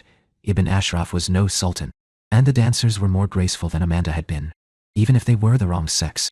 Here, the women staved discreetly out of the way, not entirely out of a sea, lit as they would have in a city, but staying unobtrusive. Perhaps 20 men were gathered around the remains of the meal, a huge dish of rice and hacked up mutton in a pool of melted sheep butter. Outside, a storyteller was reciting the exploits of a distant ancestor, in a sing-song off-key rhythm. In the shadows outside the rolled-up walls of the tent, he could see the darker images of the women, veiled against his eyes, as curious about him as he was about them. He was replete with rice and sheep and dates, soaked in the drinking of gallons and gallons of water. And he was QG, asleep again. He'd slept a great deal in the past day and a half. It was, he realized, vaguely, the height of rudeness to fall asleep again at a feast, in his own honor Mr. One of the Heights. Anyway, the feast was his first meeting with the tribe as a whole. It was a remarkable piece of luck that he had actually been found by the people he'd been looking for. Ali had at least led him in the right direction before abandoning him. Ibn Ashraf observed his efforts to remain awake with a certain mild amusement, and after a time decided to have mercy on him. "You have been through a terrible ordeal, Englishman who wears our robes. Perhaps you would like to rest, and we may inquire further of this matter of Ibn Faisal when you are ready." "If God wills it," MacLeod agreed, in a barely intelligible mumble. "Steep then in my own tent, and be at peace." There was much to be said. MacLeod thought muzzily as he stumbled back into a pile of fleeces in the back of the Sheikh's tent. For the simple generosity of a tribal people, the Rashala might even outdo the Macleods for pure benevolence. At least he had found the Rashala, was his last conscious thought. But Lawrence would be so disappointed, and Tweedledee so gratified, if he didn't manage to convince them where their future lay. "What do you mean? You cannot locate this man? Are the police in Baghdad totally inept?" Aziz Mirza knew the answer to that question, of course, but someone had to suffer the consequences of his growing frustration. It might as well be the 2 soldiers standing at rigid attention in front of his desk. He sighed and rolled his eyes, allowing himself to slump back in the leather chair, as if the weight of the world's incompetence was too much to bear. "I told you the man was Ayers, and within the last month had been in Baghdad. Surely that should be enough for any halfway competent intelligence operatives? Or am I making a wholly unfounded assumption here?" The 2 men stared unflinching at the portrait behind him. "We have located the band," the senior of the 2 said at last. "They don't seem interested in our questions, sir." "I am not interested in your problems, Sergeant. I expect you to find the man. I wish to speak to him. Speak, mind you, not interrogate. About some of his dealings with my late father. Condolences on your loss, sir. Aziz's lips tightened. Yes. Thank you, Sergeant. Dismissed. The two men saluted stiffly, pivoted, and marched out. Aziz rolled his eyes again. No wonder they couldn't communicate with the desert tribes, but the lack of imagination and style was typical of what he had to deal with every day. He lit a cigarette and exhaled a thick plume of smoke, as if the veil would obscure the more unfortunate aspects of his daily life here. His office at the little command post in Azrak was far too Spartan for his tastes. His desk was battered wood, scarred with use. The walls were yellowed with years of cigarette smoke and fly speck to boot. The only touches of luxury of humanity, in his opinion, were the leather chair, imported from London, and a little 17th century painting on the wall. The landscape provided the necessary balance to the official portrait of Ken Al-Ataturk, which hung, by political necessity, behind the desk itself. He had no fear the little painting would be stolen. The dolts he had to contend with wouldn't have known great art if it had bashed their thick heads in. The place stank of years of use. It was noisy, too. The office didn't even have its own door. And Aziz sometimes thought the uncertain rattle of the typewriter in the anteroom, coupled with the incessant yammering of the marketplace outside his window, would drive him mad. It was all too much, really. But then there was Petra. If he could only find his way in. If there really was treasure there. Perhaps he might even bring himself to sell off some of the lesser items in his foster father's collection. Then he could afford to resign his commission. Perhaps even, once this ridiculous war was over, go live in Paris, where one could find civilized conversation, where people appreciated art and history. He could be the person he really was, deep inside, a cultivated, civilized marmot, a petty little bureaucrat in a tiny little outpost in the backwaters of the Turkish Empire. He smiled, exhaling another cloud of smoke. Yes, Petra held the key. The call of the muezzin woke MacLeod all too early. A few days later, in the dim grey light of a winter desert dawn, the Rushala had extended their hospitality indefinitely beyond the traditional 3 days and nights, and he had spent the time eating and sleeping and resting and getting to know the men of the tribe, remembering the lessons about manners Hamza had taught him so long ago. Fortunately, he was a heathen, and not expected to pray at an hour which, in any civilized nation, would be dismissed as ungodly. Fortunately or otherwise, getting up early for prayer meant breakfast came early as well. All too soon, one of Ibn Ashraf's sons came in to shake his shoulder and awaken him. As soon as he opened his eyes, the boy went skittering backward, as if expecting him to turn into a demon. When MacLeod laughed, the child fled. When he finished his morning ablutions, ritual and otherwise, he found Ibn Ashraf seated in the forepart of the tent, surrounded by the elders of the tribe. The sheikh indicated the remains of a tray of bread and fruit. Duncan politely indicated he wasn't hungry at all, allowed himself to be convinced, and then ate like a starving man. He had not thought, after the night before, he'd had any room left to be hungry. He'd been wrong about that too. They waited politely for him to sate his hunger before launching into a serious discussion of the health of his family, his antecedents, his sons with much sympathy for his lack thereof, and the families, health, and history of every other man present. Finally, after what seemed an eternity of this, they got back to the issue of Duncan's mission to the Roshala. You have said you are an emissary from the Emir Faisal, one of the Greybeards said. One of the Greybeards. Is Faisal so poor he sends men alone to do his errands? Duncan shrugged. It is not that Faisal is poor, he answered. He has camels and men to equal the stars in the sky, but he does not wish, as yet, to alert the Turk to his movements. Thus, he thought it good to send one man with a guide. Faisal would probably have sent at least 20, in fact, but the British were more conservative by nature. MacLeod did not feel called upon to make the comparison. And what of your guide? My guide is accursed, he said grimly. The son of Iblis robbed me of the gold meant for the Rishalah and left me for dead. But God is merciful and compassionate, and you found me, too late to save his life. But that was only a technicality. Fortunately, he still considered it a blessing that Ali, the dog, had waited until they were actually in Rushala territory to drug him. Gold. The elders spoke among themselves excitedly. 200 pounds of it, Duncan affirmed wearily. I apologize most profoundly. Ibn Ashraf's eyes narrowed. Without gold, how can we come to Faisal? We have no gifts for him, save our herds. The elders pursued this line of thought as well, with some of them pointing out that Faisal would be expected to provide largesse in return, while Duncan was momentarily lost in admiration for Lawrence's canniness. The giving of gifts was a great mark of status. He had probably calculated that the gold MacLeod carried to the Rashala would end up right back in the coffers of the Fee revolt. It was indeed a pity he hadn't been able to obtain a more trustworthy guide.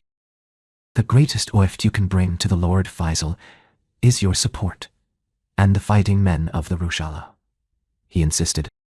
All Arabia knows and respects you. Except, perhaps, the Arsd, who had just successfully beaten off a Rashala raid. But some things were best left out of the discussion.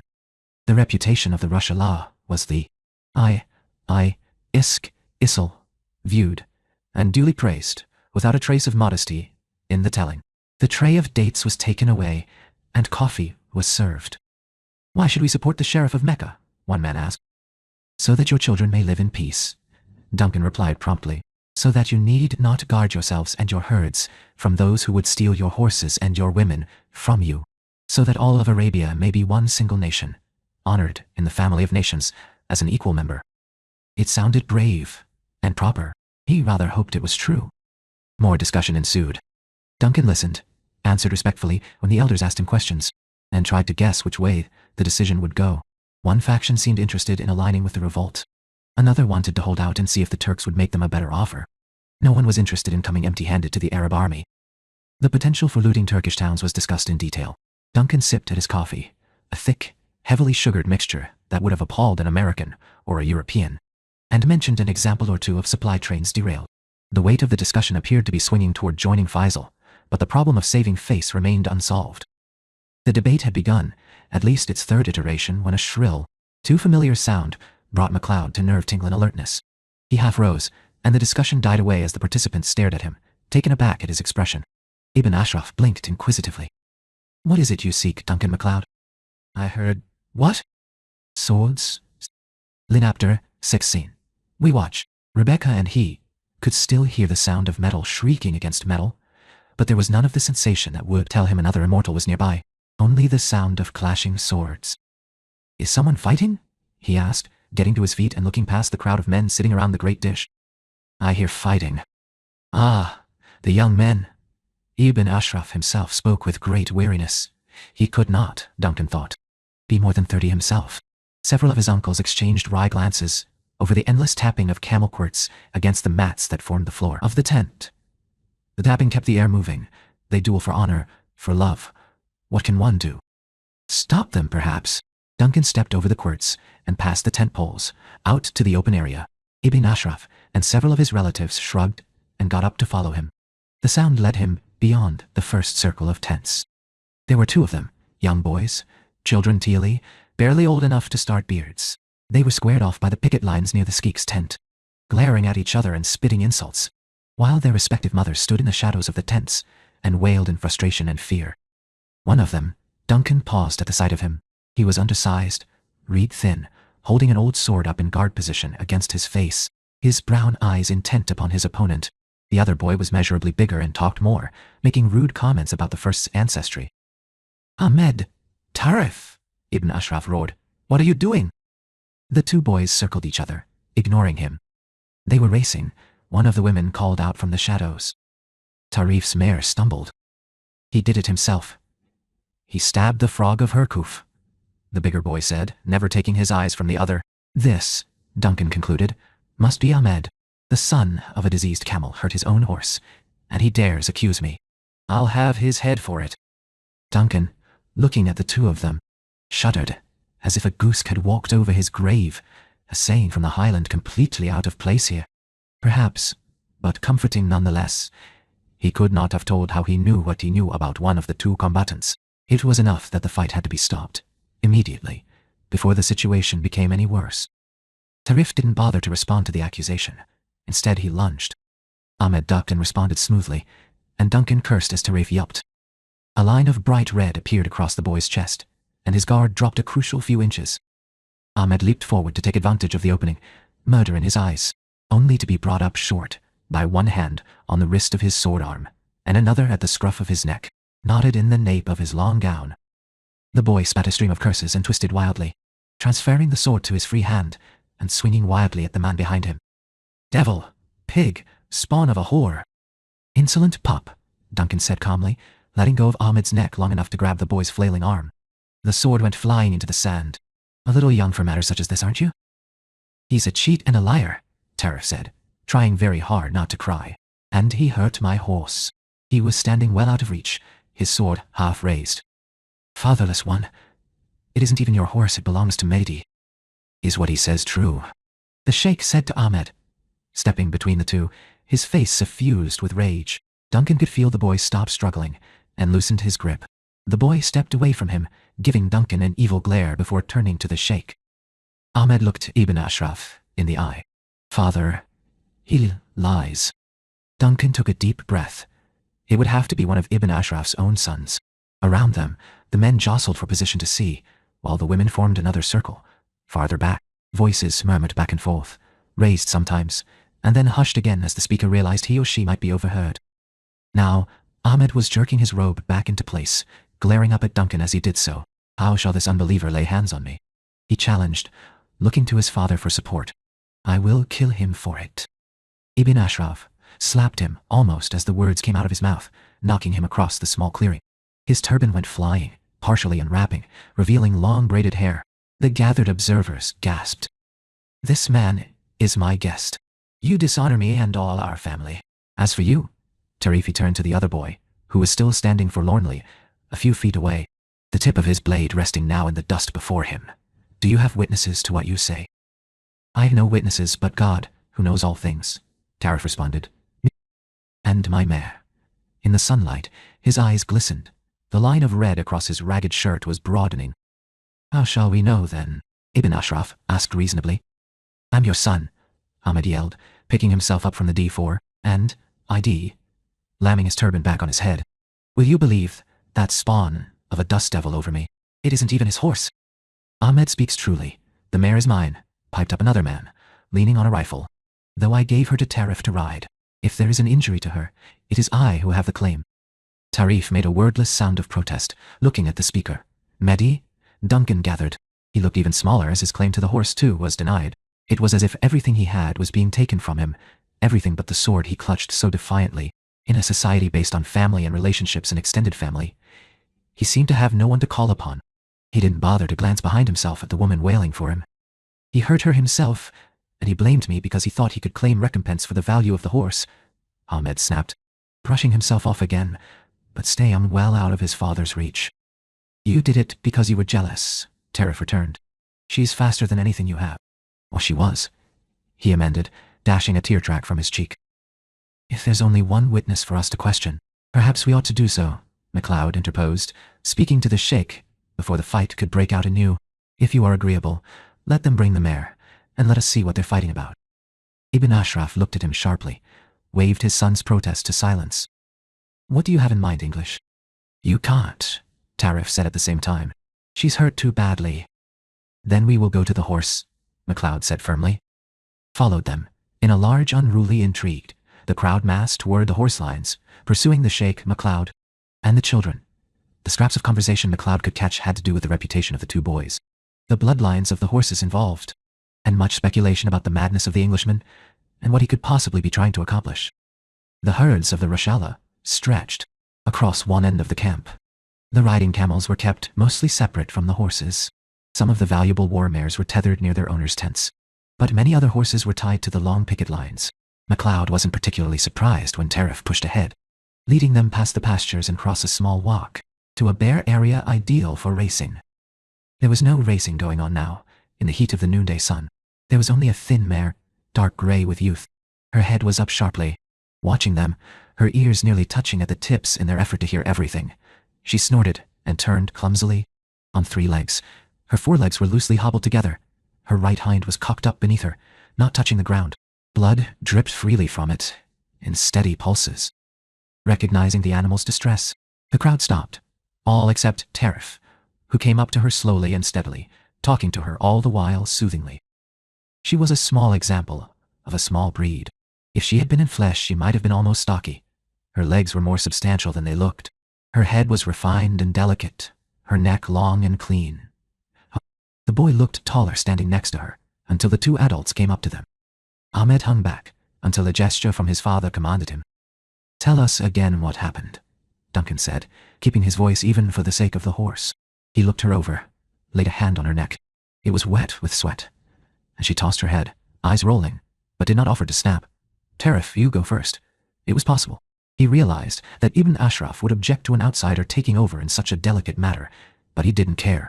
Someone had to find the truth, and he felt a thread of protectiveness for Tarif, who had no one to speak for him.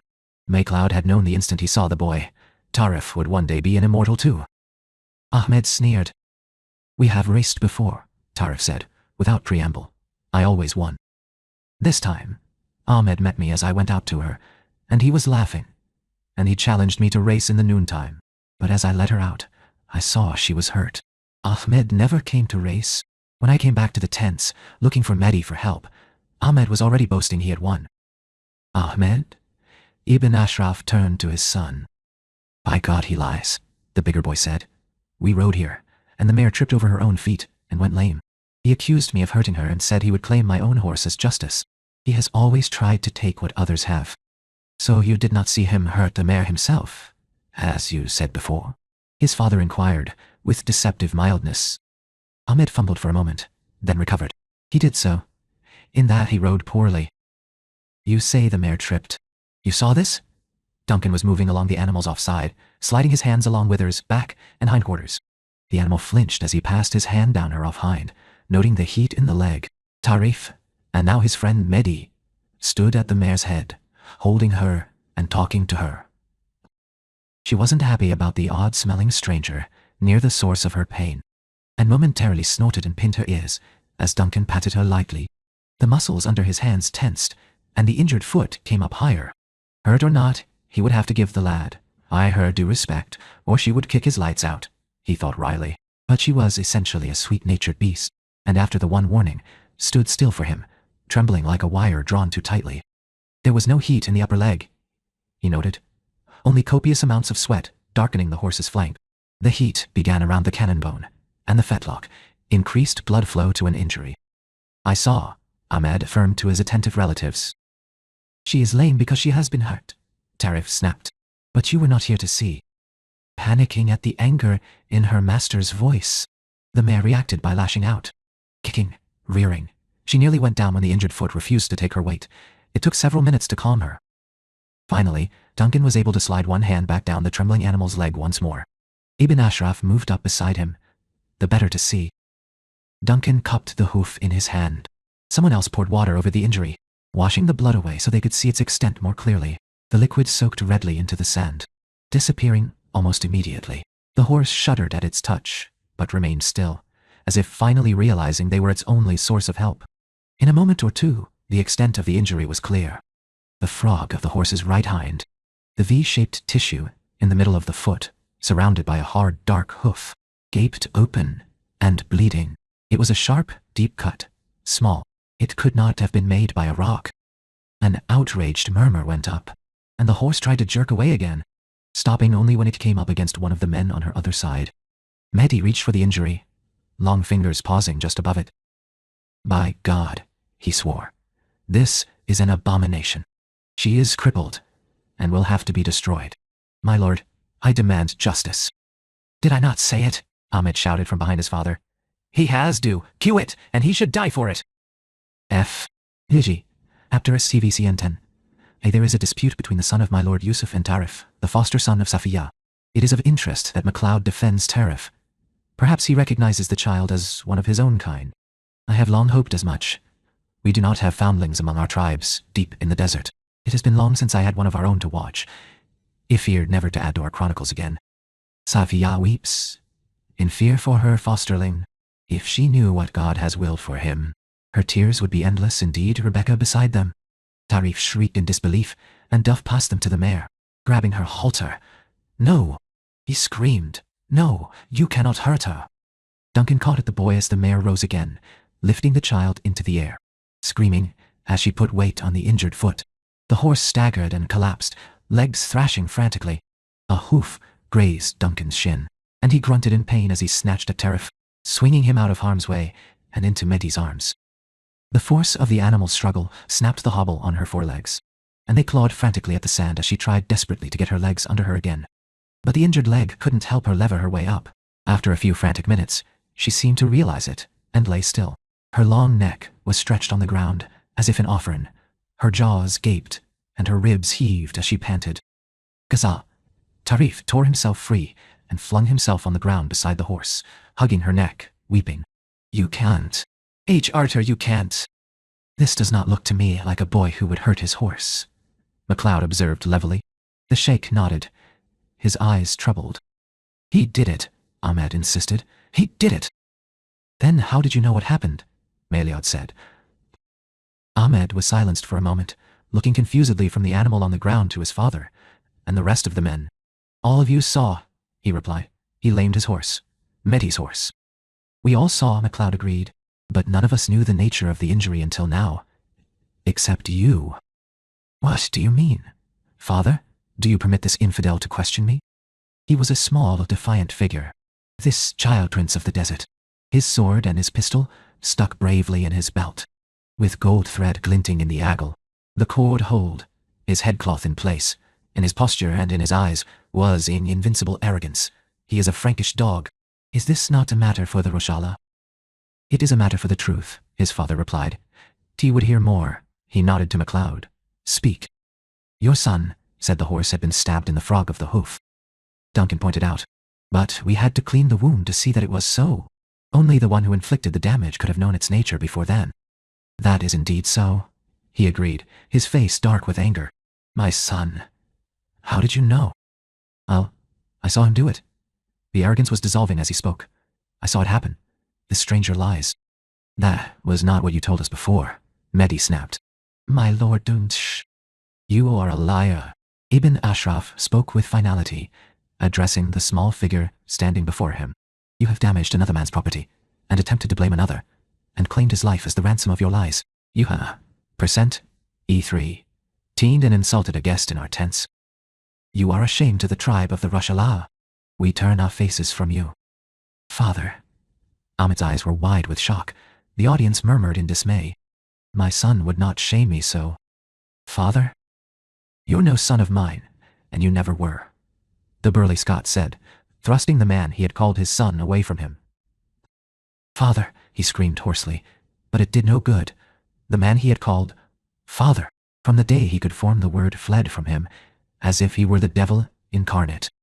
He was left lost, abandoned in the middle of the road, staring after him. I am Duncan MacLeod, of the clan MacLeod, he cried to the empty road, as much to comfort himself as to affirm his own identity. I am Duncan MacLeod. Father, the language was different. The wall of terror was the same. Ahmed was only a boy, less than 12 years old. Duncan MacLeod had been a man grown. One was rejected for a deliberate offense against the core of his culture. The other for no cause he had a hope of comprehending. It made no difference. Father? Seeing too much of himself in the boy's eyes, Duncan was moved to appeal on Ahmed's behalf. He reached for the sheikh's sleeve. From the other end of the camp, from beyond the grove of date pines, came the sound of a woman screaming. Then another, and another. With the screaming came gunfire, and shouts and war cries. The men of the Roshala turned to see a wave of men on horses pouring through their camp and pastures, waving rifles and swords, driving before them the herds of cattle and sheep that sustained the tribe's life.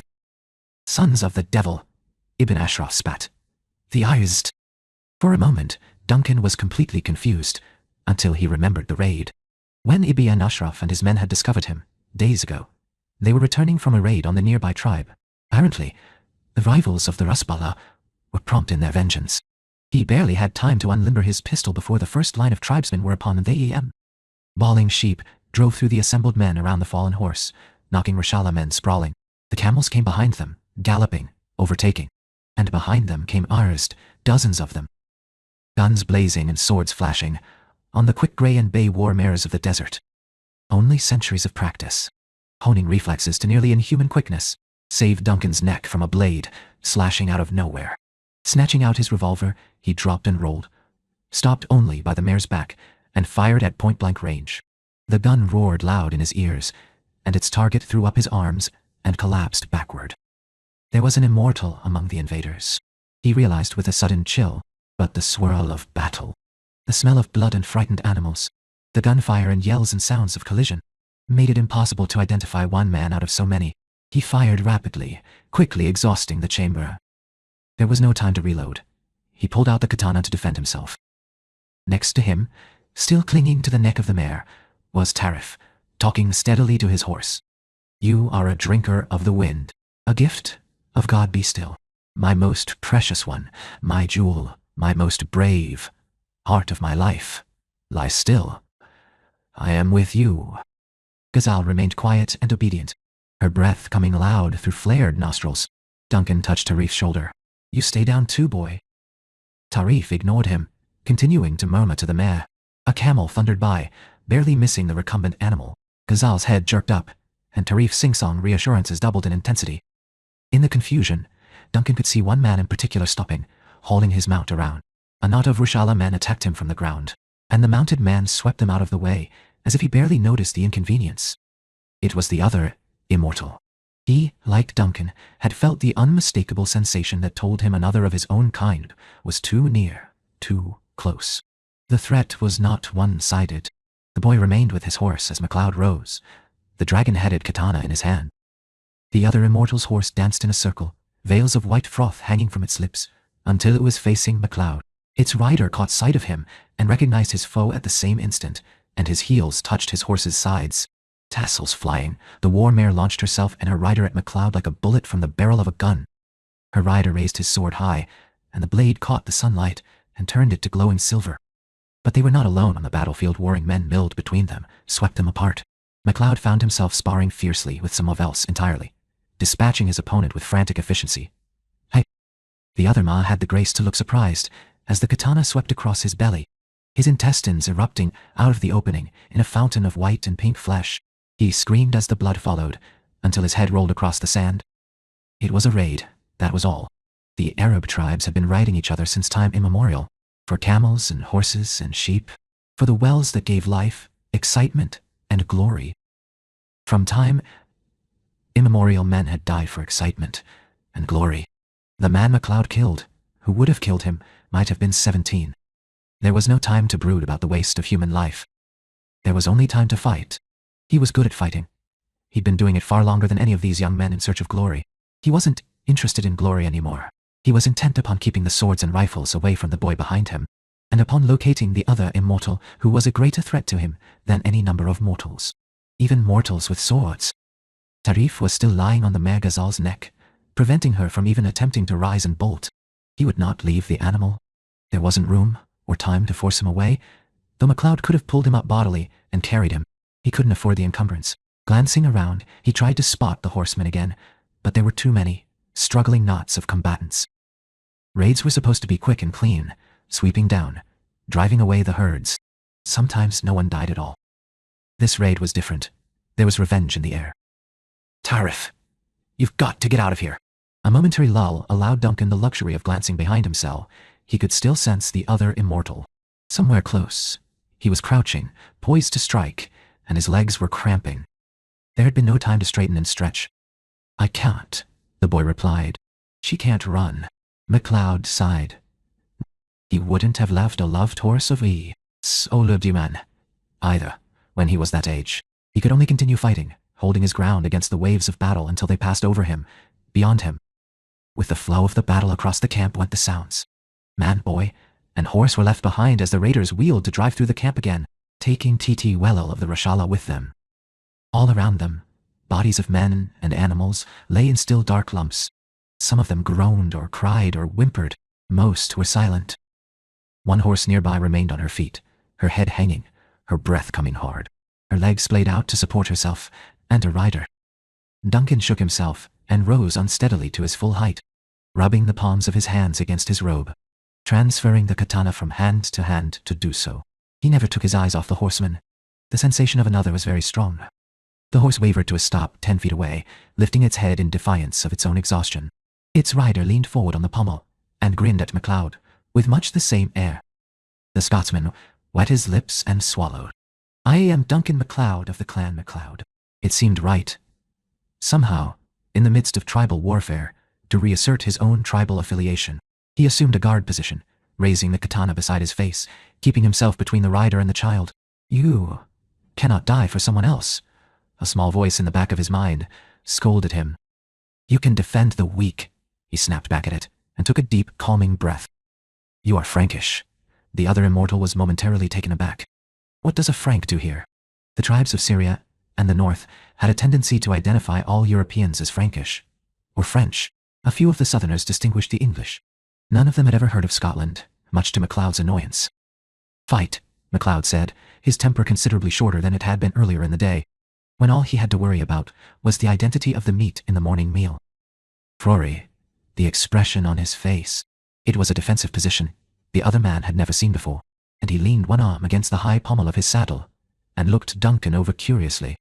I am Farid al-Zafir, Ibn Muhammad, and my people are the Arst.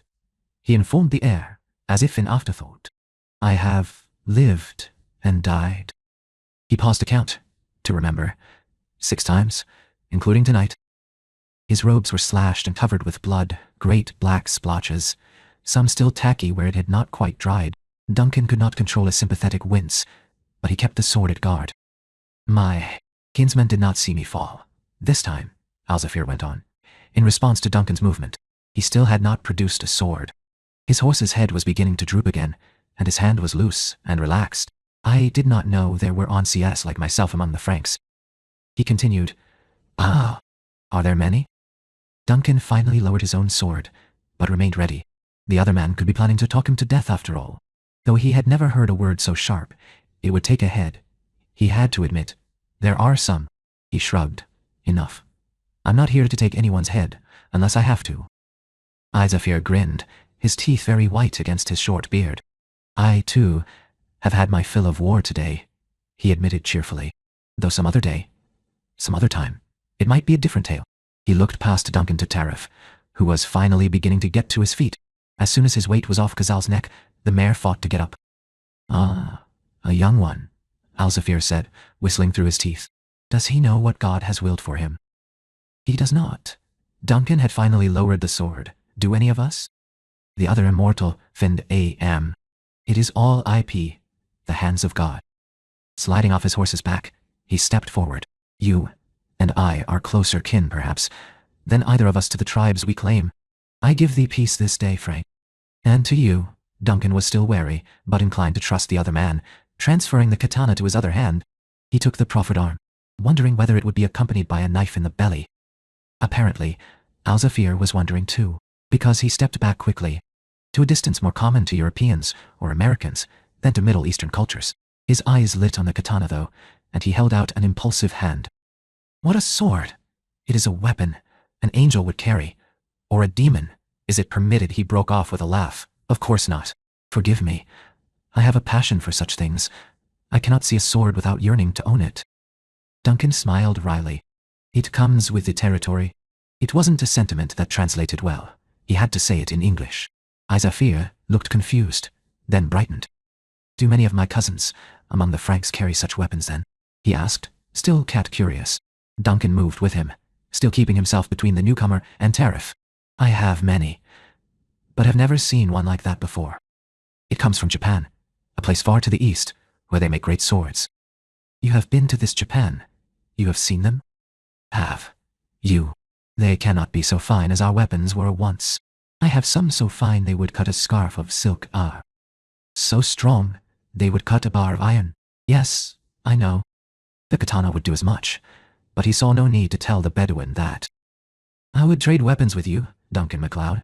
I have an excellent scimitar, of good Damascus steel, but I have never seen one such as that. He was shaking his head, even as the other man finished speaking. I'm sorry, but no. This is, he hesitated, searching for the right word, a legacy from a friend and teacher. I do not have the right to give it away. Ah. Ne. Non derrière. Ni shakti. Nu wakti. Al-Zafir nodded, understanding.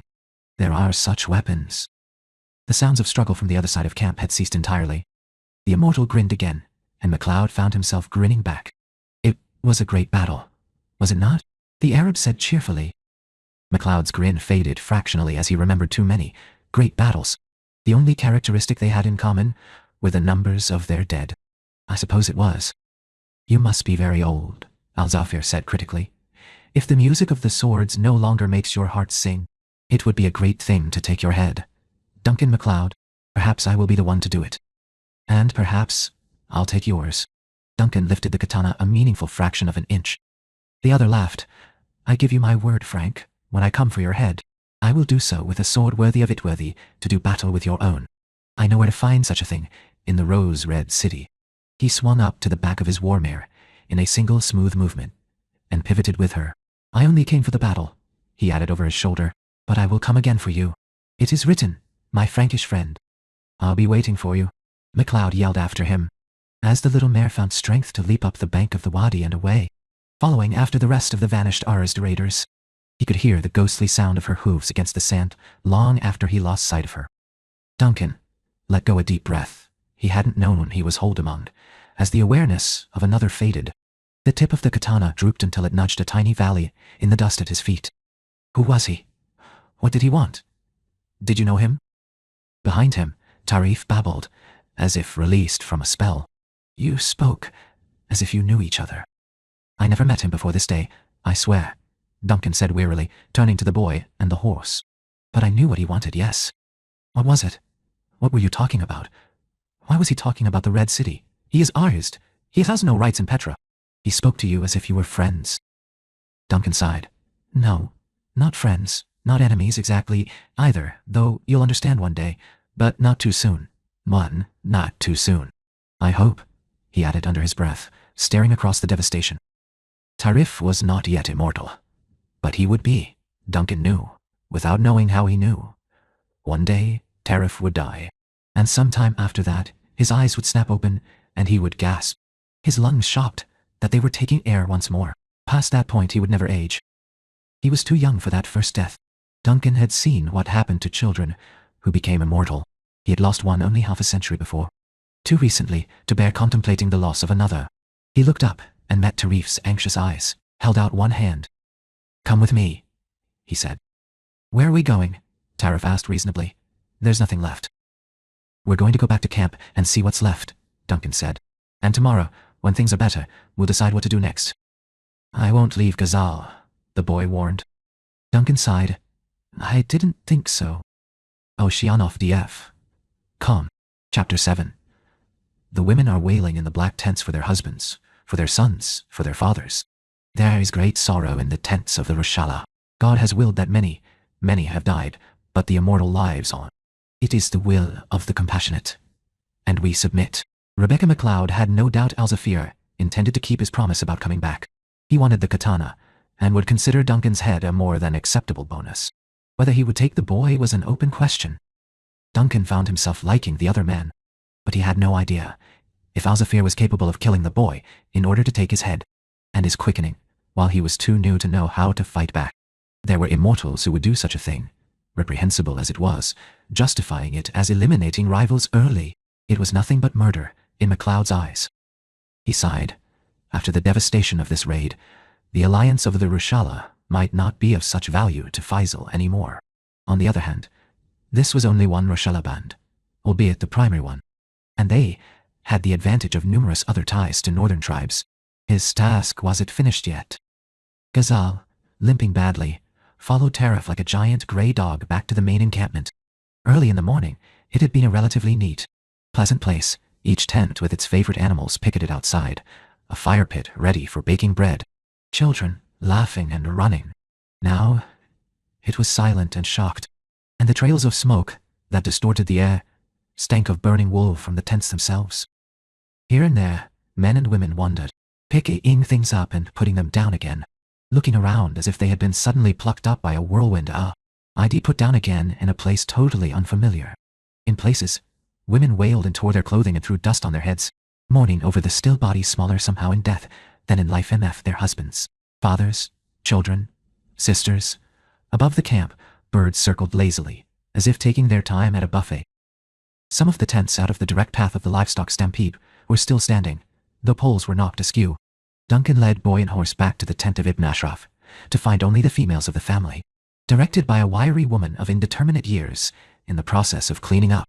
She was unveiled, perhaps because she thought herself too old for it to matter anymore. She had the leathery, wrinkled skin of someone who had faced the elements too long, and her tribal tattoos were faded and almost indistinguishable. She wore a small fortune in coins, her dowry, her personal property draped about her neck and arms and hips, over her robes, so that her walk was made music, with the soft metallic chiming. She looked MacLeod and the boy over with suspicion. "What is it that you want?" she asked directly. "Ibn Ashraf is not here. He is with his people." "The boy needs a place to stay," he told her. "Where is his family?" Al-4 looking over Duncan's shoulder. She shrugged. His foster mother would have the care of him, but those dogs, spawn of the devil, killed her. He closed his eyes briefly at the soft, stifled cry that came from the boy. "Are you taking him?" she asked Duncan directly. In the light of the late afternoon sun, she had the piercing, dark eyes of a bird of prey, and Duncan felt that he was being measured, challenged in some way. "He has no mother and no father. Will you adopt him?" "Cannot," he said honestly. He couldn't think of anything else to say. There had to be some other response, but it was just out of his reach. He was desperately tired. He had a feeling this woman wouldn't accept the only excuse he could tear. "I am a soldier." "He needs someone to watch over him," the woman snapped. "Why will you not do it?" Around her, children and women herded together, half a dozen goats, creating a makeshift pen to keep them together. Tarif observed the debate on his future silently, his knuckles white on his horse's lead rope. "Because I am pledged to serve, and where I travel, there is no room for a child." He took the boy by the hand and led him into the shade of the overhang. The mare followed, snuffling at the scent of burned fabric. The woman looked the two of them over.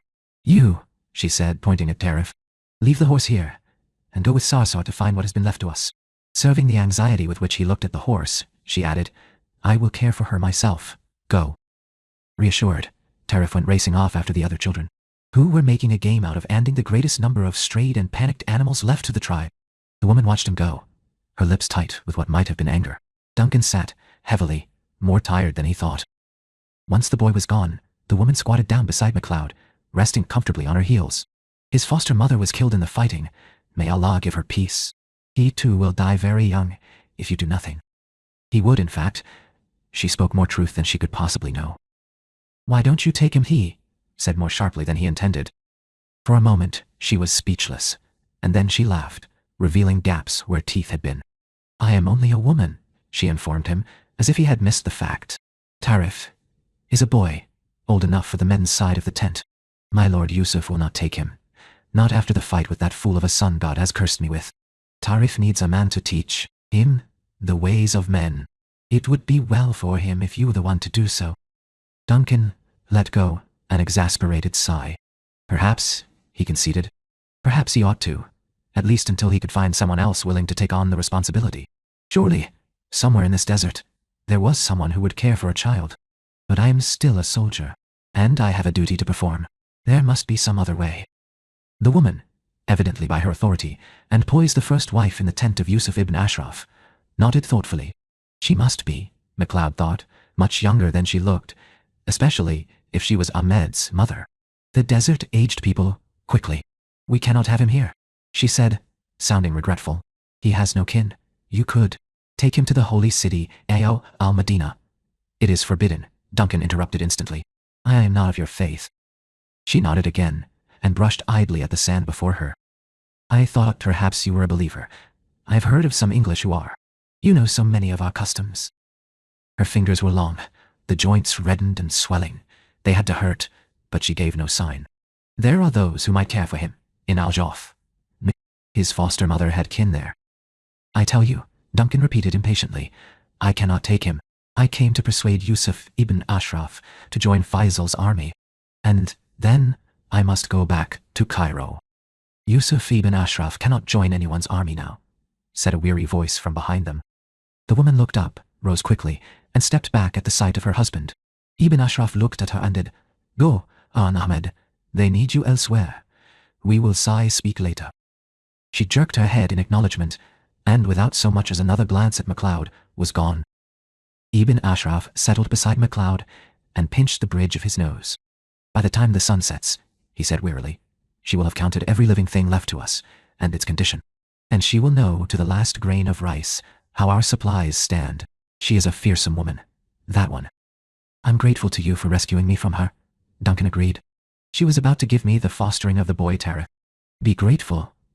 She did not decide you needed a wife to care for him as well, for if she had, you would be maimed by nightfall. He tapped his fingertips to his lips. Let no demon hear it. Ah! There, I'm safe. Surely she would not marry one of your people to an unbeliever. What makes you think you would be permitted to continue in such a miserable state? Ibn Ashraf was beginning to revive. A little, with a quiet joking, but his face had lines that had not been present earlier in the day. My friend, it seems that Allah wills your mission will be a failure. It would take the very vaults of Petra to restore our fortunes after this day.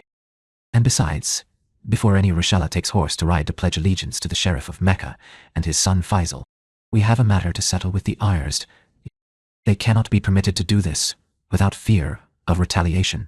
I have sent riders to my cousins of the Hawitat and to the Geisli, and we will wipe them from the face of the desert. Duncan groaned. It was beginning to sound very much like a desert version of the larger war. With interlocking alliances drawing in one tribe or nation after another, the more intimately familiar feuds of the Highland tribes. Are not the Zed similarly allied? Won't their allies come to their aid? Ibn Ashraf shrugged. If it is so written. But he was watching MacLeod's face, listening to him. Don't you see? That's the whole point to what Hussein is doing. If you and the Arsd draw in all your allies, so that all of the north is at each other's throats, the only ones to win will be the Turks. You'll exhaust yourselves fighting each other, and they'll pick your bones. There was a long silence, as Ibn Ashraf considered.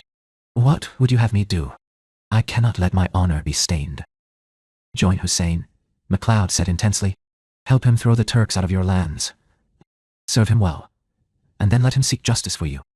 There will be better booty when you are a part of an AR, nigh, taking the treasures of the Turks, and trying to make a meal from the meager bones of the Arsad. Half their animals were yours in the first place. Where's the profit in that? It was an argument that had worked 300 years ago, with some cousins of his in a similar dilemma. He wondered if it would work here now as well. Surely the Arabs, also a tribal people, were as pragmatic in their way as the Scots. Perhaps it is so, Ibn Ashraf said softly. Ah, but I would not come to the tents of a great prince as a beggar, and I have nothing left to give him. Look at my people. He indicated the slowly consolidating herds of animals, the tent poles being reset, the bodies being lined up on the sand. They took what gold we had. Most of our horses and camels are gone. What else can I do but go to my cousins and ask for their help in taking back what is ours? Perhaps you could make a withdrawal from those vaults, Duncan muttered. The vaults must be a local legend. The immortal Al-Zarif had mentioned them too. But Ibn Ashraf was staring at him, a sudden, strange light in his eye. The vaults at Petra are said to be filled with many strange and wonderful things, he said. Many of them would be gifts, fit for a prinnery. MacLeod looked up, momentarily confused. He had heard Petra mentioned in connection with archaeological digs. This vaults business he had taken to be a metaphor. The local tribes were generally hostile to visitors, and he had never heard of any treasures associated with the place. But Ibn Ashraf was speaking as if they were real, with real contents. My people do not go to that place, the sheikh was saying, becoming more and more interested in the idea. It is accursed and guarded by jinn. The treasure lies there still, waiting to delight the eye. MacLeod laughed. Any vaults that might be in Petra have probably lain empty for centuries, he said dismissively. Grave robbers would have emptied them long since. No, the other man said. Beth's face was only inches from MacLeod's, so close they could smell each other's breath. It is not so. The tribes have guarded the way to Petra for 1,000 years.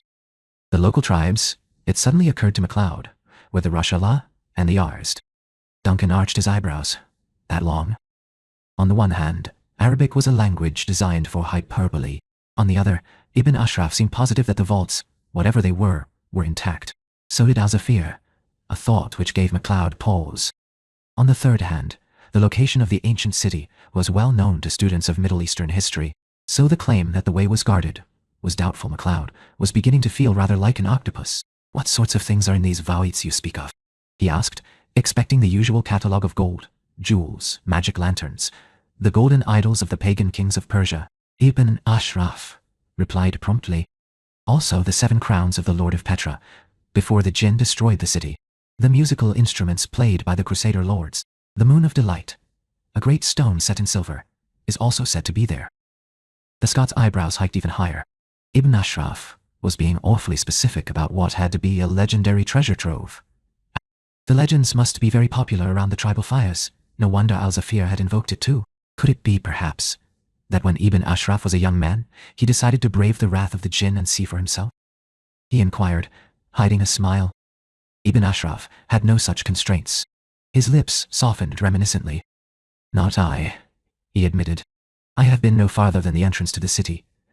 But I had the tale from my father, who went inside the great temple. But he was captured by the jinn and thrown from a cliff, and walked lame ever after. He was permitted to live, he said, because he had not touched anything. But an infidel might go in, defy these powerful jinn, and survive? MacLeod asked wryly, not believing a word of it. I'm surprised the English didn't strip the place. We do not permit, was the simple answer. MacLeod was beginning to see a pattern forming. He was not surprised to see a smile break out on Ibn Ashraf's face, as if a wonderful idea had just occurred to him. We could permit you to go. Oh, he said. You could enter safely and take, perhaps, one thing. The moonstone, perhaps, or one of the crowns. That would be a sufficient gift to present to the Lord Faisal. We could enter his army with honor, and then call upon his aid to destroy the Arzid. It is a good plan, MacLeod. Is it? He wondered how much of the good plan had to do with saving face for the Rushallah, and how much with getting an inconvenient British witness out of the way of a Rushallah counter-raid without actually breaking the tradition of protecting an honored guest. Does the Lord Faisal wish the allegiance of the Rushallah, or not? Remembering the intensity in the blue eyes of the British captain in the Arab robes, Duncan conceded, yes, he does. He does. He smiled again. And while I'm there, perhaps, I should pick up some small trinket for the coffers of the Rushallah, just to help them get back on their feet again? Ibn Ashraf affected surprise, as if the thought had never crossed his mind. Behind the two of them, wry laughter indicated that the woman wasn't fooled either. Be silent, Ahmed. Ibn Ashraf commanded absently. Thies was greeted by a snort of derision, but she moved off to organize some of the women in the preparation of a community meal. Have not seen Ahmed, Duncan realized suddenly. He was not He lives. The expression which crossed the Sheikh's face spoke of Israelio. Then it hardened.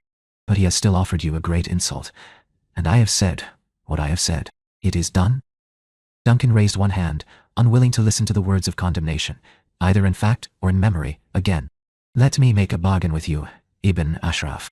If I go, for the honor of the Rushallah, to the vaults of Petra, and retrieve whatever I may find there, will you then take back your son? There was a surprised silence.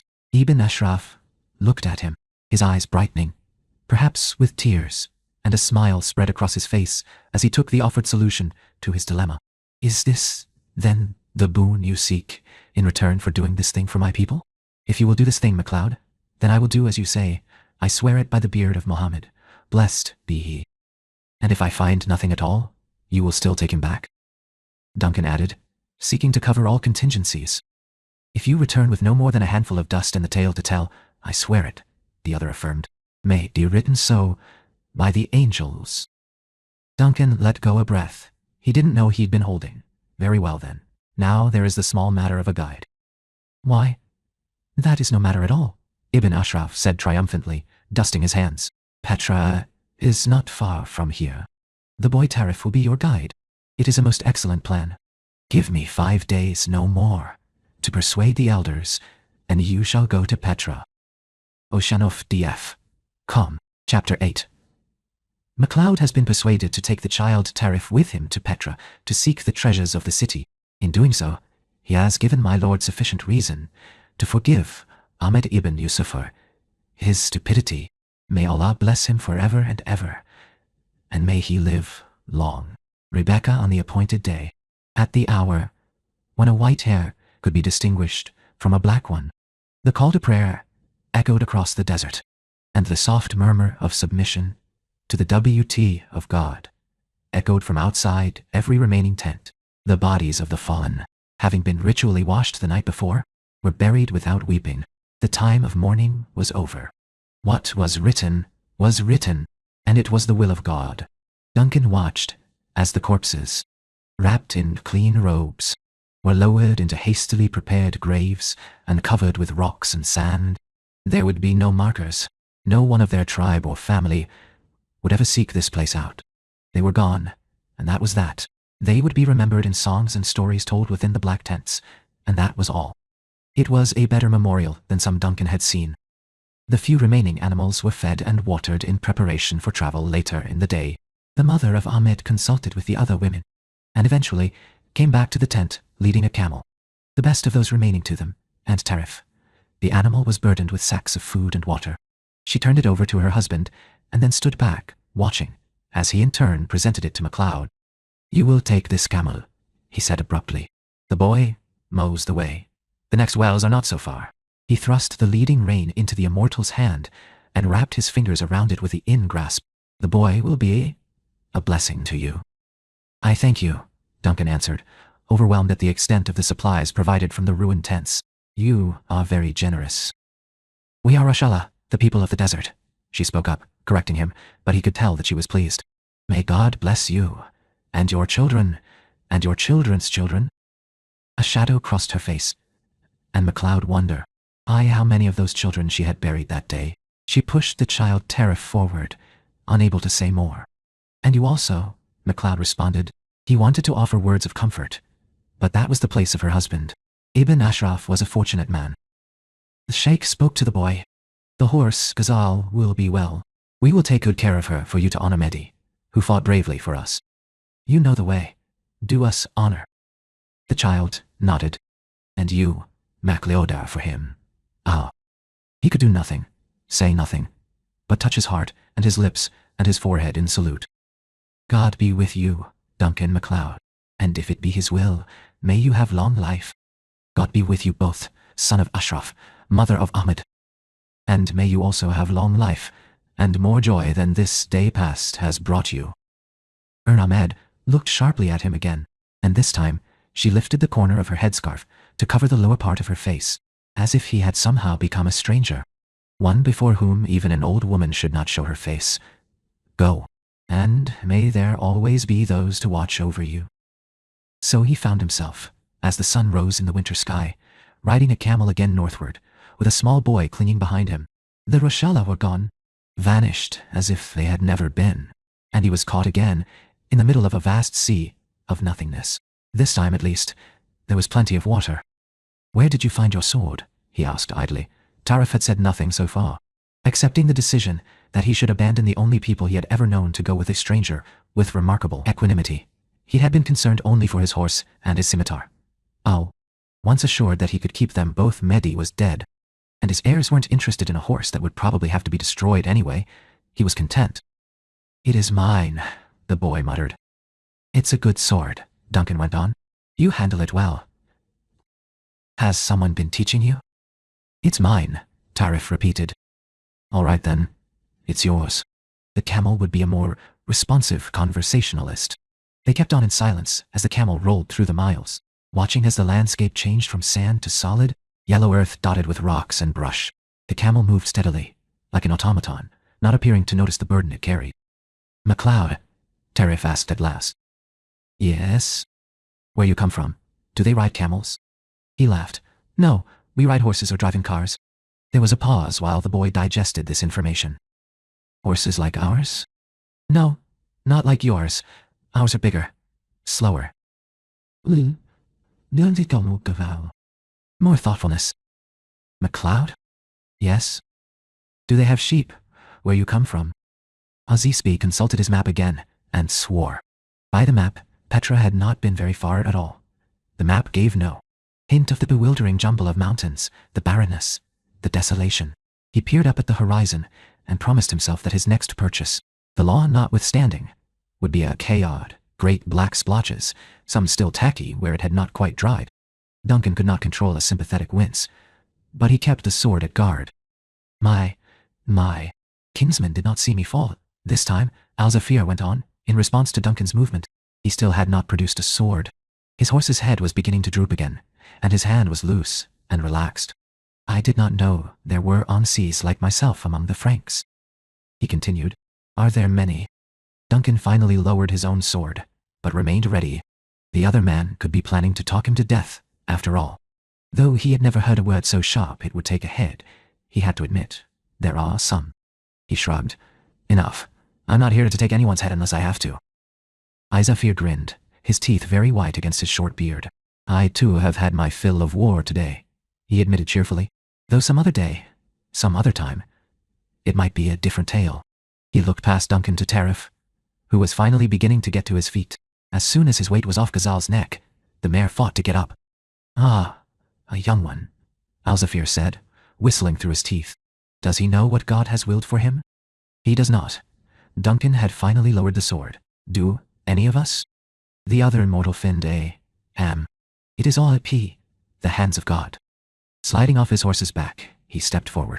You and I are closer kin, perhaps, than either of us to the tribes we claim. I give thee peace this day, Frank. And to you.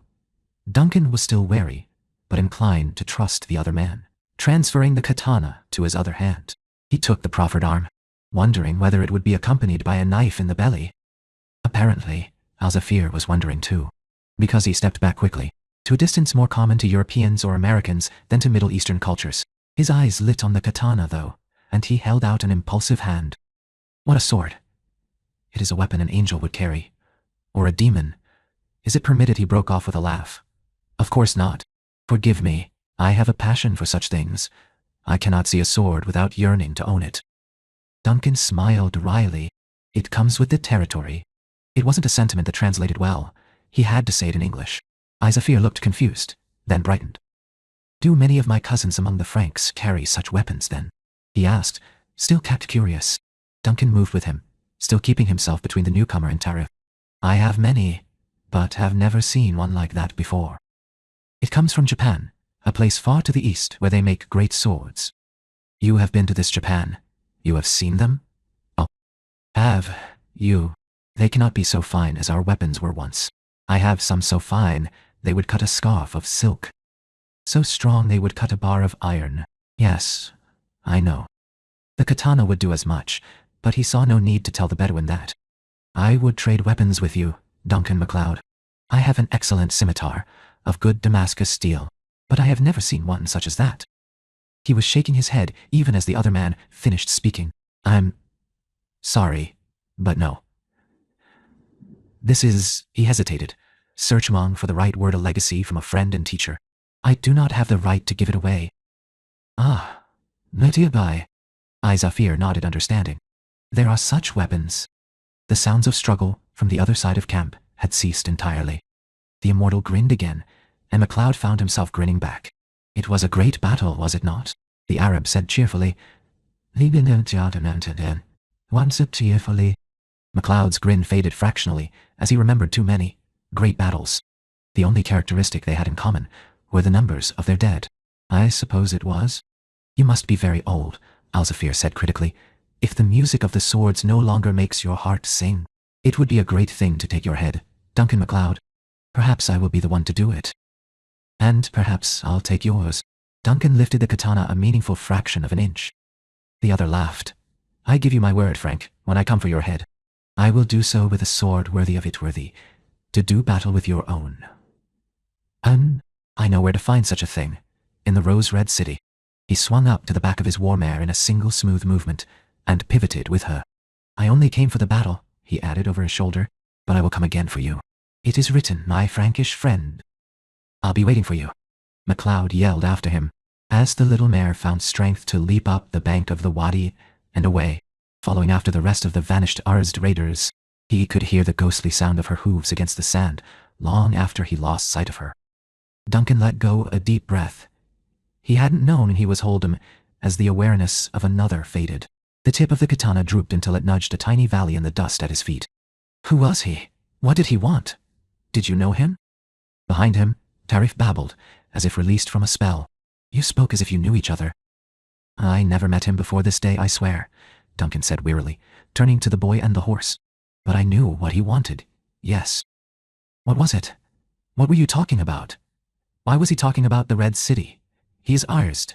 He has no rights in Petra. He spoke to you as if you were friends. Duncan sighed. No, not friends. Not enemies exactly either, though you'll understand one day. But not too soon. I hope, he added under his breath, staring across the devastation. Tarif was not yet immortal, but he would be. Duncan knew, without knowing how he knew. One day, Tarif would die. And sometime after that, his eyes would snap open, and he would gasp, his lungs shocked that they were taking air once more. Past that point, he would never age. He was too young for that first death. Duncan had seen what happened to children who became immortal. He had lost one only half a century before. Too recently to bear contemplating the loss of another. He looked up and met Tarif's anxious eyes, held out one hand. Come with me, he said. Where are we going? Tarif asked reasonably. There's nothing left. We're going to go back to camp and see what's left, Duncan said. And tomorrow, when things are better, we'll decide what to do next. I won't leave Gaza, the boy warned. Duncan sighed. I didn't think so. Oh, Shanoff DF. Come. Chapter 9. We are in public, Duncan said between his teeth. Let the boy go. These. The other immortal laughed. They are our kin. Both the Turk and the boy looked confused at this. I don't want to get involved in your petty quarrels, the Turk shouted. I want something. He stopped, frustrated by his ability to be more specific. All you've brought is an old, useless sword. I want something more. Something beautiful. A sword? The word caught Alzafir's interest. Let me see. He came up to the Turk and jerked the boy out of the way as if he were so much old clothing, sending him sprawling across the path. The Turk sputtered with rage, raising the gun to his former guide, who was lifting the old sword from the case with considerable reverence. MacLeod didn't have the energy to spare in outrage at how Tarif had been treated. He gave him one look, indicating the path back to the canyon with his eyes, and then snapped his focus back to the two adults, hoping Tarif had the sense to take the hint. A scramble of rocks managed to reassure him. That left two of them, one bearing mortal death, the other I equals mortal. You fool, Alzafir was saying. Can you not see? He was stroking the blade of the sword with gentle fingers. The Turk lowered his gun, momentarily, in order to look. I am made at the hand of Hamza ibn Muhammad, Shaman al-Khatib al-Khal, in the name of the merciful, the compassionate, blessed be he forever and ever. I am the giver of mercy, the drinker of the blood of infidels, the taker of heads, the daughter of justice. This is the daughter of justice, the scimitar of El-Kahir? Dick was incredulous. Yes, Alzafir exulted. He raised it high. See how it honors you, my kinsman. The scimitar sliced down, across the Turk's belly, and the man staggered backward, the fess rolling across the paving stones into the shadows, cast by the cliffs in the late afternoon sun. He screamed, as blood gushed from his body and writhed on the ground, his movements weaker and weaker as he died. He will be a pretty taste for after, Alzafir said, turning to MacLeod with the same engaging smile. And then I shall see about the little one. I have not yet decided what I will do about him. He is only a boy, MacLeod said, furious. He is one of us, Alzafir pointed out. Let him learn the way of the sword. Meanwhile, you and I have a matter between us. Duncan MacLeod, I told you I would come for you with a weapon worthy of your own. The lengthening shadows of the deep canyon were deceptive, treacherous. There was no ideal time and place, of course, but these were far from being his preferred conditions to fight for his head, for his life. The footing was bad. The shadow could be merely a shadow, or it could be a hole to catch and twist and bring him down. They were outside the precincts of the temple, if temple it was, outside a forbidden, holy ground. He discarded the pistol. It would be easy merely to shoot the other man, and then take his head, but it was not honorable, not his way. He drew the dragon-headed katana, standing at guard. I am here. Alzafir laughed. I see our little brother has come back, he remarked, using the tip of his sword to point to a jumble of rocks at the lip of the canyon. Duncan didn't make the elementary error of looking in the direction the other man pointed. He didn't need to.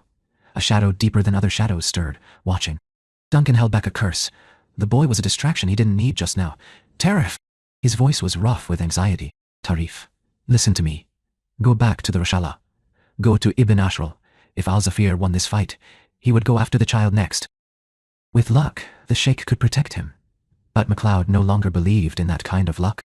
Tarif made an inarticulate sound of protest. Alzafir laughed and leaped forward, a long black shadow reaching for the boy. Duncan flowed to intercept him. Absuadi, Intadi, Elking Wen Boreang. Tarif, correctly interpreting the upraised weapons, scuttled backwards and disappeared down a turn in the narrow canyon. Without the slightest pause, MacLeod and Alzafir changed objectives, and the swords rang together. Duncan feinted to his right, trying to force the other man to circle so the fast-fading sunlight would be in his face, and Duncan would have the slight advantage of shadow. Alzafir ignored the feint, and brought the ancient sword up in a wicked slash, sending the Turk's blood flying from its edge across MacLeod's face. The katana slapped around as if with a will of its own and met the other man's sword edge to edge. They slid off each other with a shriek like demons, and the two stood back and circled warily. The katana was longer, giving Duncan a few inches of vital reach on the other man. Alzafir was fast, though very fast, and used the doubtful light to good advantage. He had a tendency to cut instead of thrust, and Duncan spent a busy few moments blocking a flurried attack, using the time to take the measure of his opponent. "I will add your sword to my collection as well," the Arab said conversationally, in the short pause before launching another attack. "Tell me its name and its history before you die, so it will not be forgotten." Duncan grunted. A fight was business, not an occasion for witty repartee. Besides, the other man hadn't waited for a response, but had instead launched another attack. Duncan beat it off and countered, but Alzafir faded back, leading him into a particularly rocky area of the disintegrating pavement. The Arab stumbled, and the katana swept down, but the crab blocked it and rolled away. He fought well in the ropes, Duncan noted, wishing absently that he could shed the damned things himself. At least a kilt was decently short. This long gown had a tendency to tangle around his ankles, making him wary of trying to duck and roll for fear he wouldn't be able to get up again. "Is your sword nameless, then?" Alzafir taunted. "Has it no honor, no fame?" He attacked again, and shifted his line mid-motion. Duncan moved aside, but not quite enough. A line of red marked his sleeve. It was hardly a serious cut, only a graze, really, but it was enough to stain the cloth before it healed itself. And it stung. "You're a fine one to talk about honor," MacLeod snarled, calling a man kin and murdering him.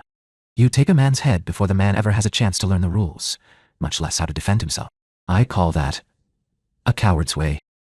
"I call it a survivor's way." Alzafir smiled. "And that is the first rule of all, is it not?" And for that reason the swords clashed again, raising sparks, and the two men came together, core a core, until Alzafir was grinning in Duncan's face. "I am absolved." They stumbled apart, and a rock rolled under Duncan's foot, sending him staggering backward, off balance. If it had happened at any other time, he would have been in serious trouble. As it was, his opponent barely checked himself from following him up and plunging the sword between his ribs, immobilizing him long enough to take his head. He was looking past MacLeod, an odd, bemused expression on his face. It was the oldest trick in the book, but this time MacLeod risked a rapid glance behind him. It was the Turk, standing up again, one hand at his belly, a look of horror on his face, and the gun in his hand, wavering between Alzafir and MacLeod. He took 3 unsteady steps forward and cocked the revolver. They were too close together, too close. Alzafir came forward. Duncan couldn't tell who was his target, himself or the Turk. It was against all the rules for one immortal to interfere in a duel between two others. But the Turk was too young, too new to know about rules. He might not even realize he had come back from death. He stepped between them, even as Alzafir's sword rose. There was no time to explain, to push the Turk away, to do anything but defend himself or die. MacLeod took the dragon hilt in both hands, rose, and whirled in one continuous movement. The katana, capable of cutting through iron, went through Alzafir's neck easily. MacLeod tried to check the killing swing before it could claim the Turk's head as well, but the momentum was too much. 2 heads fell, 2 quickenings rose. The Turk's, a mere crackle, a hint of what the man might have been, and then Alzafir's power swept down on him. When the darkness was over, and the lightning, the small boy crept out of the canyon to see what remained of the Frankish Effendi. The red sandstone temple, with its vault of treasures, had been reduced to a pile of rubble from the fight outside its precincts.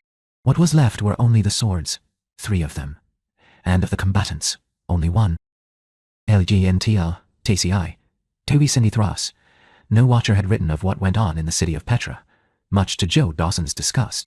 The only record lay in the continuing nightmares of the boy Tarif, as recorded by the watcher, Rebecca, in the tribe of the Rashala. MacLeod had come back with the boy, and with the legendary sword of El-Kahir, and turned it over to the Rushala Sheikh, who had in turn presented it to Faisal ibn Hussein. Shortly afterward, MacLeod had vanished, to reappear in the European theatre driving an ambulance. Isafir ibn Muhannad had disappeared permanently. No great loss, as Dawson recalled. It seemed possible his path might have crossed MacLeod's and terminated abruptly. Tarif, as Dawson recalled, had lived another dozen or so years, and then been killed in some bizarre accident or other. He'd been lucky, finding a teacher fairly quickly. He could check the records and find out who his watcher was and where he was living now. He didn't think the boy had crossed MacLeod's path since. He might have, of course. Perhaps Tarif was the source of the reappearance of Hamza's sword. Perhaps he himself might re-enter MacLeod's life. Stranger things had happened. For all the efforts of the Watchers, there would always be holes in the chronicles. So long as the Watchers remained secret, held themselves aloof, they would never be entirely successful. But he was lucky. He realized suddenly. He could always ask his subject what had happened in the city of Petra, in the winter of 1916-17. And if the immortal was so inclined, he might even tell him. He had some interesting conversations in front of him, he thought, lifetimes of them. He raised his cup in a silent toast to the memory of Hamza el-Kahir and to the generations of Watchers who had preceded him. He hoped they'd be listening. Ushanov, B.F.